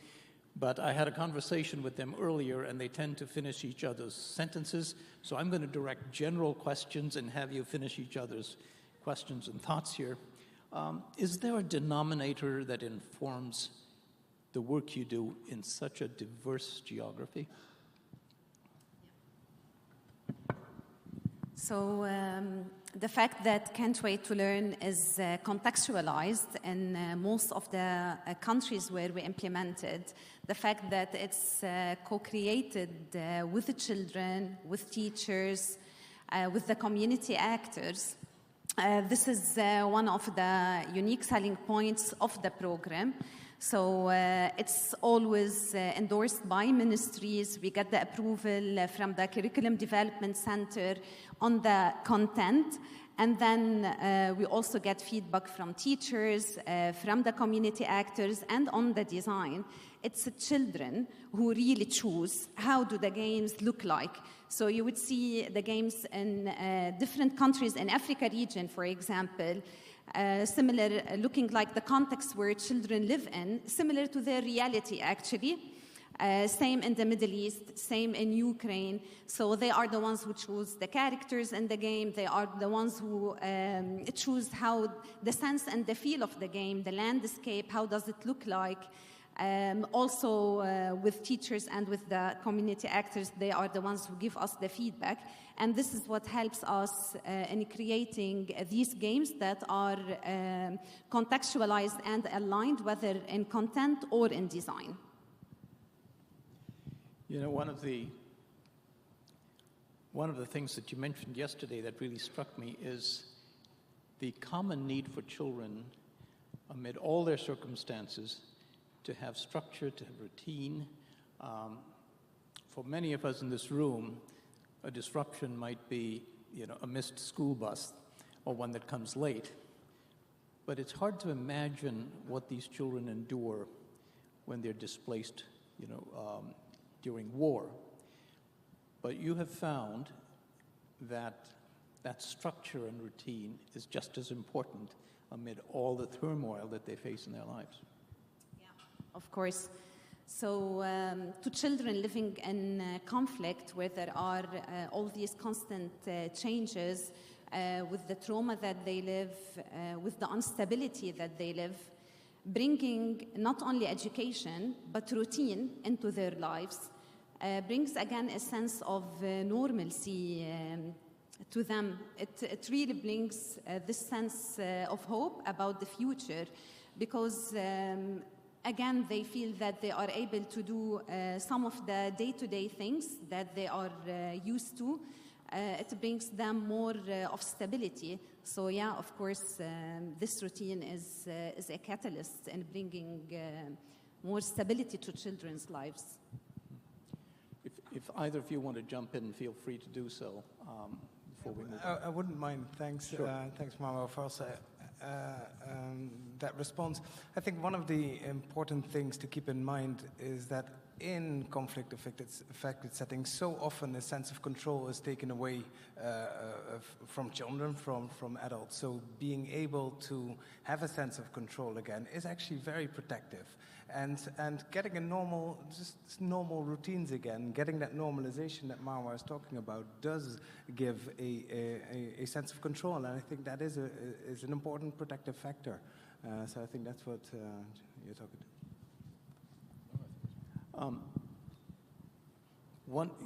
Having said that, they are dealing with enormous challenges that can affect the mental health of children and, in fact, their physical safety.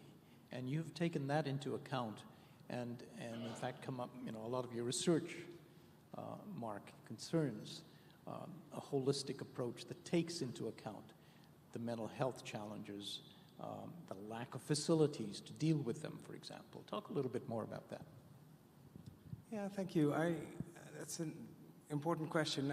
Maybe one step back. I think if you're looking at what the impact of war and violence does on children, on communities, it disrupts education systems, it breaks families, it leads indeed to a lot of mental health problems, not in the least because of exposure to traumatic events. We see an increase in child abuse and maltreatment. So there's these multiple pathways by which war affects children and their well-being. So if we really truly want to improve the well-being or the resilience of children, it's not enough to have this single intervention approach. And even, I would dare say, even just education, as powerful as it is not enough. And that's why we're saying you need to come at it from a more systemic angle by bringing different interventions together. So if I can just unpack that a little bit, if we really want to improve the education of children, and we all want that, we're saying, yeah, we also need to address the mental health of children to really make them ultimately have more resilient and better well-being. And the two, there's a bidirectional relationship, of course. So if you have better mental health, we see that there's better educational outcomes, and vice versa. So if there's better educational outcomes, it leads to better mental health. And that's why we say and this would be really our plea, is to say, well, take a whole school approach. So if you do improve education outcomes through, for example, Can't Wait to Learn, do it together with interventions that address the mental health needs of children by simple mental health promotion activities, or by having school counselors being able to deliver simple treatments in the school, by addressing the well-being of teachers. So that's maybe what we're after. I want to get back to this notion of the varied circumstances of the many theaters in which you function. When you look to design programs, I mean, how do you take into account that variation as you make games for kids? You don't assume you know it, is the first start. Don't assume you know it. Yeah, absolutely. And War Child works through partners, and often those partners are much better, and they understand the context in which we're working better than we do. And so it's a partnership process that gives you insights into what type of game is needed, what type of implementation modality is needed. And that has to be a two-way dialogue and a consistent one, right down to teacher and child level. And it has to start from a position where you accept that you don't know, and you need to work with those who do know to build that understanding. And to be fair, the previous teams at Can't Wait to Learn, and moving forward now with the current team, we take context incredibly seriously. Sometimes with digital work and education, it's easy to overlook that. You look for a more scalable model, perhaps, and you don't do the hard yards. You don't make sure the game looks like and reflects the world that the children are part of. And you don't align it to national curriculums, because that's quite an arduous exercise, because it's potentially doing that means you create a product and a service and a program that is of that context. And if you mix that with partnerships that are closer to being equitable, then you're moving in the right direction to address the needs that exist. Do you have to, well, let me put it this way, how do you set goals in the various theaters when you know the context in which all of this is unfolding? I imagine that you're measuring the loss of learning, the readiness to learn in these various theaters. Talk a little bit about how you set goals and what those goals are when you enter into an intervention. Yeah, I can speak to part of that, and my colleagues will certainly add. For something like Can't Wait to Learn, we we do research and we evaluate the effectiveness. So are we achieving the goals that we think that an intervention such as Can't Wait to Learn has? So we, even in the difficult circumstances where we work, we run, and we just ran a randomized controlled trial in order to demonstrate, does Can't Wait to Learn improve literacy and numeracy skills, and being able to demonstrate that you can actually achieve these outcomes is very much the goal of a intervention such as Can't Wait to Learn. If you're taking it at a higher level and looking at a combination of interventions, I think you want to see that ultimately children have better well-being and even have longitudinal better outcomes, so that the investment that we're doing now in children's education, in children's well-being, really translates to healthier communities, and that translates in the longer run.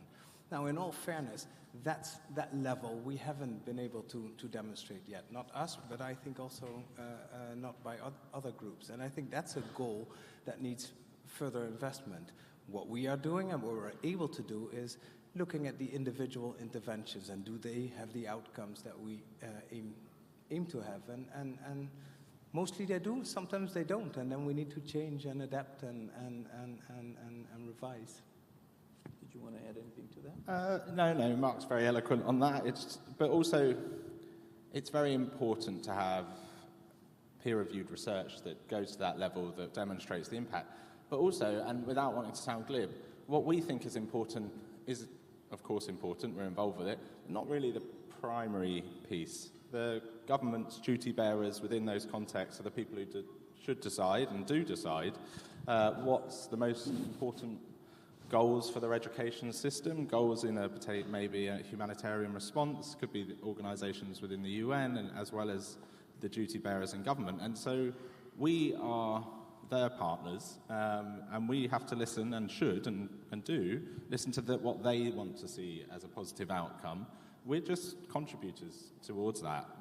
Can't Wait to Learn isn't going to scale across a context or a country without significant investment from government and middle-tier professionals across education systems, and all of that scaling infrastructure. We can play our part, but in terms of outcomes, the most important outcomes are the people who, the duty bearers in those contexts. And the capacity building that happens in each of these has got to be a major undertaking, as much as designing any of your games, am I correct? Actually, we focus a lot on teachers' capacity building, and when we work with partners, of course, we're not working from scratch. That's why we call it capacity building. And as we always say, there's the learning that we also get from partners. However, when talking about educational technology, when working with local communities, and facilitators in these communities, of course, there's a huge need for the capacity building. That's why we do like a structured induction, trainings, and then follow up with the teachers. It's not only about the capacity building that happens, but there are always the middle tiers that follow up with those teachers, provide the needed support, the needed help, whether with the educational element or also the technological component. And maybe just to add to that, also the teachers' learning circles, the community of practice that is established, that also keeps on supporting the teachers in sharing knowledge and sharing experiences, sharing the challenges that they are facing, and the incredible solutions that they can come up with, which we learn from. Just to add to it, we don't really want to be running that training, to be honest. The education professionals in the context in which we work are better served to train teachers. I think one of the issues with education technology at times is we focus far too much on the technology component of it and not the education bit. Like, you've got practitioners, teachers, it depends where you're at in a response, but in terms of the more development-focused or long-term impact of a conflict, you want to be working with teacher competency frameworks. Can't Wait to Learn is just an example of a digital personalised learning platform that can help children's learning, The most important thing is how do you train teachers to have the professional self-efficacy and resilience to use digital tools to help them. It should make their life easier. And I used to be a teacher, so I wouldn't have wanted to do a training that didn't help me earn more money or improve my position as a teacher and so forth. And we shouldn't treat teachers as if they're somehow these altruistic wonders, right? It's a job. And so we should always contribute humbly to trying to support the government's goals or the key education actors. And Can't Wait to Learn can be an example in that work. But the broader goal is digital literacy and opportunities to obviously support children, but the teachers within it as well. You also make a very concerted effort to design programs and games that are not foreign. How important is that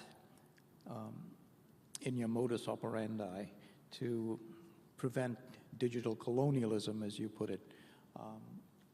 How critical, and talk a little bit about your efforts specifically to learn that cultural competence of the local situation.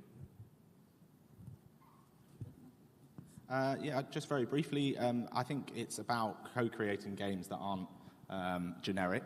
They are products of that context. But we need to get better at it. Everyone in digital education support does as well. We're not there yet. Co-ownership of the game is something you really need to look at. In Ukraine, we're in the position where we're going to be handing Can't Wait to Learn across to the ministry to run long-term, full-term, which is the first time we've ever done that. So we've got a lot to learn. We're learning as we go. But it's about not trying to own everything. It is about giving it and letting it go and understanding it's an education resource a lot of other things are, and having the confidence to let go and trusting organisations and teachers and so forth to take it forward as they see fit. You've talked about not creating parallel systems, and I think about your work in particular in Uganda, for example, where your approach might be seen as very different from what exists in that country's system. Just the notion of games is foreign to a system that I grew up in India. You played games on the playground. You studied in the classroom. And I just wonder how much of a learning curve that has represented for you and for educators in the system that they've been brought up in. So Can't Wait to Learn has been, for example, in Uganda, it has been used to support learners who were out of school, but also recently after the RCT was done in Uganda, we worked with the government on integrating Can't Wait to Learn to education as usual, and that's how Can't Wait to Learn acted as a supplementary tool. So children were still receiving their education as usual, but Can't Wait to Learn was helping or giving more space for teachers to be able to focus on children who needed more support, to be able to focus on differentiated learning, and also for learners to play on their own pace. And this was received very well, and actually the results that have come from the research have shown improvement in children's learning outcomes in both reading and mathematics. And now, in the district where the RCT was done, there has been a handover for the local district government, and they are continuing the implementation of Can't Wait to Learn. Actually, they own it now, and we look at expanding that more and more all over the country. And also, we started the institutionalization process in Uganda. A concept note has been reviewed by different departments at the Ministry of Education. Most recently, it was at the Monitoring and Evaluation Department. That's something we are following up on, and at a later stage, Can't Wait to Learn can be part of the professional development that's provided in teachers' centers, where teachers get all the trainings around the professional development, and they get their capacity building. And that's also relevant in other contexts like Jordan, also like Ukraine, and now we're working more on that in Lebanon. You know, I want to go back to something that Alicia Herbert brought up earlier today, and that's the enormous disparity that exists between countries in sub-Saharan Africa, 1 out of 10 children being unable to read in primary school versus 9 out of 10 in OECD countries. And I wonder, Mark, from your research that you've done in Uganda, if you can unpack for us some of the elements that you might be able to provide or that offer some promise to inch forward on that and close that gap. Yeah, that's a very difficult question for me to answer for two reasons. One, because it's such a huge problem that takes, again, such an education system response. That I just wonder if there were any insights that you gathered. No, that I don't know. What I can say is that from our perspective, if you're able to develop interventions such as Can't Wait to Learn, and really there's other interventions similarly that can do the same.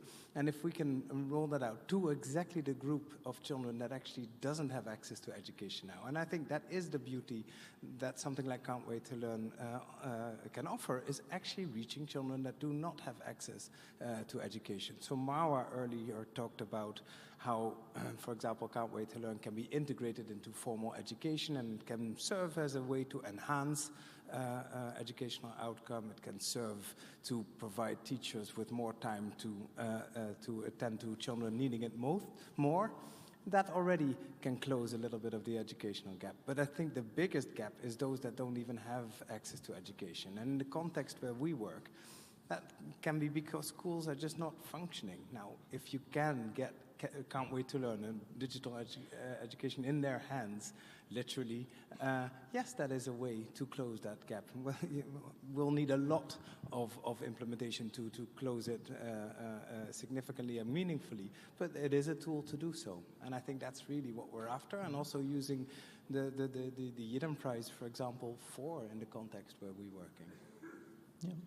Yeah, no, I'd just add that digital personalized learning in, let's say, particularly difficult, low-resource sub-Saharan African states is not going to be the answer.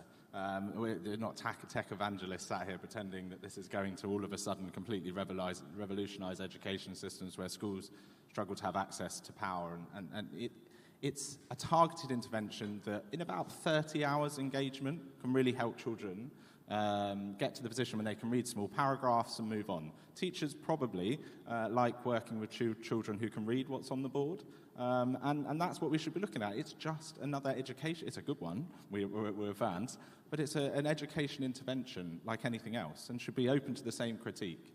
It should be deployed specifically to help transitional age grades, and cost effectiveness is absolutely critical. There's no point creating a system or anything really that doesn't reflect the economic situation that governments find themselves in. And that requires us to be creative about how it's used and work with governments to answer the problems they want to have answered, as opposed to this idea of sometimes with education technology we talk about, it's a complete replacement. I don't think there's enough of evidence for that, and so that's all part of the dialogue of using it the right way. It is noteworthy to me because we heard earlier in the day about the infrastructure deficits in so much of sub-Saharan Africa, and you've been able to surmount that and bring technology into very remote parts of Chad and Sudan, for example, and make that benefit the community. And I want to go, as we approach the end here, to a couple of areas, and that is engaging the community. I think it was Mark Twain who said, "Never let school interfere with your education." And school is only a small part of a child's life. You have to engage with community. Talk a little bit about your efforts in that regard to get uptake, if you will. I can give it a go. So, of course, it's a key to have this connection with the community. It's actually the door to be able to implement such programs. You can't just simply come up with a program that we think that would work for children and just impose it there, right? It's always about what the communities need, and it's the feedback that they provide that always help us to do the needed improvements. Also, for example, for EdTech programs, we know that for parents hearing the word games, children playing games, it doesn't necessarily resonate to them with learning. So it's through the community that we could do the needed sensitization around that and introduce the idea of educational technology. This is one example. Of course, it goes beyond that with what the community provides. Also for the games, for example, for the updates that we've done, a lot of that has come from the feedback that was provided by the caregivers, by the partners who are in this community, by children who are the center, of course. When it comes to devices, for example, it has been always through local procurement, through the solutions that partners provided, that we were able to make it happen and to bring in technology. At the same time, providing devices, solar panels, for example, has been also of benefit in these communities. So it has gone beyond using the solar panels, for example, for charging tablets.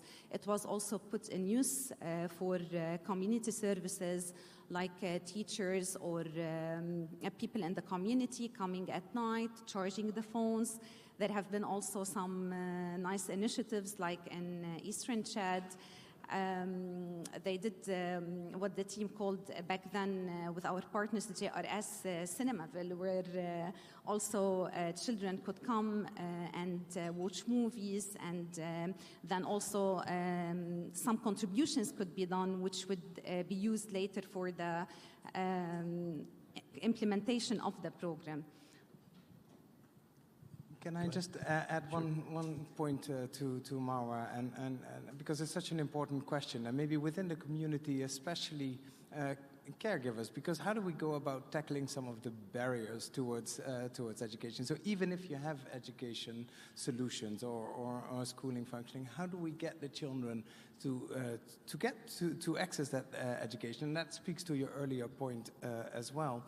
And I think the caregivers play a crucial role here. And what we try to do, again, is take a systemic approach. So if we have an intervention that works, then also how do we make sure that children actually access that intervention, such as Can't Wait to Learn? So Jasmine Turner, who's in the audience today, has been actually developing an intervention or a strategy to engage caregivers to work with children to get them to access an intervention such as Can't Wait to Learn or education at large, and to increase retention.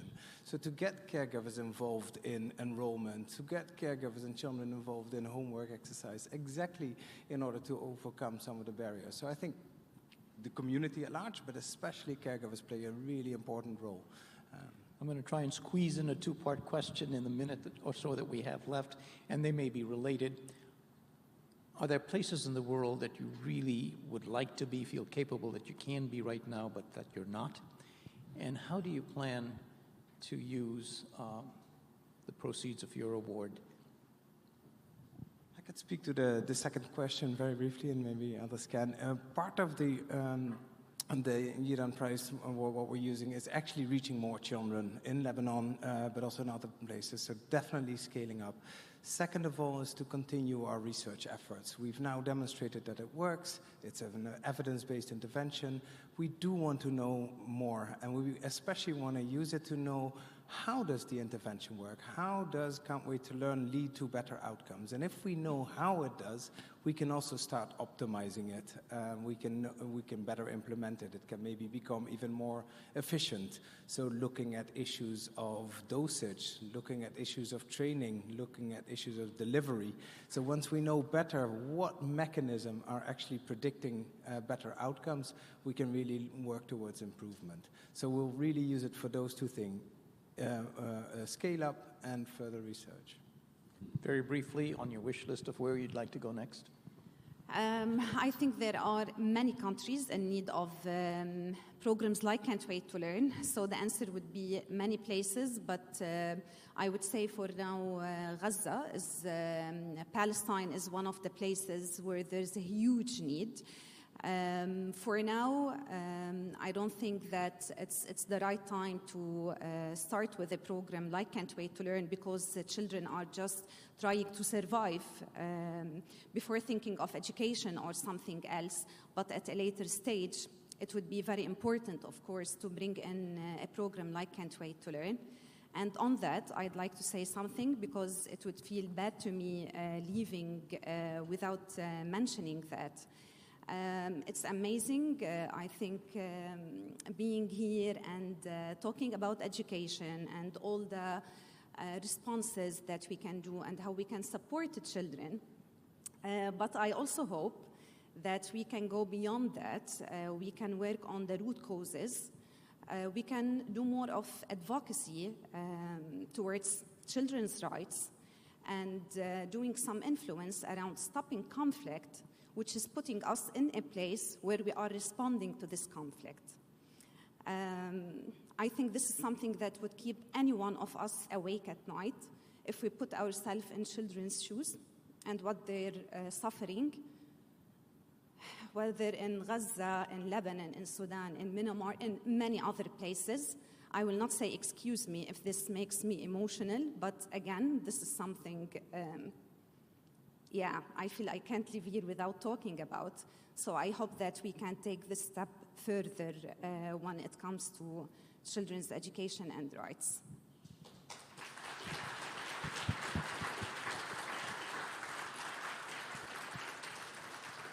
Well, there you have it. You have agents of hope. And in my business, we call you solutions-oriented characters in the stories that we report. And I have really enjoyed our conversation and wish you all the best, as I'm sure do everyone else in this audience. Thanks very much, Mark Yidan, Marwa Zar, Luke Stannard. Thank you again, Mark, Marwa, and Luke, for telling us more about the meaningful work that you do, and Fred for asking the very good questions. Could I invite you to come to the front for a photo, please? All right, looking to the center at our center for a little bit to your left, please. A little bit to your left. Good, looking to the center, please. Thank you.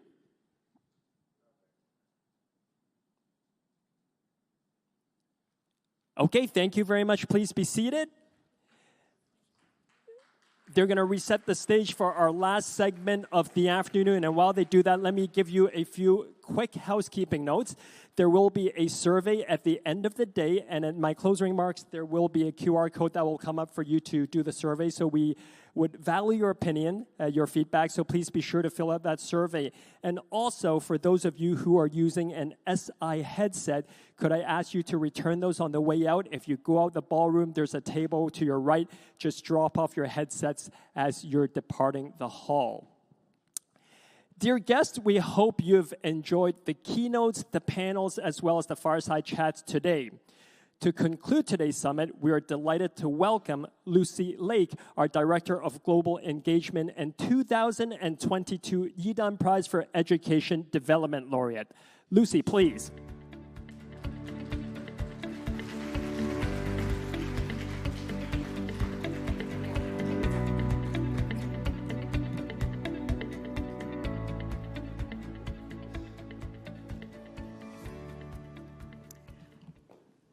Well, I want to start this by just thanking all our speakers and panelists for so generously sharing your insights and perspectives with us here today.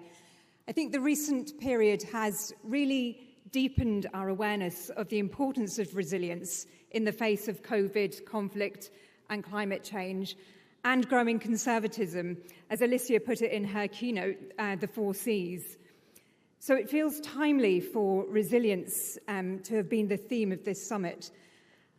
And I learned a lot about resilience in my 30 years at CAMFED, in working with young people in the most difficult circumstances who succeeded against the odds. And today's summit, I think, has provided a valuable space for reflection on the essential role of resilience. And what I'll try to do here is to draw out some key takeaways. My first takeaway is to recognize that education is key to fostering resilience, both at an individual and at a societal level. And the work of our research laureate, Wolfgang Lutz, and indeed that of Eric Hanushek, our 2021 prize laureate, really underlines this, how education, and particularly girls' education, creates the conditions for a resilient and thriving society. And secondly, and fundamentally, we need to recognize that for the majority of young people around the world, resilience is not a choice. Just now in the fireside chat with War Child, we heard that resilience is essential for children living in conflict-affected and resource-constrained areas. And it's essential, yes, but as Vi pointed out to us in the first panel, a constant state of stress is toxic to a young person's health. So rather than requiring young people to be resilient against unrelenting stress, we must find ways to mitigate this stress, and we must also be conscious of the pressure this places on teachers in turn in their efforts to alleviate the stress experienced by their students. And it's important to recognize that we're not promoting resilience in young people or indeed in teachers for them to better bear the brunt of a system that may be failing them. In situations where we see high levels of dropout from school, we cannot assume that this is because young people lack resilience. And similarly, when we see large numbers of teachers leaving the profession, it's not because their resilience falls short. Individual resilience cannot offset systemic failings. We need to focus on creating the conditions for young people and teachers, not just to survive the system, but to thrive, not to force resilience, but to nurture it. Which brings me to my next point, which is that resilience is not just about being able to cope in the face of adversity. It's about agency. Or as Anjali in panel 2 put it, agency is the through line of resilience. Agency is the ability to effect change in one's life and in the community, to act with purpose. So how do we build agency and thereby foster resilience? And to consider this, I want to step back for a moment and put on my Yidan Prize laureate hat to share a story from CAMFED, which relates to the work that we've undertaken with our Yidan Prize funds. Now, the constituency that CAMFED works with are girls in rural areas of Africa who are marginalized or excluded from education largely because of poverty. Even for those girls who are in school, their hold on education is tenuous and dropout levels are high. I recall one young woman in Zimbabwe, Bridget, saying, "Every time we ran out of money and did not have enough to eat, I had to drop out of school and go and work in other people's fields in exchange for a bucket of maize, our staple food. And that's what I came to believe I was worth, a bucket of maize." And this lack of self-worth is debilitating. It undermines resilience. It's little wonder that in CAMFED's work, we found that one of the highest causes of school dropout among girls, second only to lack of finance to meet their school-going needs, was low self-esteem. So how do we address this? In tandem with working with communities to identify children most in need of support, we co-created with young people and teachers a new self-development curriculum to be delivered alongside academic subjects in schools. And that curriculum included Bridget's story. And I'll never forget when it was first introduced in schools and her story was read. Both girls and boys came up and said, "How did you know my story? Where did you get my story from?" Because for the very first time, they had heard something in Bridget's story that resonated with their own, unlike the material in their school textbooks, which is all too often alien to their experience, focused as it is on urban, better-off students, meaning that these very learning materials continually reinforce a sense of other and better, exacerbating these young people's sense of marginalization and undermining their self-worth. And as Sultan pointed out in panel 3, education programs are too often tailored to urban markets and ignore needs in rural areas. Relevance and resilience go hand in hand.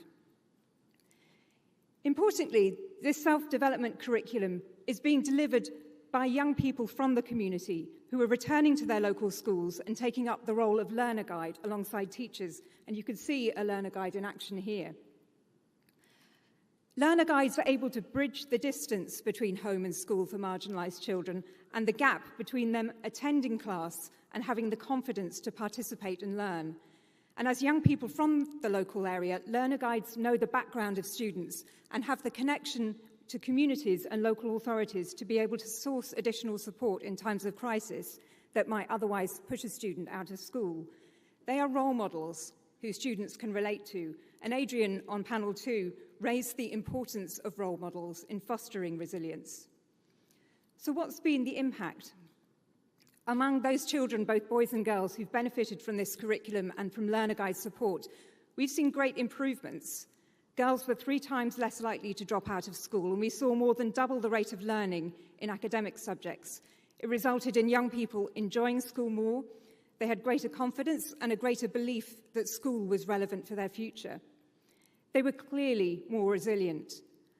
And I'm sure that this was also because the system was more resilient too, with school graduates and community leaders enhancing the support structures in schools for marginalised children and taking some of the weight off teachers' shoulders. So to my next point, which is that if we are to foster resilient systems, then we need to focus on the most marginalised children, those who are furthest and hardest to reach. Because if the system is responsive and resilient enough to work for them, then it can work for all. This was the conclusion of the evaluation on CAMFED's initiative, that the conditions which led to improved outcomes for the most marginalised translated to a push-up for all children. It reflects Javier's point in panel 3 that resilient systems are those that are responsive to local need. And it resonates too with what Becky said, that a focus on the education needs of displaced children can have a stabilising effect and strengthen the preparedness of school systems in view of the growing challenges associated with displacement and climate change. Another initiative in the Yidan Prize community that is focused on responding to the needs of marginalised children is that of BRAC, who are working with children in Rohingya refugee communities. BRAC's intervention focuses on play-based learning and nurturing creativity among young children. And this brings me to my next takeaway, which is this, that creativity is key to resilience. Earlier this year, the Yidan Prize Foundation co-hosted with the OECD the launch of the PISA report on creativity. And PISA is the programme on international student assessment, and this was the first time that they'd measured creativity. The report concludes that creative thinking acts as a powerful stimulus to resilience and well-being. Nurturing creative thinking skills in students empowers them to innovate, problem solve, and adapt in an ever-changing world. And this very much resonates too with the work on growth mindset by Carol Dweck, another Yidan Prize laureate. However, one of the most disturbing findings of the PISA report was on the impact of social media on creative thinking. There was a significantly negative association, and perhaps even more shocking was the impact of social media on learning. The analysis shows that the negative effect on learning of social media or technology for leisure was even greater than the impact of school closures during the pandemic. We need to better understand the complex relationship between education, technology, and resilience. I mean, we've seen the value of technology in supporting the resilience of education systems, particularly during school closures in COVID, and War Child's Can't Wait to Learn initiative underlines the importance of EdTech in situations of conflict and displacement. And indeed, the OECD PISA results also showed that students who used digital devices for learning rather than leisure achieved high scores. But clearly, we need to be doing more in education to support students to navigate the world that is opening up through digital technology and to counter the distraction and indeed destruction that can be caused by social media. The emerging negative effects of social media on creativity and learning are one thing, but these take on a whole other dimension when it comes to its association with self-harm among young people and social division between young men and young women. There's never been a bigger gap between political attitudes based on gender than there is with the current generation of young people, and this widening gap coincides with the growing use of social media.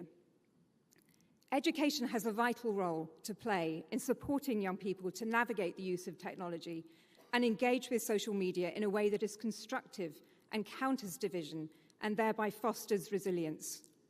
Otherwise, the quality of human connection that is the very bedrock of society, the roots of our collective resilience, is undermined. Which brings me to my next takeaway, and I want to quote Ash here from panel 1, who said, "Educate children not only as individuals, but as networks." Learning how to engage in a network and benefiting from the peer support and challenge it can offer would seem an essential component of education. And we've seen this value in the work of our Yidan Prize laureates, Escuela Nueva among them, in promoting methodologies that encourage young people to collaborate in learning, with the educator's role being one of facilitation and connection. And of course, networks are so vital for young people in navigating life after school or college, when they confront the dearth of jobs and opportunities ahead of them and feel the weight of family expectation on their shoulders, while at the same time, the framework of support that the education system provided them falls away. It's a period when their resilience is tested to the core and the importance of a network comes to the fore. That's been our experience in CAMFED, and it was the motivation for setting up our graduate network that Angie spoke about in panel 1, of which she is a founding member. This network provides peer support to young women post-school and is now nearly 300,000 members strong. And one of the important outcomes of this network is that it's providing an incentive for young people to stay in their communities after school or college. By fostering local opportunities and connections, it's mitigating the pressure for young people to move out in search of work, and it's also incentivizing their engagement in community development. The learner guide role in schools that I mentioned earlier is one such example. It brings to mind the words of Michelle Obama when she said, "It's one thing to get yourself out of a stuck place, but it is another thing entirely to try and get the place itself unstuck." Being prepared to take on the challenges in your community to get the place unstuck requires a deep well of resilience. And it's a well that we need to dig deep for young people to draw on, because for the majority of young people and their communities, these challenges are growing, particularly in the context of climate change. The late Julius Nyerere, former president of Tanzania, once said, "Education is not a way to escape poverty, it is a way to fight it." And to me, that sentiment captures the essence of the relationship between education and resilience. And I believe it's important that we use this moment to reflect on that relationship. On the one hand, to recognize the vital role of education in fostering resilience, and on the other, to ensure that education itself is itself resilient. We all have a part to play in that. It means taking collective responsibility for education, recognizing that education is a common good. And if it is to be resilient, then that means ensuring it is adequately financed through public funding and that there is collective accountability for results. The UN's Futures of Education initiative takes up this notion of collective responsibility. It calls for a new social contract for education and it aims to catalyze a global debate on how education needs to be rethought in a world of increasing complexity, uncertainty, and fragility. And I'm delighted that Sobi Tawel, who leads this initiative, is here with us today. And finally, education is the driving force of social progress. That was the belief of Dr. Charles Chen Yidan in founding the Yidan Prize Foundation, and it's a belief shared by all of us who are part of the Yidan Prize community. And on a personal note, I believe the greatest resilience stems from when you draw strength from who you are, what you stand for, and who you stand with. And I'm honored to stand here today with fellow laureates, members, friends, and partners of the Yidan Prize community, who together represent the richness and diversity of research and practice in education, and who offer inspiration and evidence for what's possible. Together, we stand for education's transformative potential, for the prospect of creating a better world through education, and together, as a global education community, we can make it happen. Thank you. Lucy, thank you so much for that wonderful summary and the closing remarks. I believe that you have given many of us lots to think about as we depart today. Thank you. This brings to a close the 2024 Yidan Prize Summit. Thank you all for joining us this afternoon. We hope you have found the discussions interesting and engaging.